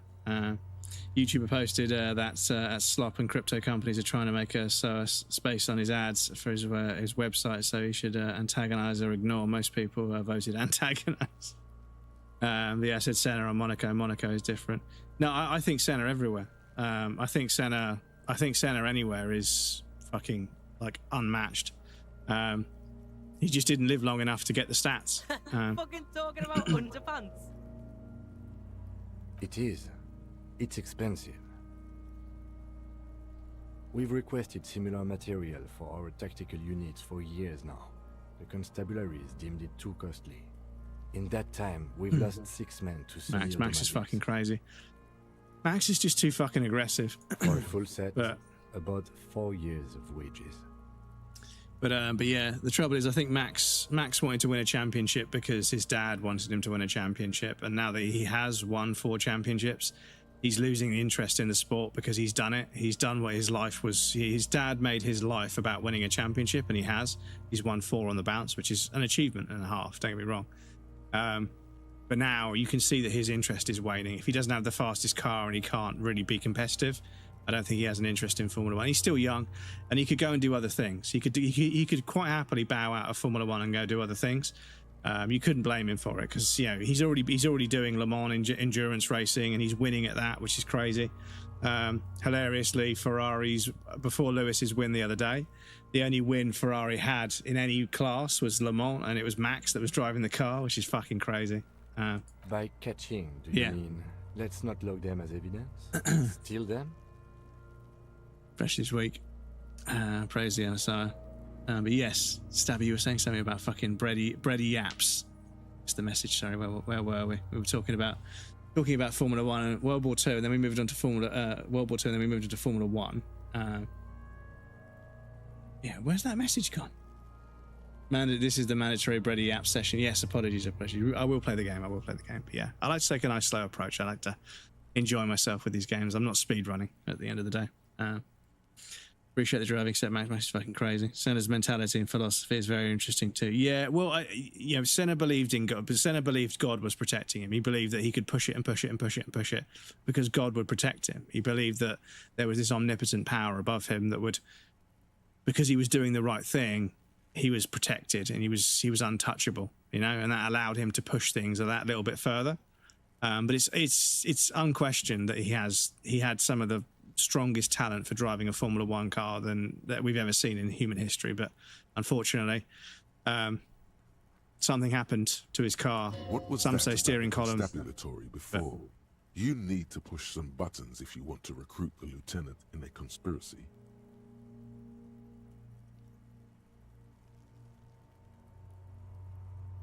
So they don't get shot in the foot? I think our extremities are fine without a dead man's boots. Oops. Well, no one said it would work. Back to detecting now. That's for us to find out. My initial report on the area suggests he was a security guard for the harbor company. But that's just hearsay. I agree.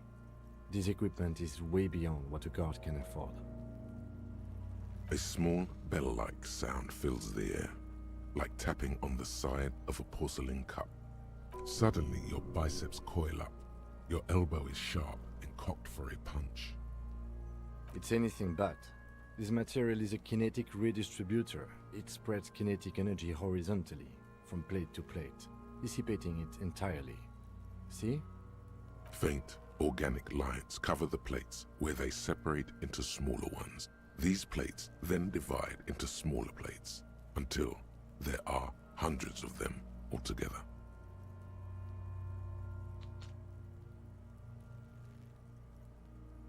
Like the scales of some ancient white monster, cracked and pearly.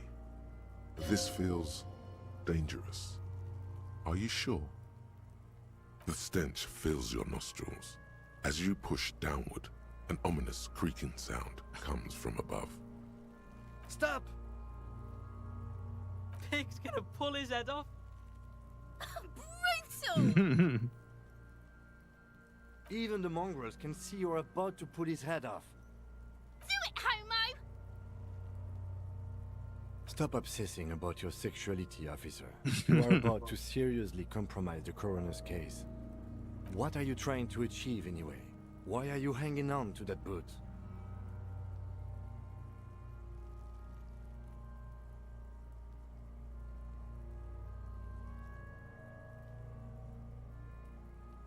Try what exactly?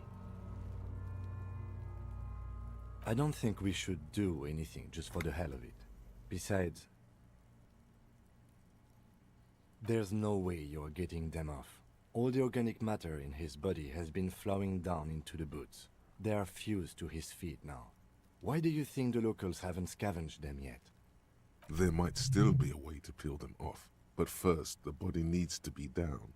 And second, it would probably be better if the lieutenant wasn't around. The anticipation makes you crack your fingers. Feels nice. Nice and cracky. Processing will take care of them. With the situation in the morgue, it will yield nothing. But we must pick our fights. Should we continue? Yes, unfortunately we can't continue because we have an ad break. I need to put you guys over on the BRB screen. There'll be a raffle and some clips for you guys that want to hang out, but please feel free to get up and move around, grab a drink or a snack. You won't miss anything. I'm going to take a break as well. But yes, apologies. I do like to have a bit of a yap with you guys. Like I say, I wouldn't be streaming if I couldn't yap with you guys. But I do also want to focus on the game because we are streaming this to YouTube to make it into a YouTube video as well. But not a proper edited YouTube video. I'm not going down that road just yet. But yeah. But it's nice to dive into these topics and talk about them. I think that's kind of one of the magical things about a live stream is we can let the conversation go where it needs to go or where it wants to go and enjoy the conversation. Senna was 80 seconds ahead of his teammate who also had the second double world champion Monaco Grand Prix. It's just over a minute. Yeah. He was able to put the car so close to the wall, and he was so accurate, and he could feel the car sliding past things. He could slide the car and just skim a wall, and that's basically Monaco. That's what it is. Anyway, I'll be right back, and then we'll carry on.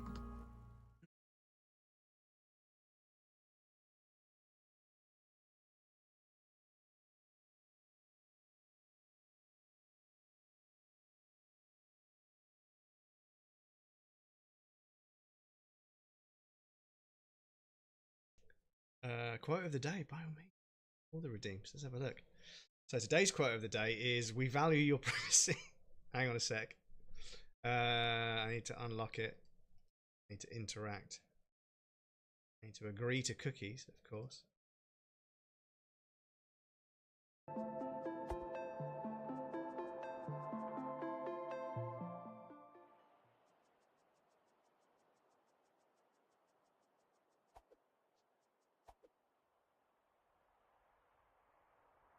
I'm in danger!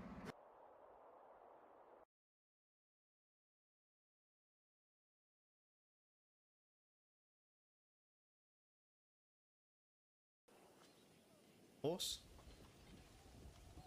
Where are you, horse? Where are you, horse? Come on, horse, you can do it. Where are you, horse? Horse? No, you're a dog. I said horse. There you are.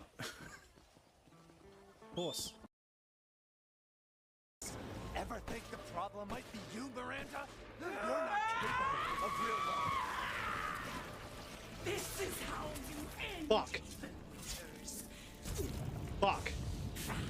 To ensure I never see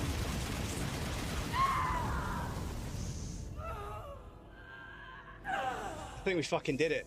Brad, welcome in. Good to see you, dude. Oh, no. Fucking hell.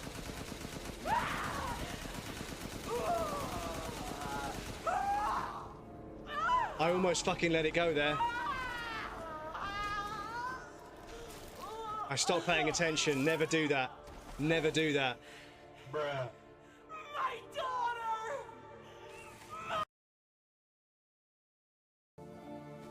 But yeah.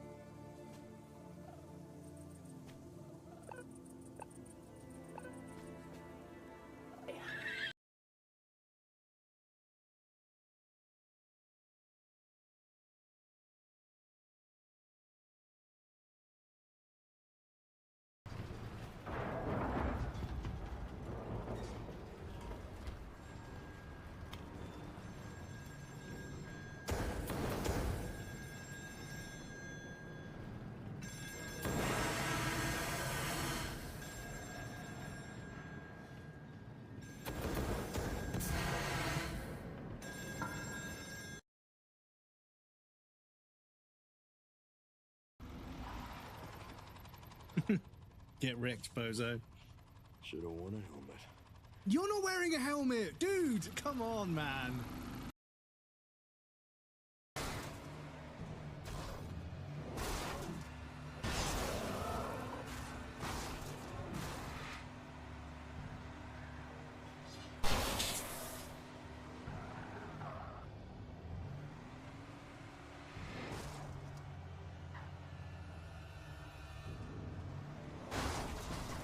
Does anyone else want to get fucking escalated?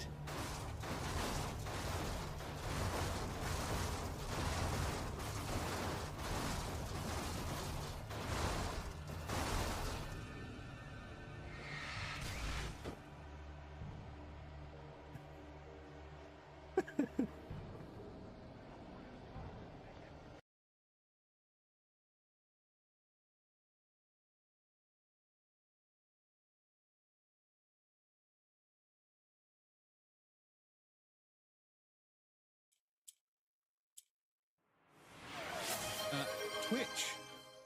Excuse me. Twitch just donated £100 to Movember Europe. Thank you very much, Twitch. I appreciate that. No wand required. Your good is on fire. You're the givest giver to ever inspire. Thank you so much for the donation. I appreciate that. Generator, hello. Great Generator. Great name. Silly Viv, hello. Yes, Twitch. Thank you so much for the donation. I appreciate that. It's very kind of you. That gets us up to £500 already.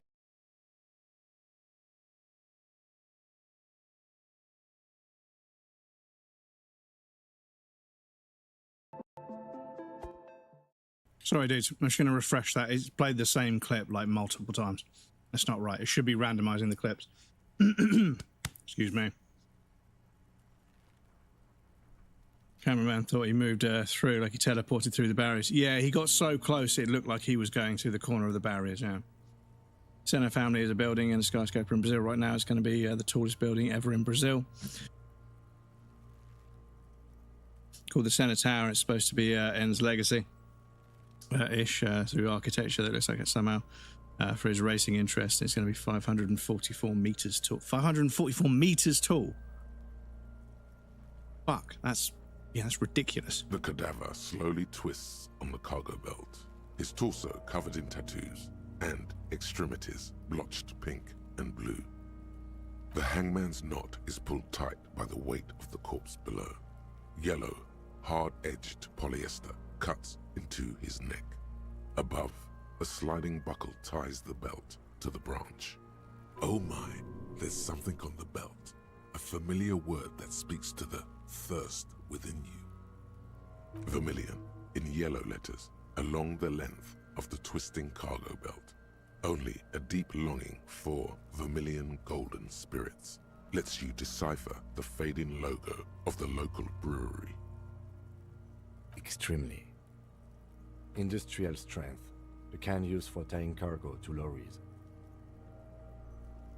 Even designed by one of the family members. It's being built in Banalero, Cambrio, which is a beach town that's basically only skyscrapers in the whole town. He's saying I see pictures. Yeah, we can have a look at that in the Discord hopefully at some point. But I've dived off way too much tonight. When the circus leaves town, game time. They tie a black-spotted giraffe to the wall of a carry pen. Yes, it looks like they used whatever was on hand, paying no attention to not incriminating themselves. Right. I'm still approaching this as a lynching, yes. Motivated by the ongoing strike. You? No. You feel like it was something else. But what?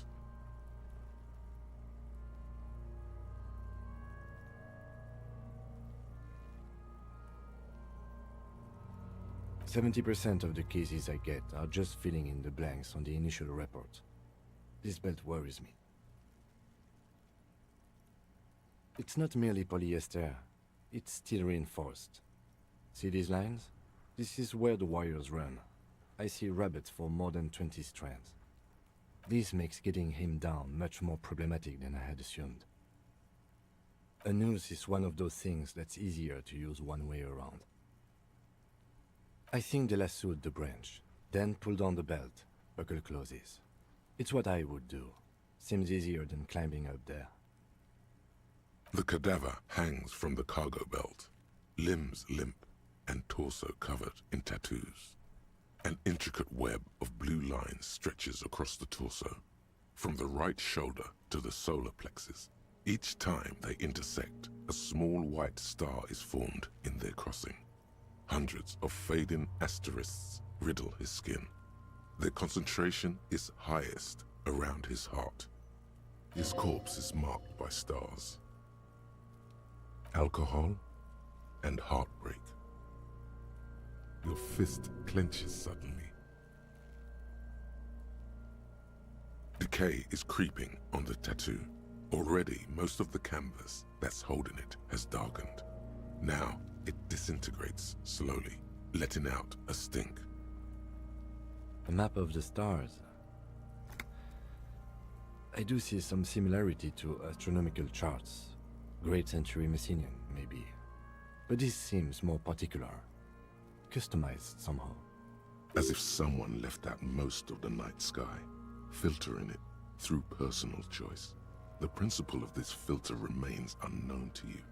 The thought dissipates, and you feel as though you were only half right. Being second is to be first of the ones who lose. Yeah. I mean, I can add that. Give me a sec. I can add that. It only takes a second, and I'll forget otherwise. So, where's Q? Okay. There we go. Put that boiler.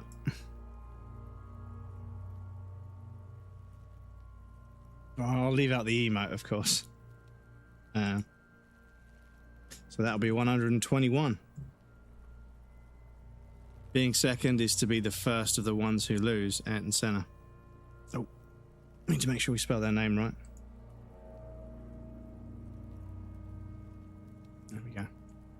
There we go. Maybe we can have an ad quote for the VIPs into that redeem. Yeah, I can set commands via VIPs only.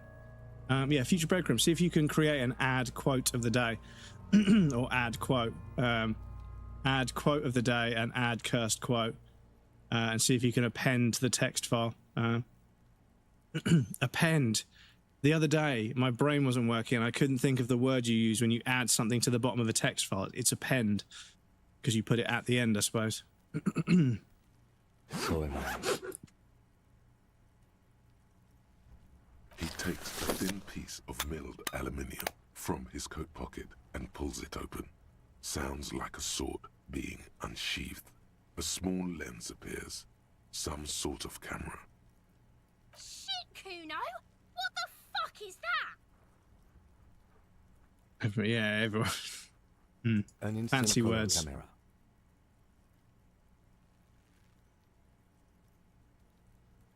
This is the first time he openly acknowledges the kid's existence. I have only 2 ampoules, so nobody move. I don't want to waste one. A sound, a shrill flash, followed by the breaking of a small ampoule of glass. You see streams of color pour onto the thick, glossy piece of paper, rolling out. In case we need it. Yes, it is pretty cool, isn't it? I'm gonna go to bed. Been up since 2. Sleep well, dude. I hope you and Lisa get a good night's sleep, and I hope you're both doing okay. It contains insight to the victim's person.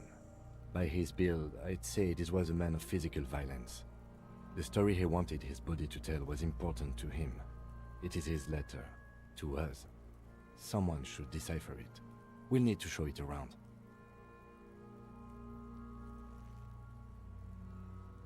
Sure, just don't lose it. The glossy-eyed corpse looks by, his mouth mute and his skin as colorful See you later, dude. as Thanks the for hanging out, chemical Grill. rainbow See you next on time. the photo paper. Hope you're enjoying Mafia Teeming 3. with opportunistic organisms. His eyes are milky white and blind to the world, protruding comically from their sockets. There is no one home, just subaquatic terrors there. Dark brown hair grows on his head. His face is ready to explode from the organic processes inside. The death's head grin has passed. What remains is an unrecognizable mess. Underneath the curdled meat there is an expression, not carried on his features, but below, inside, an expression of pleasure. This man was experiencing joy at the moment of his death. He was shot, not hanged. I'm gone. Into the wild pale yonder. In the past, way out in the west. The blue heart. Oh, that's good shit. You'll love it. Just press down and fuck it open like you always do. Fuck it hard. Copopo the clown. He means force. It'll work. I'm a joke. Look at me. There is nothing funny about jokes either. A killer, a motherfucker, and a killer. Takes one to know one. Go ahead, Cobbo. What do you mean? It's the power of your imagination. Go ahead. Ask me more questions. You fucking love questions. Because you're a copperoonie. Look at all of them go. Do you want more questions? Coming right up, copperoonie. Fuck no. You're no Rooney. Between you and me, your name is probably Harry. You might be onto something there. Because you have loved it, me and Brother Copo. It was love all along. Sure, Lobo. I can ask you a question. Why are you doing this? Looking at my face, motionless, looking into my eyes, standing here. Why are you investigating my murder?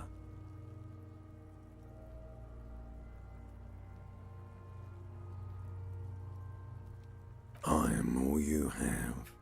Then you truly lost it all, brother. Let the world drag it all away from you. And what it left, you pissed away. And here we are. Maybe I was getting my rocks off. Do I look like an erotic auto-asphyxiation type to you? Captain Coppodromo, I fear we are drifting away, fixating on sexuality again. Let's go with a simpler question. Maybe I was getting my rocks. It's a mishmash, Coppabolo. You think I'm Messinian, don't you? For you, this is how people from Messina speak like. Well, I'm not from Messina, am I? My hair is too light a shade of brown. Trust your inner racist. You think I am. You think I was a racist because this lump looks military and has tattoos. That's called profiling. I know what this means. More questions. Do I remind you of someone? No, not quite. Be fair now. You sure I got out of that one, Coppellini? Come back later, Coppo. Amuse yourself with my frank manners and my memento mori features. If possible, also, see me in your dreams. As you narrow your eyes, the monster before you blurs into a violent mess of green and pink. Only the lower extremities are pink with a dash of blue. His fatted hands, thighs, and his neck, just above the noose. The rest of the corpse appears dark green in the cold spring air. The cadaver slowly twists on the cargo belt, his torso covered in tattoos, and extremities blotched pink and blue. Are you sure we finished the preliminary examination of the cadaver? We might miss some of these things once he's done. The cadaver slowly twists on the cargo belt, his torso covered in tattoos, and extremities blotched. Of course. You have questions. Do I remind you of some? Sure I do. Because you have come back. The material delicate and fragile. The cadaver slowly twists on the cargo belt, his torso covered in tattoos, and extremities blotched pink. The steel-reinforced belt presents a unique challenge. I brought chain cutters, but I don't see a good angle of approach to the belt. The cadaver is a good 1.2 meters up. Neither one of us can reach the belt without assistance. And even if we do, there's the question of cutting it.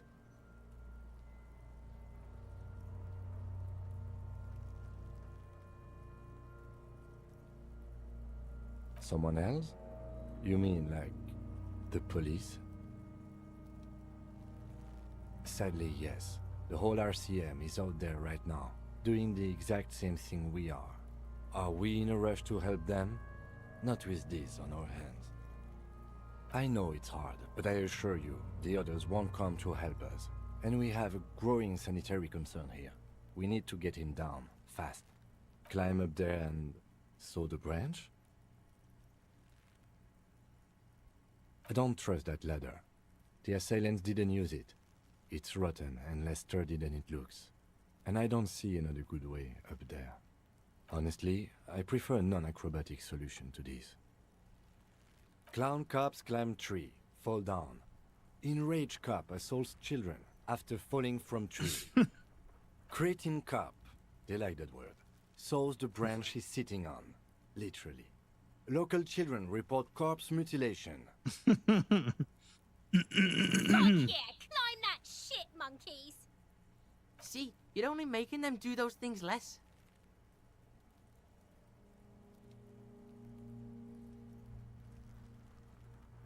No, I do not see the future. I made those up using 2 decades in the Revacholian police force as a reference point. Oh no. We should be very afraid of newspapers. And the radio stations too. We should be wary of enticing them in any way. This is years of experience talking. He's seen career after career ruined by careless media strategies. What I'm proposing is, we save acrobatic tricks as the last resort, after we've tried everything else. Oh, these have got to be the most fucking boring mulkapats I've ever seen. I was really hoping we wouldn't. The Union appeared to be suspect in this case. It seems like a dangerous route to go down. Confirmed. It's unsafe. But what other options? The corpse twists on the belt, like chicken on a skewer.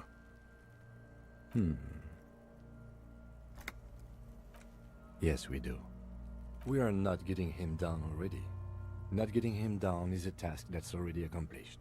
Sadly, it's not our job to keep him up there, but to get him down. Just pull his rotten head off. The meat's cooked anyway. Give the boot another yank, and it's done. It's tempting, but decapitating him will make it impossible to ascertain whether he was really hung. The damage to the neck would make coronary work pointless.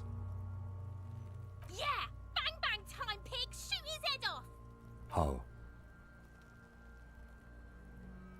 Yes, the buckle, where it ties the cargo belt to the tree. If the shot hits that, then there might be a small chance to release the belt. Yeah, now we're talking. Entertain a Kuno with some shit. They'll miss! The pigs will miss Kuno! The lieutenant is undecided.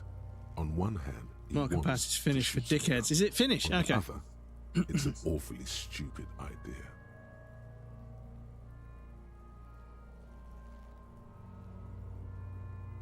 Silence. With his elbow sharp, the lieutenant unzips his jacket and produces a lightweight firearm. He drops a paper cartridge in the barrel, separates the scouring stick, and gives the cartridge 5 tucks. He then steps back and assumes the fellow's desk position, taking aim. The corner of his eye twitches. His finger is on the trigger. He's gonna fucking miss! The kid's voice is drowned in a shrill blast that echoes off the walls of the surrounding tenements. A cloud of smoke slowly parts in the air as the lieutenant steps back and says to himself, God damn it. He feels bad about it. About his eyes mostly. Just having bad eyesight. Probably from a young age. Whatever you do, do not console him. Fucking idiot! Mulkapat asshole! Kuno could have hit it easy, but then Kuno's not fucking handicapped, is he? I have to say, it's beginning to look unlikely we can get him down without assistance. It's bad as it is, us shooting firearms like punks here. Go ahead, I'm not stopping you. Just don't hit the victim. They only have one gun! Oops. This is the sorriest Oh, he's not pair going to give me of the gun, okay. Kuno's ever seen. Officer, why do we only have one gun?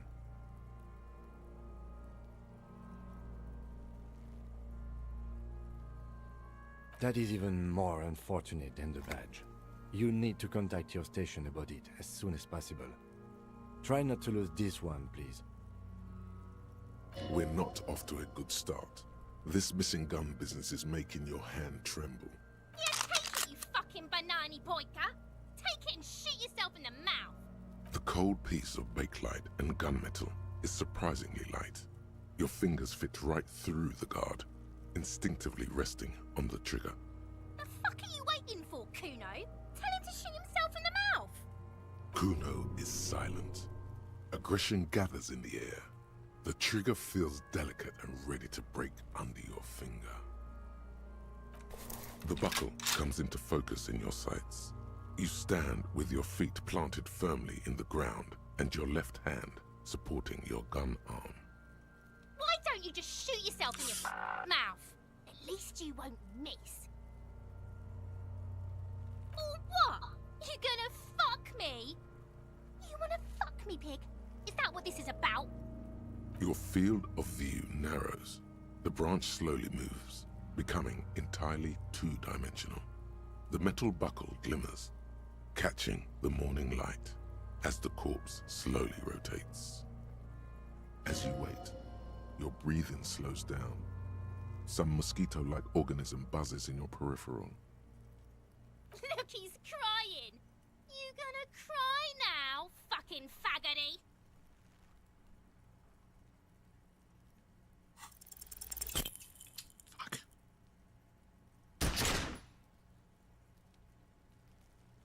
A plume of smoke erupts from the barrel. Your hand goes numb from the explosion. With your ears still ringing, you lower the weapon to see what happened. Shot the corpse. You missed the belt, but hit the corpse straight in the chest. Bits of ribcage protrude from the skin.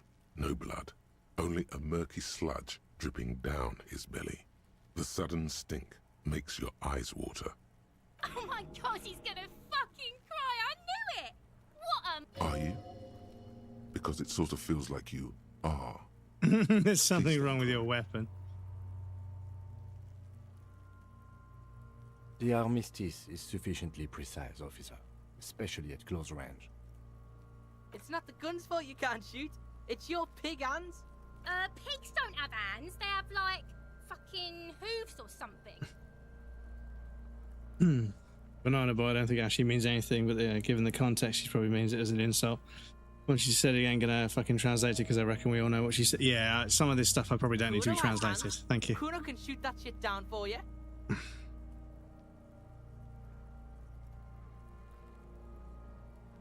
That's preposterous! What are you, a fucking earl? We still need to get him down somehow. The bad way. The way I didn't want us to. By asking the Harbor for help. They have the tools and the men. If they put him up there, they can take him down too. To ask the suspects for help with the victim's body? To be indebted to Everard Clare? Very much, yes. Which is why I would have preferred us to handle this ourselves. Clearly we can't. Well, I mean, we could drive your car here to give us something to stand on, but I think I said that last time we played. Suck my dick, bitches! He's a dangerous and corrupt man, and we cannot predict what he will want from us in return.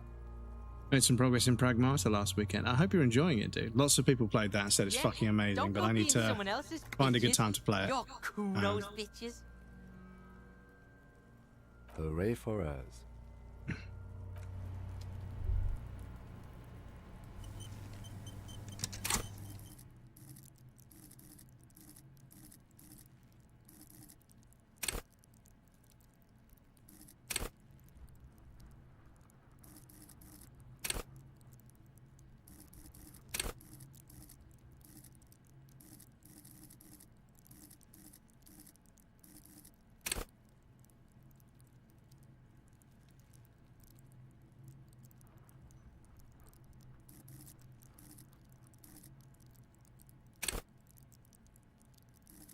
I think we need physical instrument for something, but I'll wait just in case.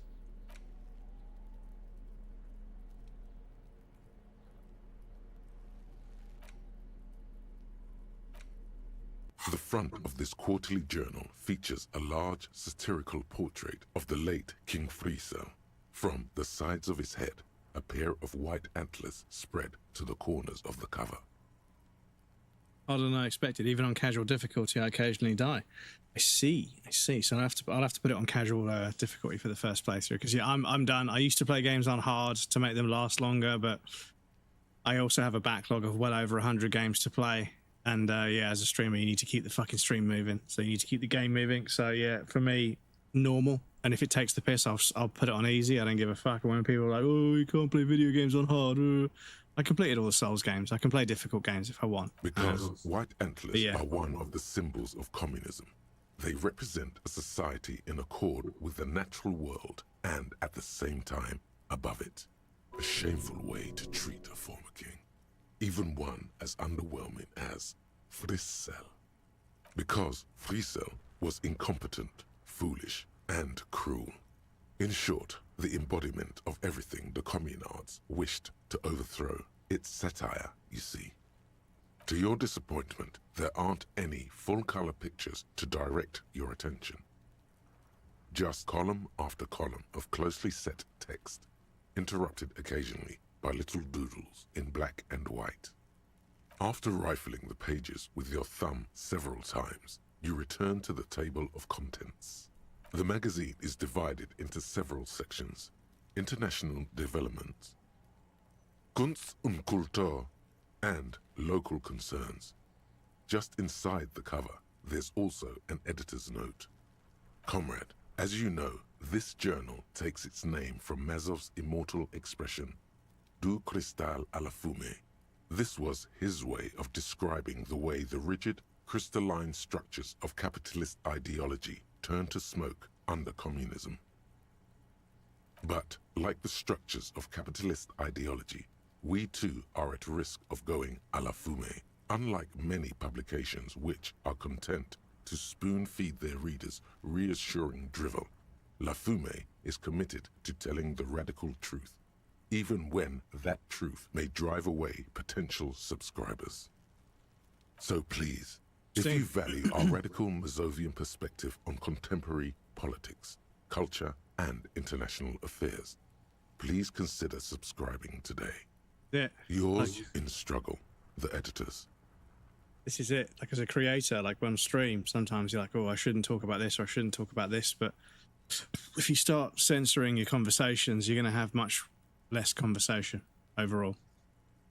Obviously, there's some things that are just, not appropriate. There's definitely stuff that is still and always will be off limits. Some things don't need to be spoken about. But yeah, I also feel like it's important to maintain sort of an open mind about conversations and stuff. But then again, I'm not a super successful creator, so what do I know, to be honest? You flip back to the front of the magazine. The table of contents unfolds before you. This section includes a long, tedious critique of the latest round of free trade negotiations between the EPIS nations and the Free State of Semenine. You also skip over an article about heavy fuel oil smuggling along the Messina border, something about bear wrestling in Samara, book riots in Yugograd. Face it, you really aren't interested in foreign affairs.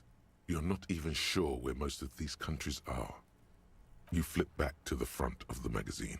The table of... It takes a moment, but gradually it dawns on you that Kunst und Kultur must mean arts and culture.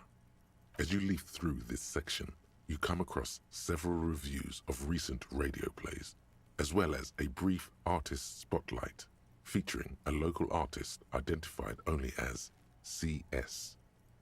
The main feature, though, is a long essay titled Tip Top Tournée, a critical Mazovian perspective. This so-called artist spotlight is really just a brief Q&A, made all the briefer by the subject's evident hostility to her interviewer. That certainly sounds like a certain delinquent youth who likes to harass you from her balcony. Cindy the Skull. Oh, CS. Cindy Skull. Ah. Detective brain, we figured it out, chat. Look at us. Look at us go. The actual article is surprisingly light on details, but after skimming a page or two, you gather that it has something to do with motor carriage racing. You think you're settling in for a relaxing recap of the most recent season, maybe sprinkled with some nice anecdotes about a few of the more colorful drivers. Instead, you find yourself skimming a 10,000-word feature about all the politically problematic aspects of Tip Top Tourney. Where to even start?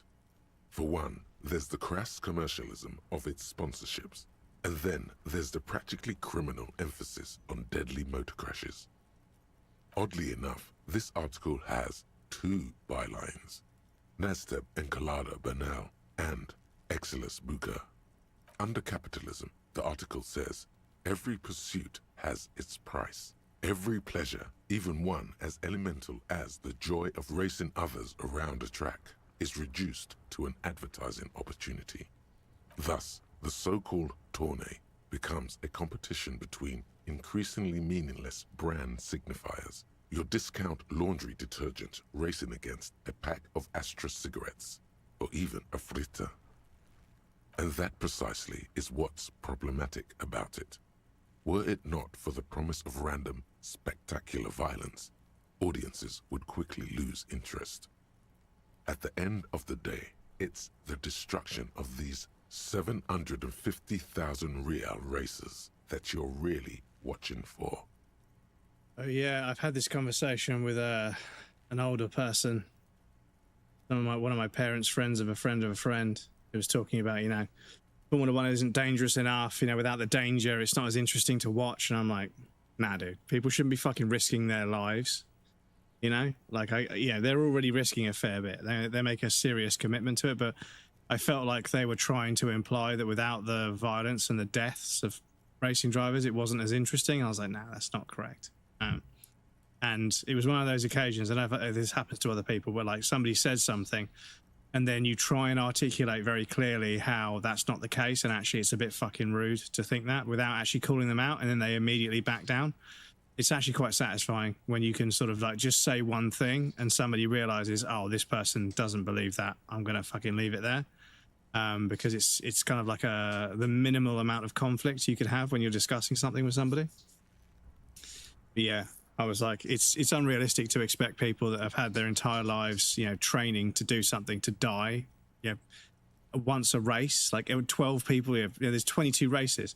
If it was like the 60s, there'd be 22 drivers dead there'd be like, maybe 2 or 3 drivers dead a year. Give it a few seasons, there wouldn't be enough drivers, And yeah, it was like the bravery and the sort of, the heroicism, the heroics or the heroicism of it all. Yeah, you had to be very brave to race a Formula One car in the 60s. But yeah, people dying from terrible safety and, teams being literally charged with manslaughter because they sent someone out in a car that wasn't fit for purpose because it just fell apart during the race and threw the person fucking 200 meters down the road at 190 miles an hour. Yeah, no, I'm good. I don't need to see somebody get killed in a car accident to make something exciting. I can appreciate many other aspects of the sport. But anyway.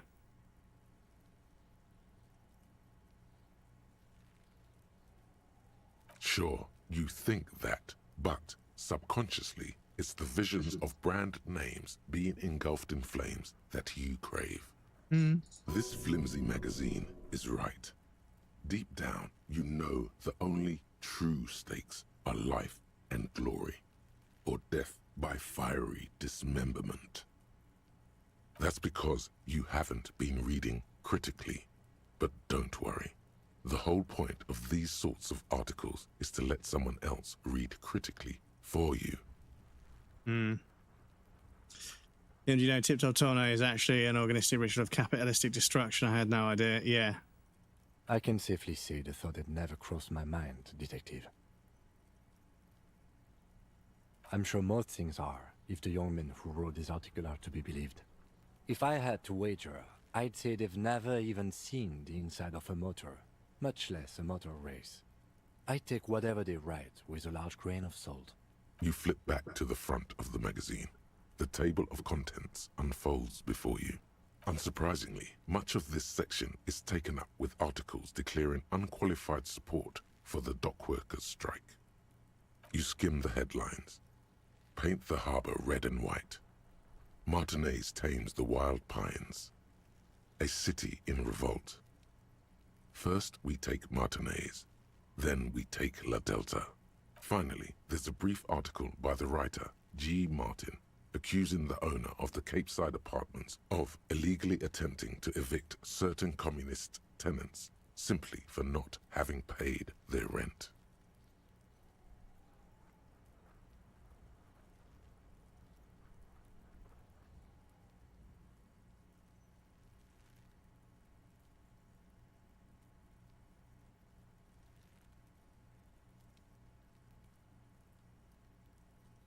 According to these editorials, there can be no accommodation with the forces of international capital or their mucilaginous allies in the coalition.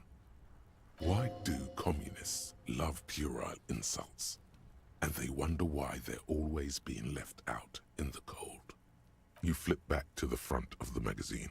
Unsurprising, you skim the... Finally, there's a brief article by the writer, G. Martin, accusing the owner of the Capeside apartment. The writer, G. Martin, remarks dryly that capitalists love wealth redistribution, so long as it's only redistributed upward. You flip back to the front of the magazine. An intricate web of blue lines stretches across the torso of the hanged man, from the right shoulder to the solar plexus. Each time the lines intersect, a small white star is formed in their crossing. It still kind of looks like a map of the stars in the night sky, but something's not right. Gone. For you to discover. You've gotten as far as you will without assistance. Someone close to the victim might know.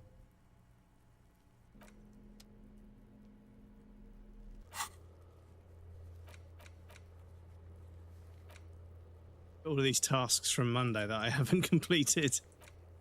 So we've got to go there after 21. We have to go back on Wednesday. Find the yeah. Ask Renee about the photo. Yeah, we can go do that. We can go do that.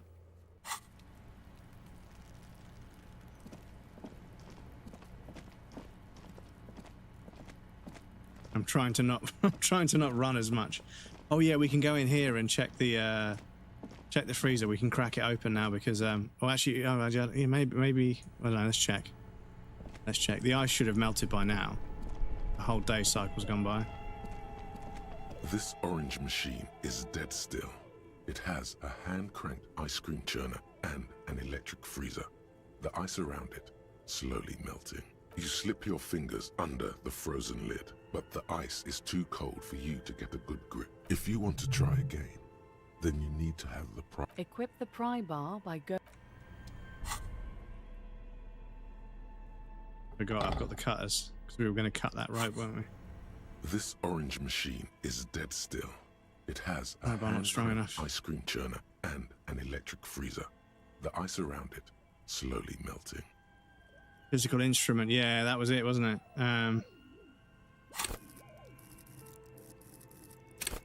Oh, we're 5.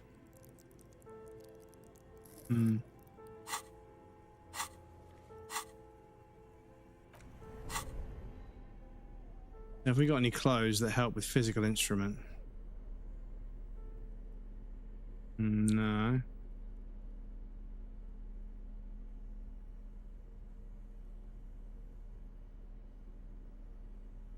No. Okay, so yeah, the ice isn't melting like I thought it would. I don't know if we have to leave it for a certain amount of time. But I know we're supposed to put the body in the fridge to stop it decomposing, but yeah. I genuinely thought we could get it down today, but... oh.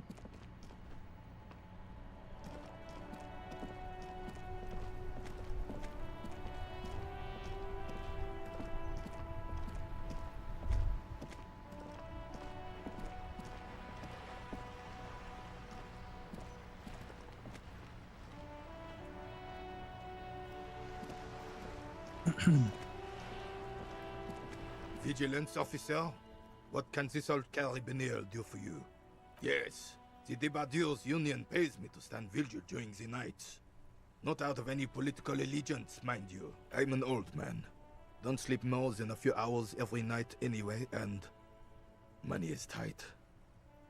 He feels like he has to justify himself for some reason.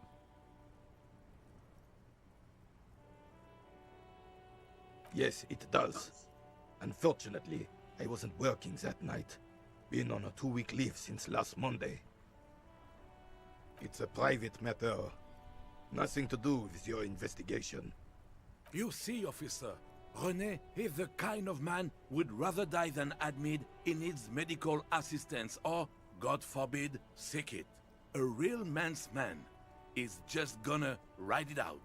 I'm fine, goddammit. Mind your own business. It's nothing. Just got to cut back on coffee. It's his heart. No one. The boss has been unmanned since last Monday. There's no other guard. It's just me. No one has been guarding the container yard since last Monday. Yes. It's not actually an issue. I mean... Look, officer. The container yard doesn't actually need a guardsman. Never had one before René. Monsieur Claire had that booth built specially for him. It's mostly decorative. The possibility of someone being in there is enough to discourage any ill-minded individuals. Evrard created this job for René because he knows the Royal Carabiniers' pension of honor and PTSD isn't something a man can live off. A decorated Kingsman collecting tear reflects bad on the whole neighborhood. His words.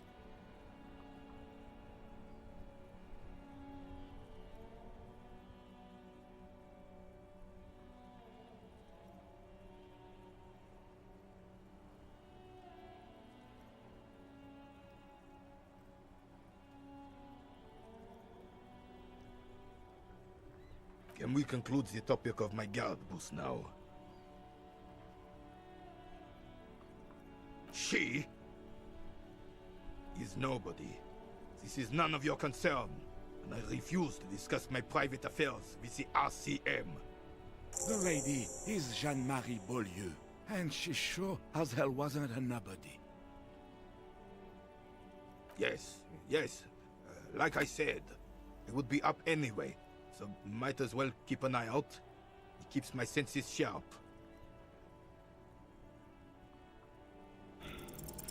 Still, all you see is an old soldier refusing to replace his uniform with a civilian attire. Anything else I can assist you with, officer? We still have a game to finish. Okay, so, do we need to speak to Cindy the Skull at all? Suppose we could. See if this person's got anything to say.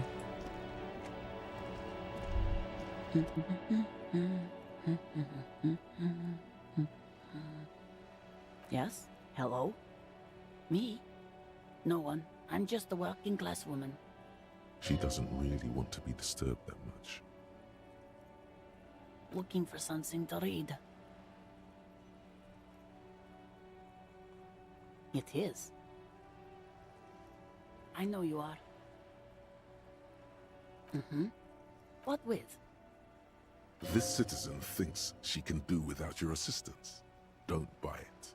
They all need help. Her hands move over the book covers. The tips of her fingers look rough, stained with yellow. It seems like she has spent a lot of time at work, smoking. An array of neurons fire up with joy. Bum her a cigarette, lest it turn to pain. No, I don't. Why do you think that I smoke? It's not like yours look much better. I already told you I don't have any. Go bother someone else. She's lying. She's goddamn lying. She has smokes. I'm being such a menace in this playthrough. I kind of love it. Sorry, officer. From the kiosk? There's one near the harbor. It's Frita. You can look it up. She sighs. My husband? No, he's not. I don't know. At home now? Out drinking with his friends? Working? Where is this going, officer? Yes, but... I don't really need to know where my husband is. Not all the time. No.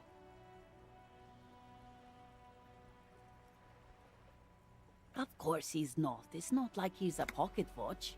I wouldn't just lose him. She has though. The husband is totally lost. You should tell her that it's okay. What? Who said anything about shame? Stop talking down to me. My husband is not missing. But he is. You can feel it. Or maybe... No, absolutely not. Are you a policeman or a nanny? They are not missing, sir. You know where they are. They're at home, smoking, giving the ladder of vices a chance. What if something horrible has happened? What if they're dead? That's the bad vibe you got before. What? That's just... My daughters are perfectly fine. They're with their friends down in Shamrock. There's nothing to worry about. They're almost grown up now anyway. They're past the age they need me protecting them from everything now. My youngest girl, Jolie, is just shy of 16. Jenny, she is turning 18 next month. But we shouldn't even be talking about them. Why do you need to know this? Haven't I repeatedly told you that they're not missing? That they're in Shamrock, safe and well, at some stupid party? Did someone say party? You could use a party.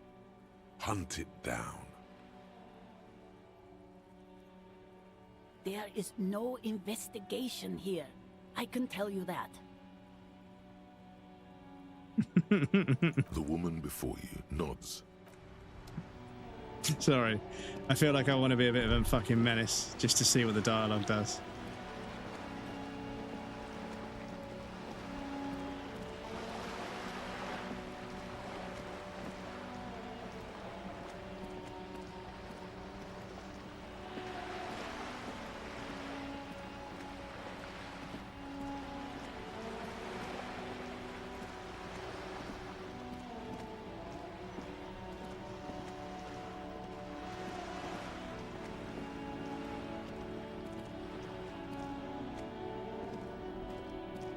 Hello again, officers.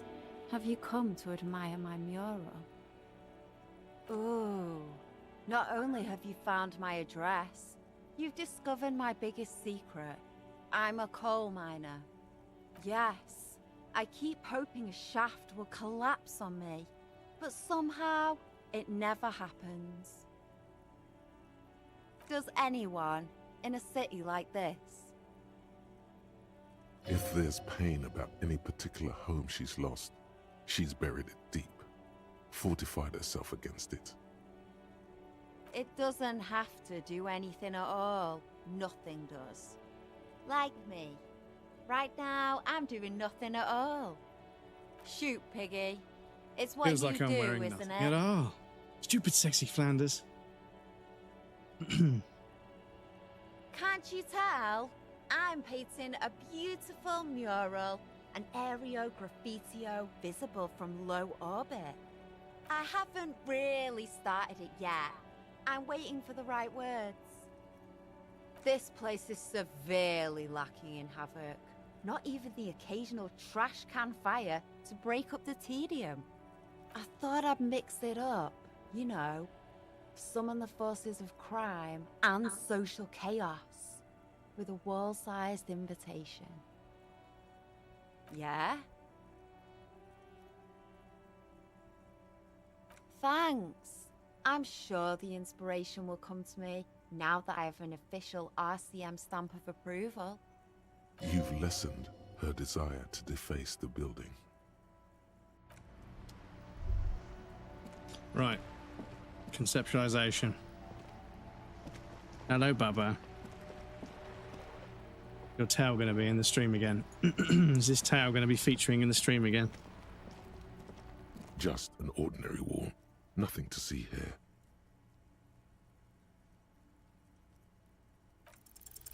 Yeah. Why? It's a wall. An ordinary wall. Why must we stop to look at this wall every time we pass by?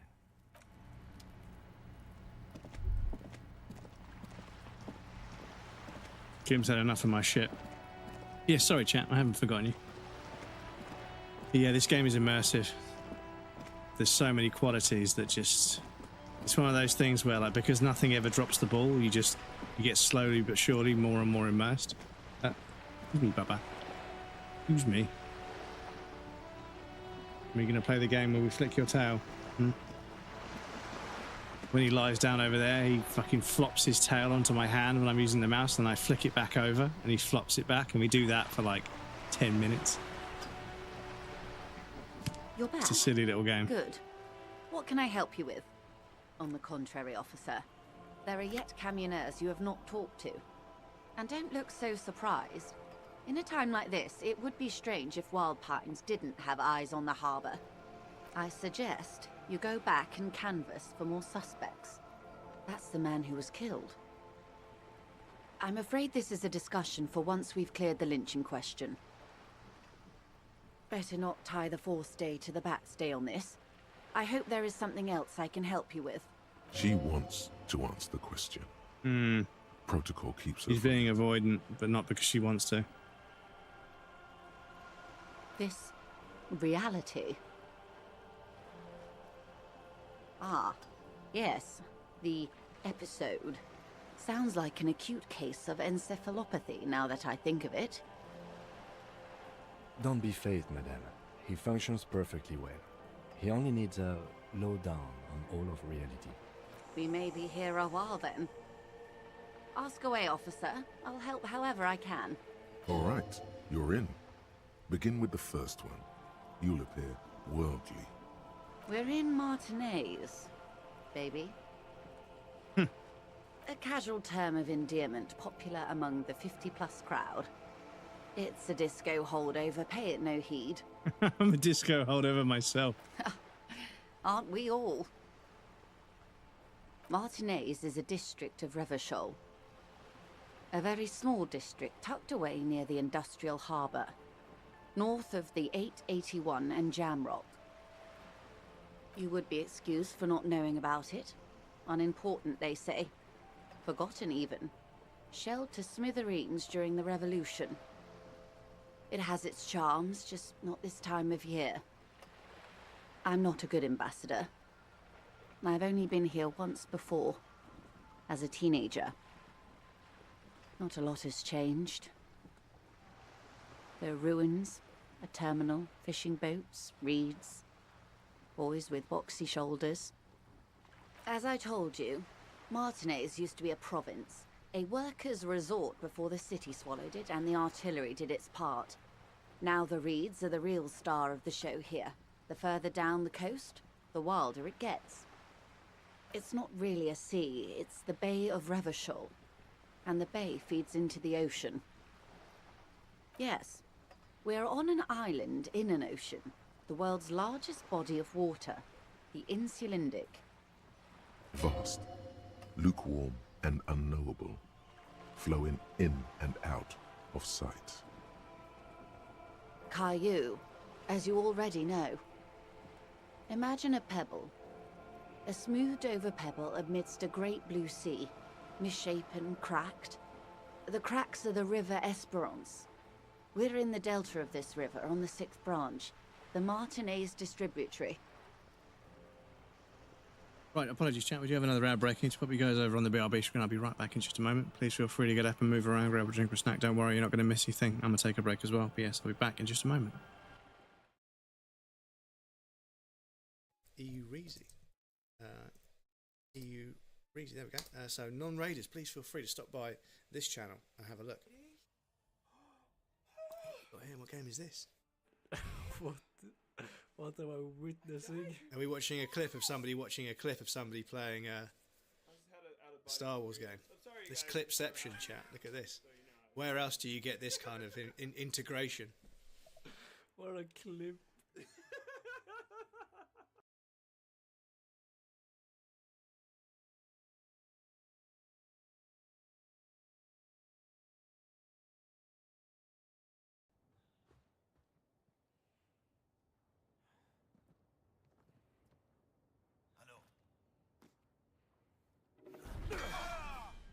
Aren't there more of you?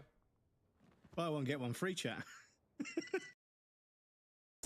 Ever think the problem might be you, Miranda? You're not capable of real love. This is how you end Fuck. the winters. Fuck. To ensure I never see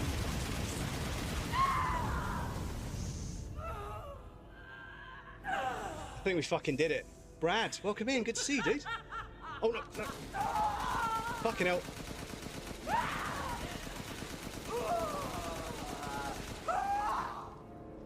I almost fucking let it go there. I stopped paying attention. Never do that. Never do that. Bruh. My daughter!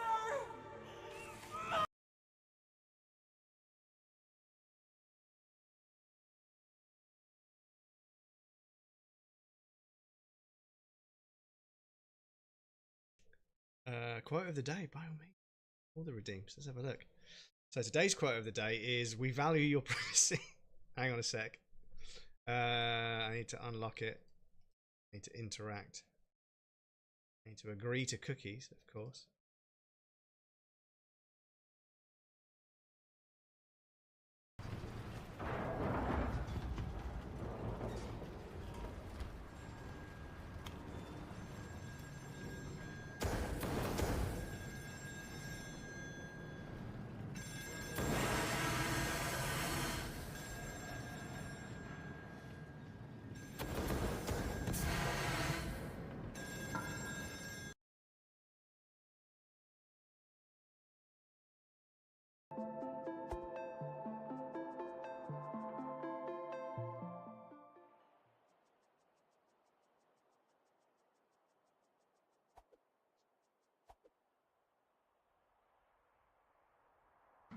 I'm in danger!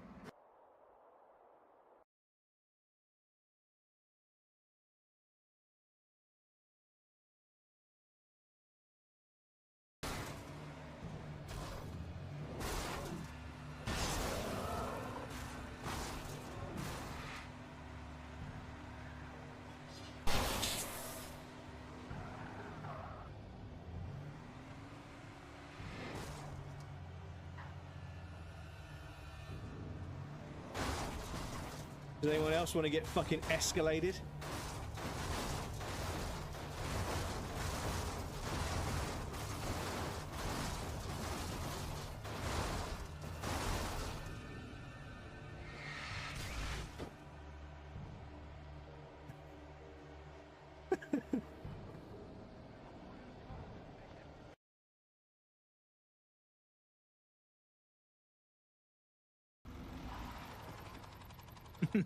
Get wrecked, bozo. Should have worn a helmet. You're not wearing a helmet, dude. Come on, man.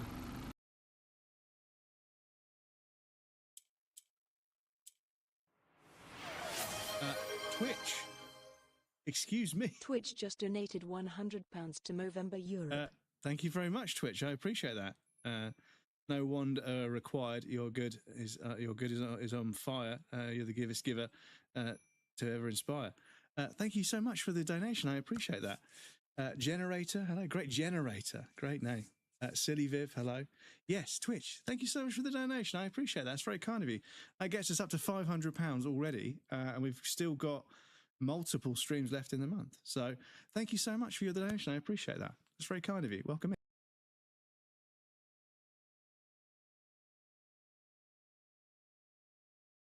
This is just scuffed as fuck. And he's just going to turn around at some point.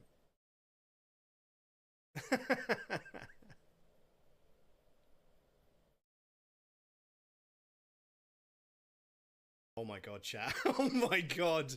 Oh my god. Please don't turn around. Oh my god, chat. How the fuck did we get away with that? Welcome back, everybody. Thank you for your patience. Sorry, I was fucking trying to clear my throat before I came back. Excuse me. My fucking sofa and green screen, all the cushion. I wish sofa cushions wouldn't just slowly give up. Like, this chair is just not very comfortable anymore, and I don't want to buy a new one. So yeah.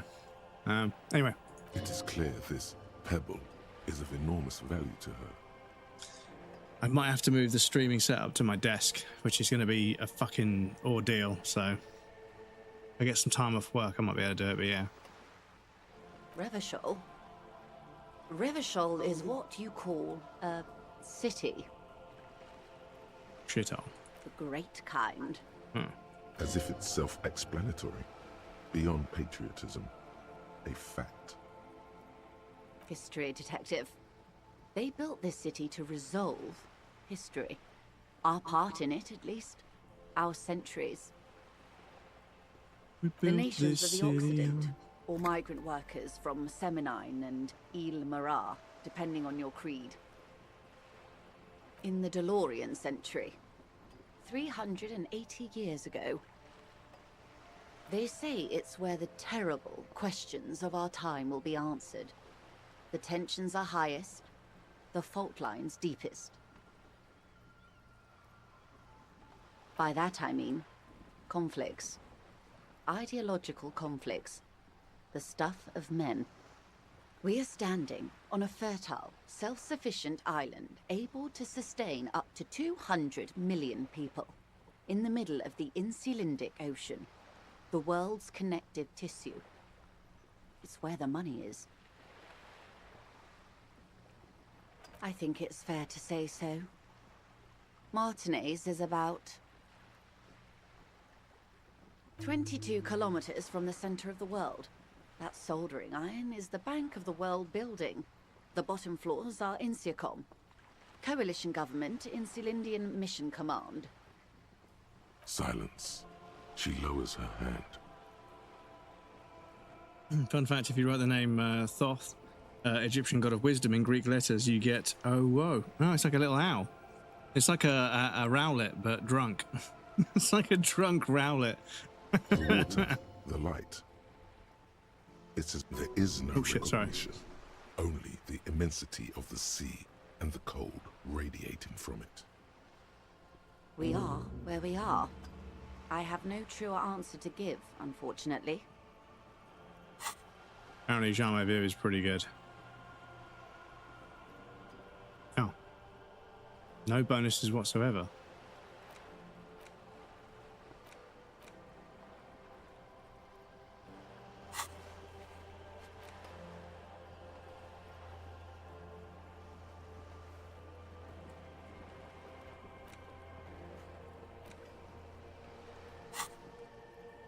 This is one thought you need to complete. Where are you? Was there something else you wanted to know? I remember something about a lowdown. Shush. This has been informative. Thank you, ma'am. I'm sure my memory-impaired partner has many more questions to ask, about even more fundamental aspects of reality. Might I suggest not asking them all right now? Ma'am, Messier will be here later too, and tomorrow. Isn't that true, ma'am? Absolutely. My commitment here is long-term. That is understandable, but perhaps it's better not to eat all your candy at once. Indeed. I'm always at your service. It remains a mystery what you mean by this something close. This isn't about you. It's about reality. Appointed to esprit de corps. I mean, am I not? Oh, I'm not wearing the fucking shit. Glad to have been of assistance. The little that I know. Anything else? I could put on the raincoat.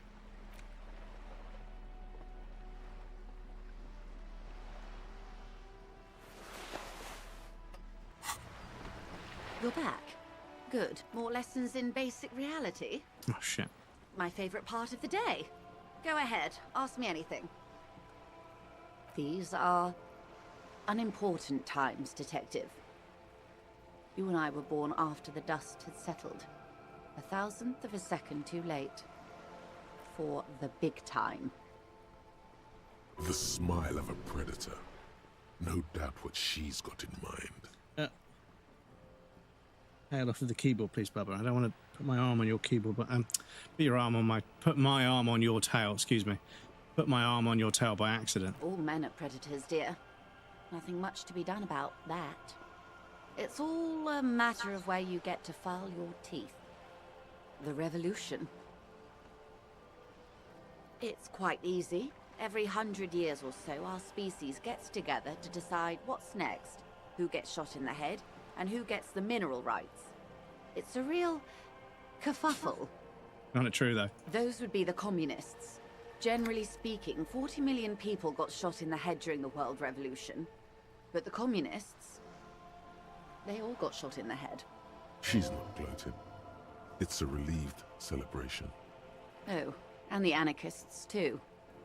They shot them well. So well, one forgets they even existed. Did they ever?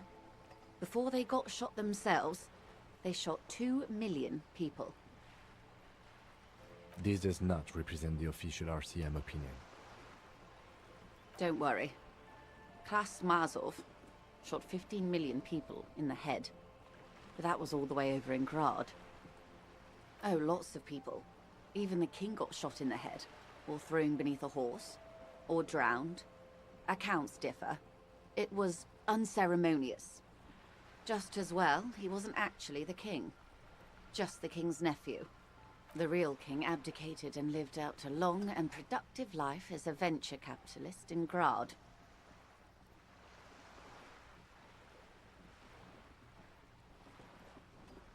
I prefer the term risk-averse. King Guillaume was nobody's fool.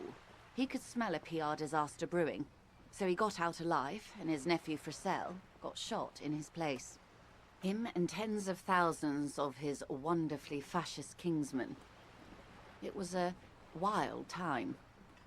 The liberals got the mineral rights. And by mineral rights, I mean everything. Liberals are usually middle-class people, Detective. Or the remaining gentry. The beneficiaries of the pre-revolutionary arrangement. Some were rich enough to stay with the Constitution, with monarchy. Big mistake. Others bet on the revolution. They were called the ultras, or ultra-liberals. They fared well. They didn't win so much as survive. We were the last ones standing when the war ended. Everyone else got shot in the head, remember? To foreign intervention. The coalition. Those people really took the mineral rights. The liberals took everything that wasn't nailed to the ground. The coalition took the ground. The ocean, the laws, and the people. The coalition of nations. Grad, Mesk, Vesper, Messina, Oranje, and Sur-le-Clay, the armed center of the world. They landed here and ended the revolution. It was the moralist thing to do. There is bitterness in her voice, tempered with understanding. She is critical, but ultimately understands the cause. The moralists believe in keeping everything exactly the way it is. They believe in mineral rights, and not shooting people in the head. At least not in the same manner and volume as the others do. They are the long-standing provisional rulers of Revachol now, the coalition government. They don't believe in shooting people in the head quite as much. The rulers of Revachol, and also the world. These guys are strong. But yeah, there is an inner turmoil. This is their zone of control. They embolden the RCM with crumbs of the same law they took. Technically speaking, you are a moralist. I'm a fascist. I don't want to be. I want to get the achievement in the game, but... Of course. Not easy to be moderate about head shooting in your line of work. We're the Coalition and we've come to save you. It's Coalition from yourselves. Oh no, it's the Coalition. So badly want to make a cursed quote. The turn of the century revolution? Yeah. Don't answer it. It's a trick question. The revolution began the thing is, on the Isla of Grad, though by the end, nearly the whole world had gotten involved. I would need to put Disco Elysium, right? But yeah, isn't there a redeem to add a cursed quote? Didn't I create one? Gandhi, when you put the difficulty low enough. Yeah, well, yeah, there was a glitch in, was it Civilization? Or was it something else? Where Gandhi was already at a 0 on the aggression scale, but somehow there was a debuff that minuses 1 from any aggression, and that, with computers, when the counter goes below 0, it doubles back round to the highest value, in the same way that when you get to the highest value, it goes back to 0, which banks were very fucking scared about for a long time, for obvious reasons. But yeah, Gandhi's aggression was 0, and then somebody managed to trick the game into giving him, or the game accidentally gave him a -1 aggression, and yeah, that obviously then reverted it to 99% aggressive, which is more aggressive than any other character in the game. Genghis Khan, you know, Vlad the Impaler.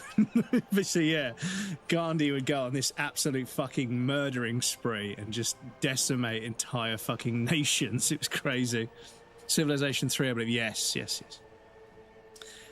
Sid Meier's Civ, if you put it on the easiest setting, Gandhi would become a war-waging fascist. Yeah. It would lower. It would lower everyone's aggression, and it made Gandhi hyper-aggressive.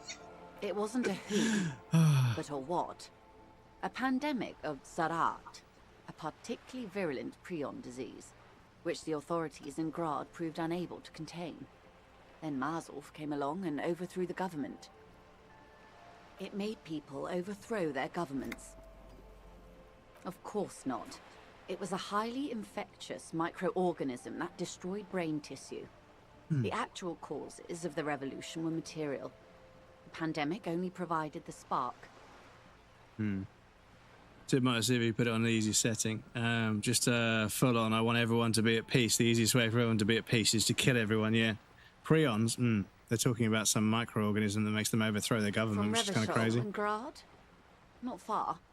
The world managed to cauterize itself. Mazov's government was overthrown in 08, and the coalition crushed the Revachol commune 2 years later. It was the end. Why? You and I, officer. Our lives in the zone of control. Something tells you her life and yours are not that similar. Fucking hell, this fucking drinks bottle, man. The hose, the straw, is the perfect length. You can see I've slightly bent it so that it curls to the side and goes down the side, but there's like a dimple. Let me close the bottle properly, otherwise I'm going to pour water all over myself. Hang on a sec. So yeah, there's a dimple like in there from like the casting, and he's done it again. You can see the fucking straw, rather than being on the outside, finds its way into the middle, and then I can't drink from it. Oh, I can. Okay. Sometimes it lands dead center and it blocks itself because that's the shortest bit of the bottle, but yeah. Anyway. It does have this cool lid that like pops open. But it also has a clip to stop it popping open in your bag, which I think is pretty, it's probably one of the nicer water bottle designs that's out there. It's a decent size without being too clunky, but it's not so small you have to fill it up all the damn time. But yeah. No doubt. But we share the same time and position on the planet's crust. That counts for more than you think. A city-state divided into free market zones under the everlasting interregnum of the Coalition of Nations. And you, of course, the citizens' militia.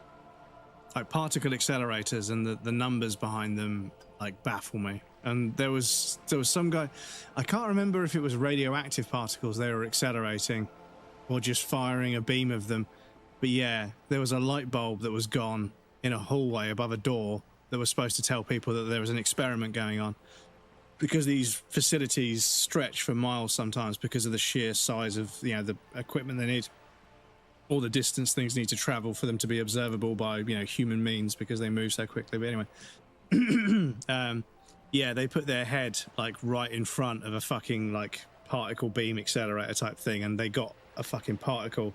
The particles they were shooting, they went straight through the head, like through and out the back of this person's head. Didn't make a wound or anything. They just passed through so fucking quickly.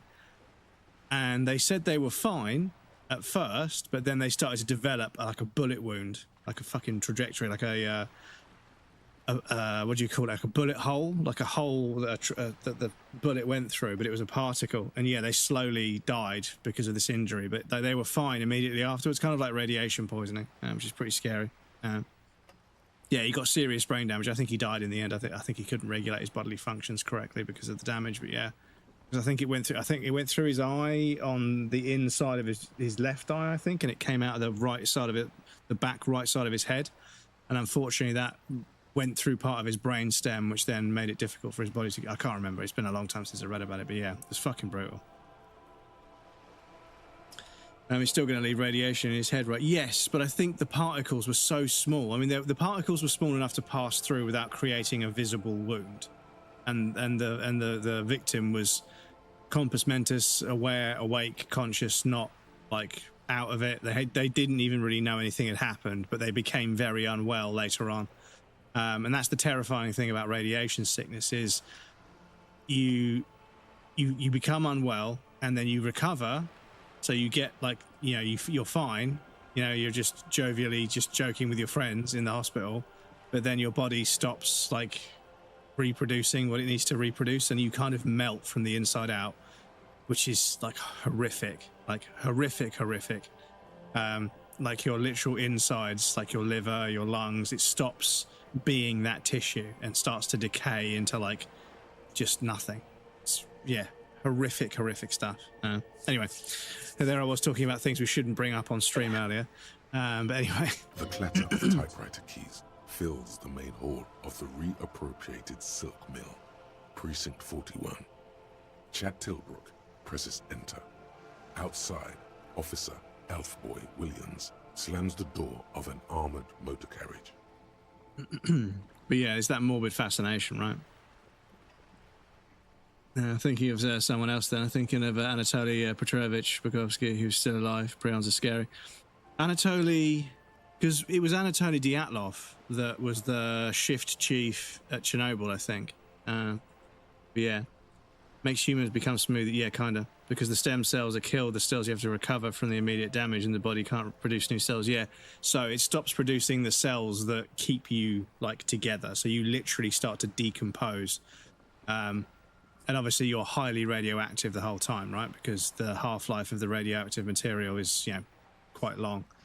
The zone or of long control enough, is the third obviously, to kill someone. incarnation of Revachol, after the failure of the suzerain and the commune. Modernity. They developed the marvels of the inter-eastlery communication, telematic milieus, radiation, colored plastics. Meanwhile, in Revachol West, the aftermath continues for the 5th decade. 43 years. Hard to fathom, I know. The 20s saw a decade of urban war, west of the river leveled, offshore platforms in flames. Still, it's regarded as you're radioactive or irradiated. 08 to 19 was simply hell.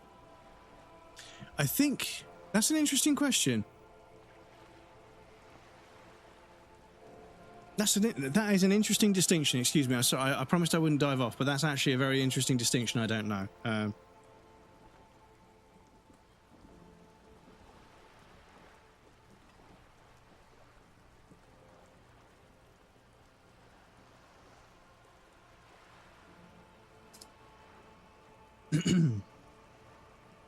As always, we ignore the AI.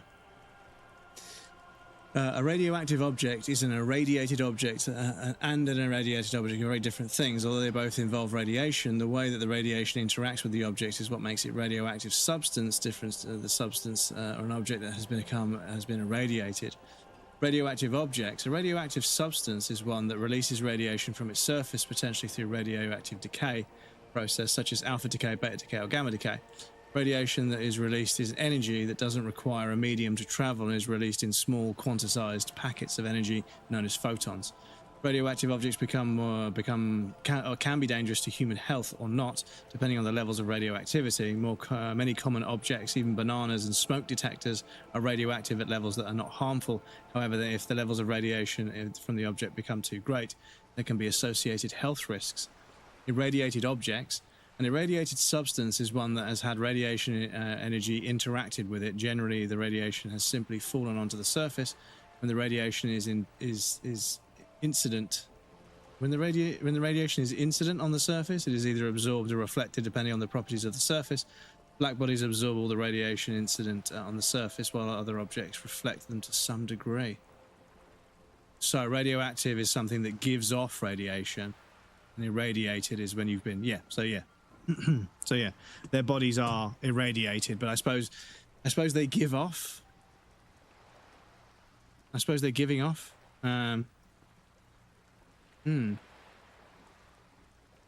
Yeah, because I know that the people that were, in Chernobyl, they were like kept in they were kept in sort of somewhat contained because they were obviously, I think maybe they were so irradiated that some of that radiation was leaking out of them as well, but I'm not sure. The 30s? Things settled down in the 30s. Revachol East transformed itself into the world's largest tax haven, with the international community's blessing. For the first time in a long time, it seemed like things were going somewhere. Irradiated food is usually safe to eat. Heavily radioactive food will kill you rather quickly. Irradiating food will usually sterilize it, actually. I suppose it would kill all the living things within the food that might make you unwell. It was a market mirage fueled by cocaine and quantitative easing. The 40s dispelled it like a cold splash. An Isla-wide hangover, you might say. And here we are. She curtsies. Welcome to reality, baby.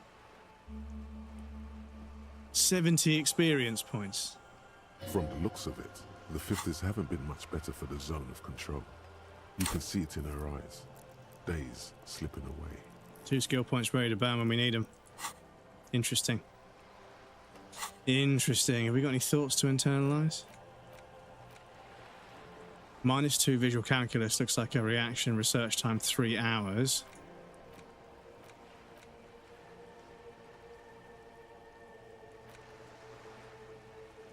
Embarrassment of the party.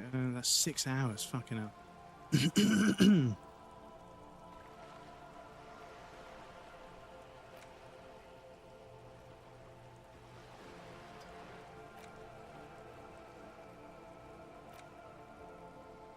Yeah, I mean, can we internalize that?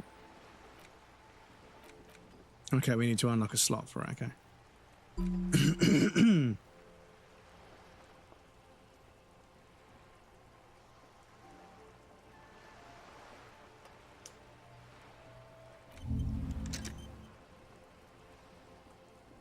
Yeah, I've heard people talking about Jamais Vu. I have heard people talking about Jamais Vu, so I want to internalize that just to see what it does. I've no right to be dissatisfied. This shirt is Barbara Muscova. This raincoat is impervious to rain and is guaranteed for 100 years. My daughters will wear it. No, it's just...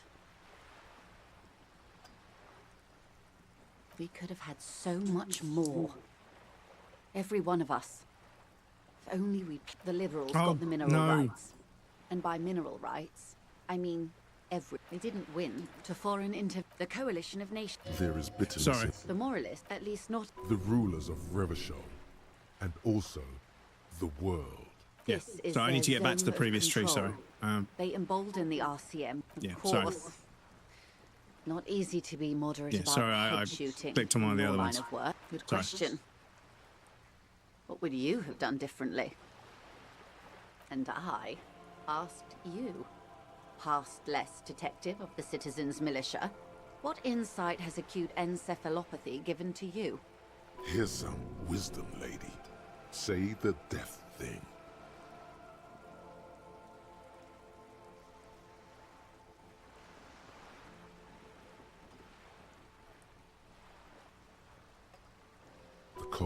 runs down your spine as you say the words, like a small electric charge that seeks grounding. I see. A tenth of humanity. The key of history is in the lock. Keep turning at any cost.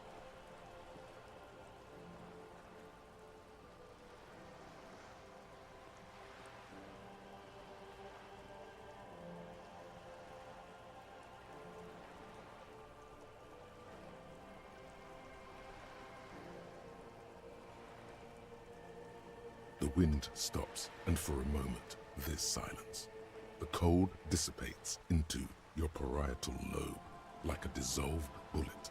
All is quiet on the Martinez Inlet. Capital is past. Past? That's what de Briever, the leader of the Communards, said, before she got a bullet in her head. Don't get me wrong. Capital is finished. But understand this. Its end won't free anyone. It will only lead to more suffering. Opinions expressed here do not reflect the official position of the RCM. And what is your official position, Lieutenant? My position, ma'am? My parents got ripped to shreds in the revolution. I would have gone the same way. I was saved by being 2 years old. That's my position. The abattoir. The abattoir. Anyway, I'm going to head off for the night, Nata. Sleep well, Velda. Good to see you, dude. Hopefully see you again soon. But yeah, we won't be on for much longer. Understandable. They are what they are. Who knows? An afterbloom may yet come. Anyway, enough sentimentality. Is there anything else you want to know? It's a neurological disorder caused by a lack of vitamin B in the brain. Symptoms include a retrograde amnesia. It's quite serious. You should get yourself checked out. She conveys it in short, cold bursts, trying not to invest too deeply in the condition of this doomed detective. Well, it's either bariatric surgery or long-term alcohol use. That seems unlikely. What this boils down to is, this reality thing is stupid. Blow this joint, grab a bottle, and drain that shit right down your throat. She stares at you, head tilted to the side, with a slightly concerned look on her face. She won't maneuver her way out of this one. I am the vilest of the vile. A traitor, a devourer of nations and infants. I am an ultra. It's sharp.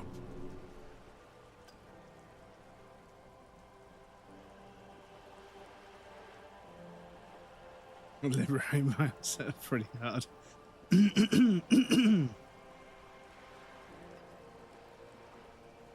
Yes. I am the nether creature of the Forbidden Swamp. I pushed the king under a shit wagon and betrayed the revolution. My kind surrendered the nation to financial colonists. I can see you thought we'd gone extinct. After all, no sane person identifies as an ultra-liberal anymore.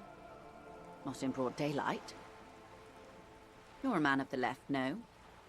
Tell me, now that I've uncoiled myself, are you repulsed? In her green eyes, you see a mixture of truth and Yeah, I don't want to be a man on the left, though. I want to Decades make my of character guilt, as communist as pride. possible. For a trophy. For a trophy, not for any, you know, Forgive political reason. but only because you like pearlescent teeth and those light green eyes. I hope you do. I hope we are able to continue as friends, despite my scales and my need to infiltrate and betray your precious revolution. Stripper doggy. Thought you were going fascist. Well, yeah, well, I Honestly, think... I may have Yeah, I'm even not too sure. preferred it, had the Communards won. Who knows? They might really have built something better, Because But they I read... didn't. because they lost. I read about playing the game on hardcore, which we'll do at some point. But yes, focusing on these skills, I think But yes, we need to do a manual save on day 3 because there's other political side tasks without replaying the whole game again, which, so yeah, as long as we get a save down in this run, it's not completely lost, but yeah. But yes, the other playthrough, using the manual save, we're going to do the Laughable Centrist, Traditionalist, and that, yeah, there's a way to do the trophies. I mean, there's quite a lot of them. But yeah, I may have to do another playthrough after this one. I was hoping it would be a little bit clearer what the more communist When the dust settled, the Liberals dialogue were the options only are, ones left to but clean some up of the them mess. By virtue of their survival, they were handed enormous power to shape the future. This was all our last generation managed. With due respect to our overlords, the eternal caretaker government that keeps Martinez a monument to the efficacy of its artillery. monument to the efficacy of its artillery. All these craters all over the place serve as a reminder of how effective the artillery is. While a gentle wind sweeps the streets in the rebuilt east, light drizzle washing it clean, lights go up and motor carriages circulate the tracks. I would not have relinquished sovereignty to the Coalition. Not here in Martinez, and not in the Stella Maris or Delta Beachheads either. If not for my own sake, then for my daughters. We had an obligation to defend our sovereignty. We should have burned the whole Isla down rather than let them have it. Dark orange flames reflect in her green eyes. An oil fire on the ocean. Perhaps. My intellectual vanity will be my undoing. Yes, I suppose I am. But I wouldn't be a patriot anywhere but here. Seditious talk, man. Yes. Whatever else I am, I'm also a mother. And a wife. Now, a bird? A sphenicid? A flightless bird of the polar regions? Some sort of krill hunter? No, wait. You're an ancient ruin. A symbol of hubris and decay. Half submerged in some salty sea. Of course you're not, my dear. I'm just terrible at guessing games. Ah. This is the pier of Rue de Saint-Ghislaine, 33A, where the tenants have been kind enough to rent me a slot. Okay, they're both authoritarian, so close. Well, this is it. Is that some of the dialogue options have been like, yeah, we need to make everything equal between the ruling class and the working class. Everybody gets the same, which is a communist ideology.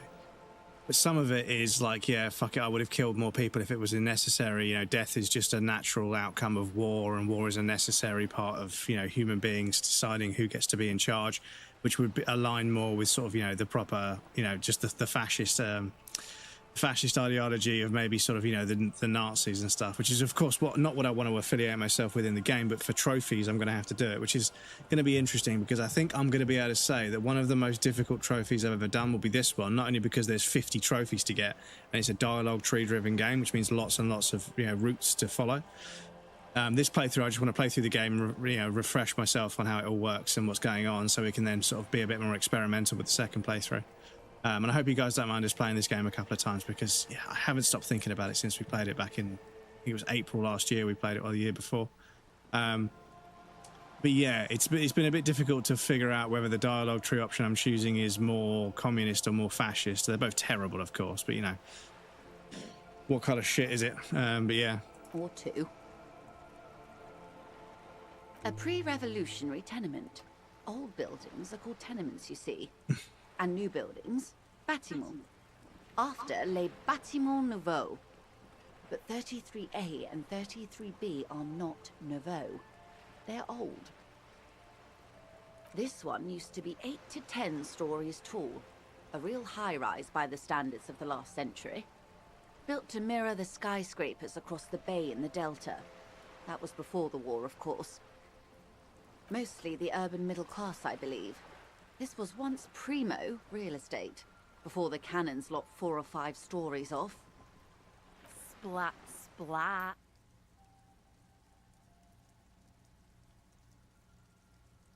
Dilapidated balcony, a young girl in old clothes gives Joyce the evil eye, a red paintbrush held to her throat. Ah, okay. Wonderful. Oh, maybe that bit of the dialogue could potentially come up before. The girl in the old lady rags. Looks like a sullen and rebellious member of a teen infraculture. Yes, you and I belong to the supraculture. We're common, the herd. The music on the radio, the food in the chain restaurant, those are all too popular for the girl in the old lady rags. She prefers a fantasy world, an infraculture with its own dress code and vernacular. It is an illusion, I'm afraid. There is no refuge from the supraculture. Young people who dye their hair funny colors and wear old people's clothes are stupid, and their little rebellion is self-defeating. All right, what next? The girl in the... Ah, yes. There's something very satisfying about discussing the fundamental facts of reality. Go ahead. A strange coldness comes over you as you look at the world. The waves sway the sloop slowly. That's all. The doubt is fully formed in your head. The alien feeling persists. You just can't word the question yet. You have to complete the jamais vu thought first. Ah. Okay. Glad to have been of assistance. The little... Oh, shit, sorry. Yeah, I wondered what that was, but it's the fucking... Oh, okay, there's a little refresher of how things work, okay. We rerolled explore options or level up to try again. Red skill checks are permanent. Okay, so if I remember the red ones we can't fuck with the red ones.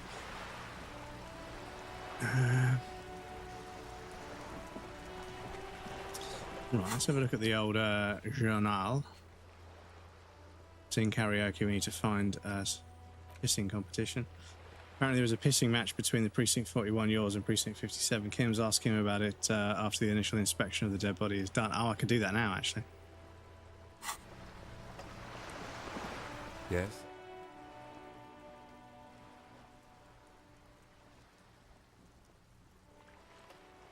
What about me? That's because I'm half Seolite, or quarter. My father's father was from Seoul. So was my grandmother, but from my mother's side. It's not an interesting topic. It's a part of the world, officer. A geopolitical entity, and a geographic division. I told you it wouldn't be interesting. You're barking up the wrong tree. I don't speak a word of Seolite. I've never met either one of my grandparents, and I've never been to Seoul. I'm a regular Revacholier. He's glad to have shut down your question. Good. Let's change the subject.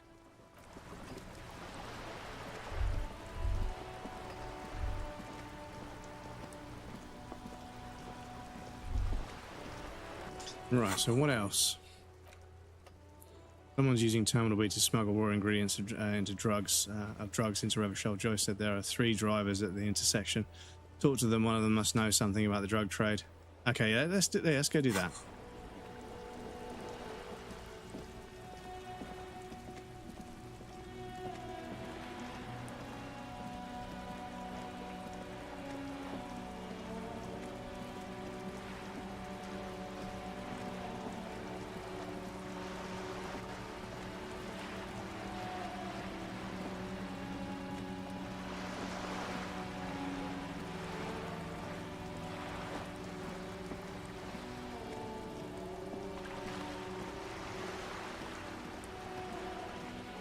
But yeah, it's funny. Like I showed you guys earlier, I was looking up like trophy guides to see how complicated. And the thing is, a lot of the stuff apparently isn't missable. There, working class drunk. You know what this means, right? Cracked it. All in a good day's work. What do you mean, what did I crack? Look at how working class that drunk is. Yes, and you found him. Now go and tell the working class woman. Protect and serve, recruit. There's no need for champagne when there's honor, recruit. Go and tell the working class woman what you found, right now. Even though she didn't want me to find her husband, who was literally just over there. God damn it, I already told you. My husband isn't missing. And I specifically added that I didn't need to know where he was. Very well then. Where is he? He just pissed himself. Hammer-tating comrade that was the bottom. Excuse me? There's something else hiding in her voice, though. A trace of worry. Right, because working class women come with alcoholic husbands. You know what? You were right. I do have an alcoholic husband. Although not that one. No, he's not. Or maybe he is, I don't know. He's probably in the park or in Shamrock somewhere, drinking with his friends. I haven't seen him for... Well, to hell with him. There. She's worried now.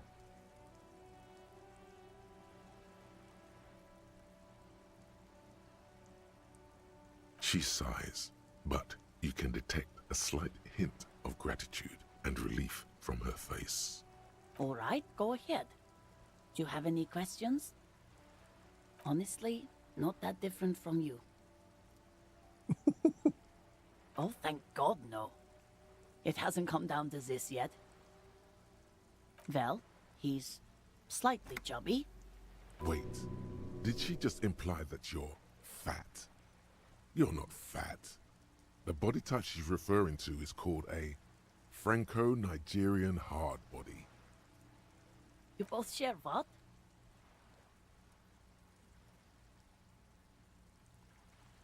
I'm not sure about the rest, but softly round sounds about right. He's not in great shape. What else? He was wearing a dark brown leather jacket with a bright blue inner lining. The lining is hand-sewn. I made it myself. It's his cool jacket. God knows it's too cold to run around in this, but he refuses to change. I even tried throwing it away once, but he just dug it out of the bin. Can you believe it? Well, what can you do? I hope that at least that extra lining helps him keep warm at night. I wouldn't like him to catch cold.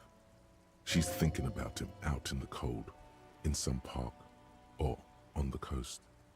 And it's making her more and more worried. Yesterday morning, he went to the library. He went to retrieve my book, and he promised he'd walk straight back home. Because we talked about this. We talked about not wandering off again. I don't know what to do. I honestly don't know what to do with his addiction. Just makes me feel weak. She turns away from you in an attempt to recover. So you are going to look for him? She genuinely wants you to now. Don't make her ask.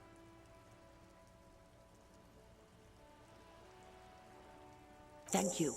Please do. Even though I'm sure he will return home by himself. I'm still sure of that. I'm sure he will too. When he does, would you let Precinct 57, Kim Kitsuragi, know? I will. Of course, officer. As I said, it's probably nothing. I don't mean to disrespect, sir, but you are being a bit of a cockatoo here. For what it's worth, I agree. But cockatoos can't be stopped when they get ladies. It's better to indulge him at this point. I don't even have a cockatoo. And guess what? Even if I had, it wouldn't be missing. Great. Nothing. Go read up on them if you're so interested. There's a great book in the bookstore. Maybe you should. What if the cockatoo is your astral captain? Or your heraldic bird? Wonderful. The store is open. Cool. So I just picked up even more fucking quests.